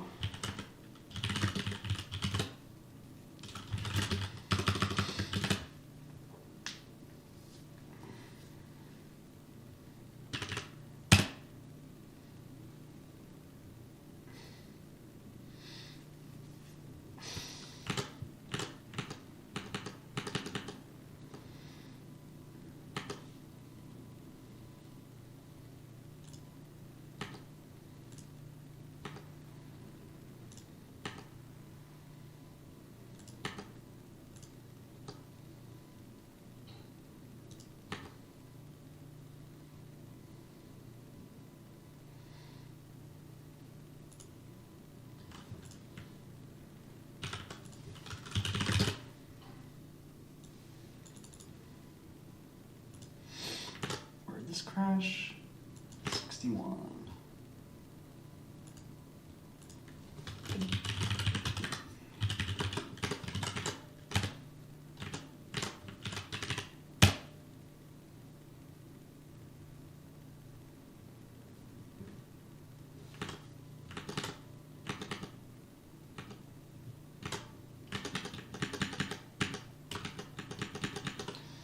I think that is my correct API key. That's weird. Wonder what happened.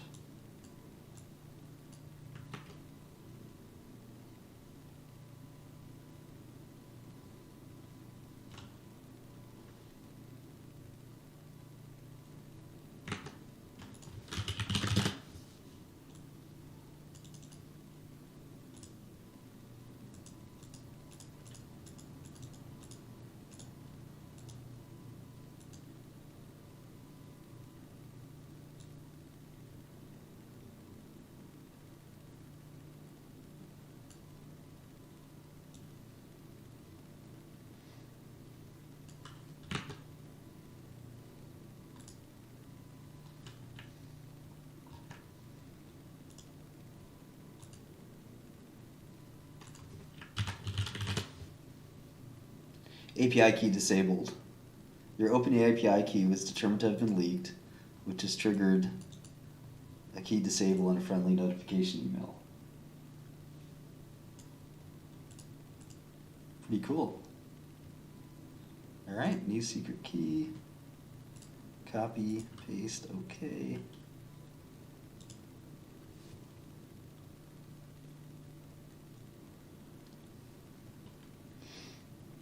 Nobody took my key.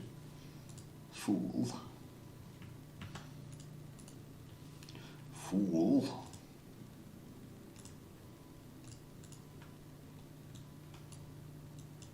Okay, we're back in business. That only took 2 seconds. New key.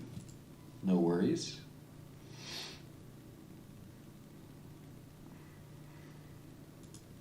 I have to change the key on Dr. Gupta though, but I can do that in a second.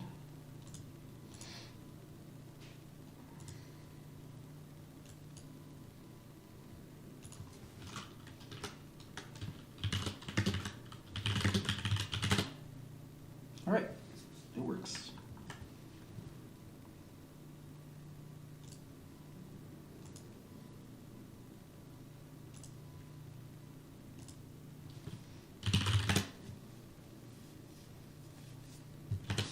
Go to Roku real quick.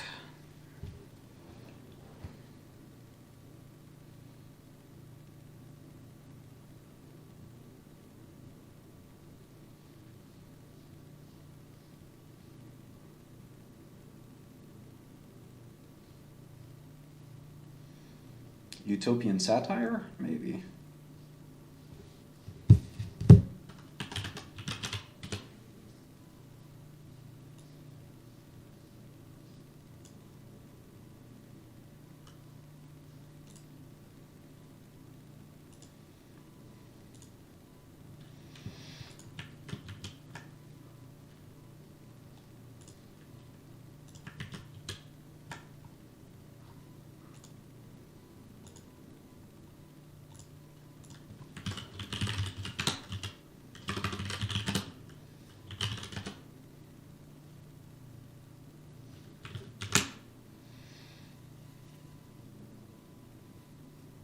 All right, BookGen's back in business.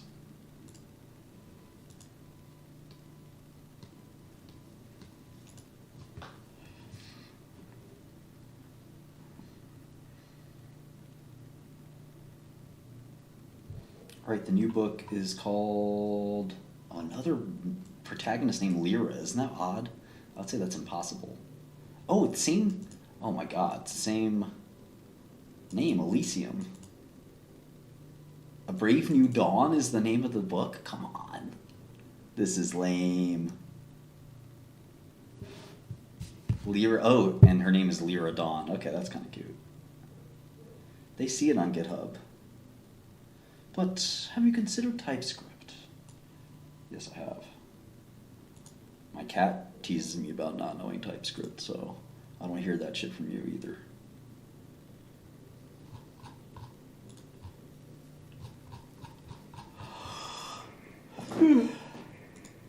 Change your temperature? It's pretty high.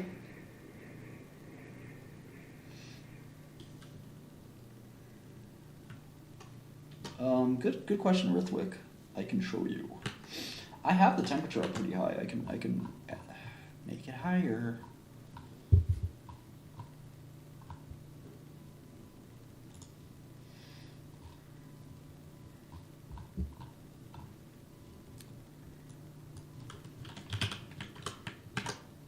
All right, kitty, we make it higher. We turn it up. Turn up, kitty, yeah. The outline is at 0.8. I'll go to 0.9. We turn up, kitty. We turn up. Yeah. I love you, kitty. I really do. You're so sweet.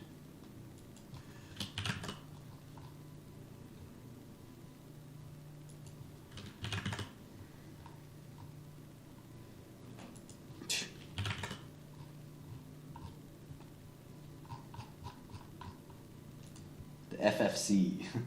Oh, this is in the year 2500. The United Regions of Elysium. Utopian Society in the year 2500. The Federation of Free Cities. Oh, hey, kitty, I love you. Hey, kitty, I love you. Who loves you? I love you. You're finally cuddly. She never wants to sit in my lap. You never want to sit in my lap, kitty. Now you do?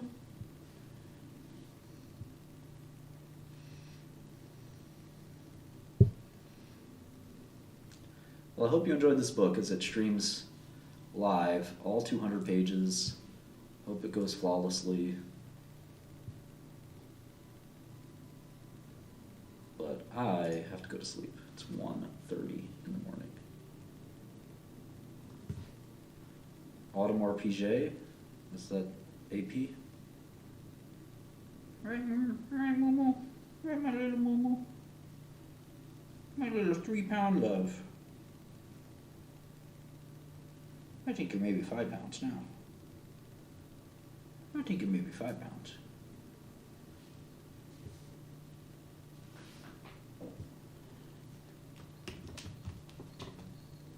I think you're maybe 5 pounds.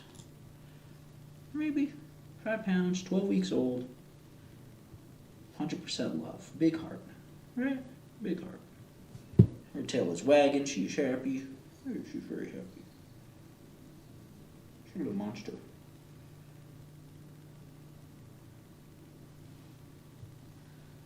Jack Dorsey's the man, I think. I mean, you create Twitter and Square, and Cash App, like, pretty innovative.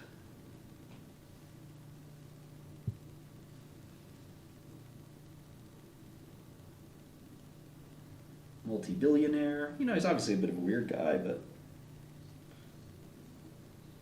Jack Dorsey's the type of dude who's like, he like basically will like get up during the day, and if someone's like, "Where are you going?" He's like, "I'm going to study the Philippine dressmakers and the art of crochet," and just leaves. Like, Jack, but we got to put out the next version of the software. He's like, "The dressmakers will help."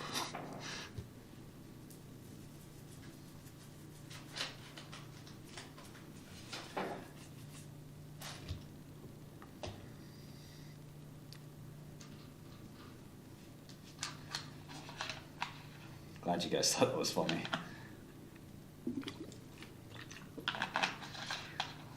On that note, I'm going to lie down. I don't know how much sleep I'll get, but I definitely want to see this story come out, or this book get written before our eyes.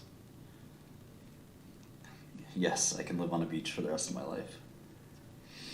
But what kind of life would that be?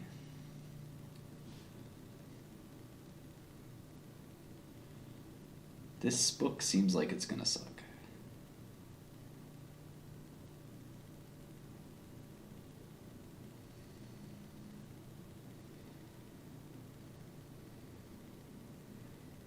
Alright, kitty. Alright, kitty. Meow. Meow. Meow. What? Why are you always hungry, baby? Why are you so hungry, baby? I know, FFF. It's so bad. I turned the temperature all the way up. The cost is... Remember, it's 3 cents for 1,000 tokens.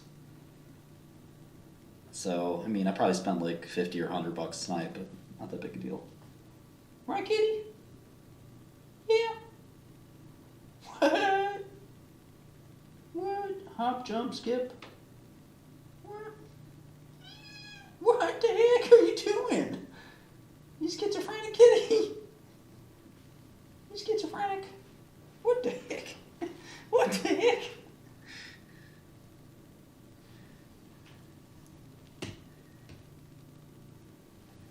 What the heck? Yeah, what? What? Oh my gosh. You scampering.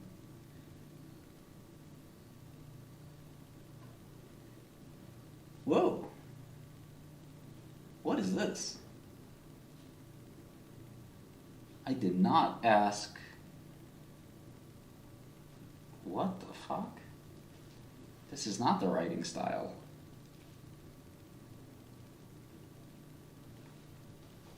What you doing, Shmoo? I don't have drugs. I don't have drugs. Unless you call it drinking from the fountains of Kenya. And I can assure you they're quite the aphrodisiac.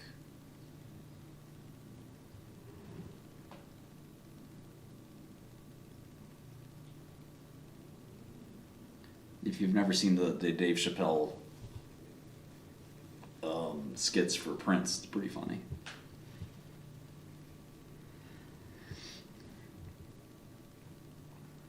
It's basically the Prince ripoff.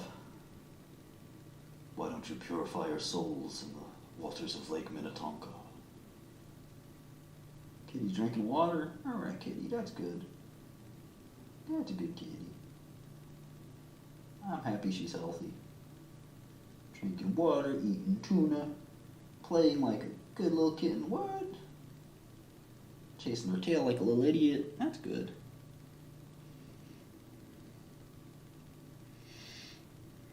The writing style is a little... It's supposed to be like an explanation of the writing style. This is like a sample of the writing style.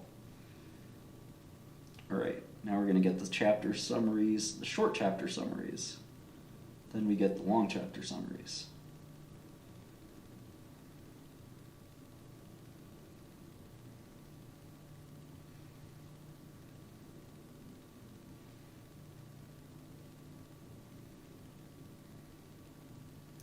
Lyra and Orion. Chancellor Marcus Everbright. He's the corrupt leader here.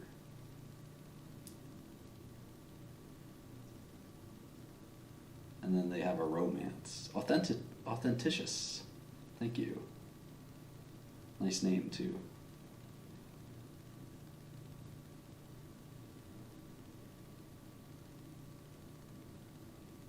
Yeah, this seems like a really boring and terrible plot, but let's see if we can generate a book that's cohesive and coherent. That's the bigger question. Alright guys, I really do have to get to sleep. I may wake up in the middle of the night, I may come back to you at 8 or 9. I really don't know. But for now, I bid you adieu. Enjoy the story. Crypto Blaze, thanks for following. Kitty cat, let's go.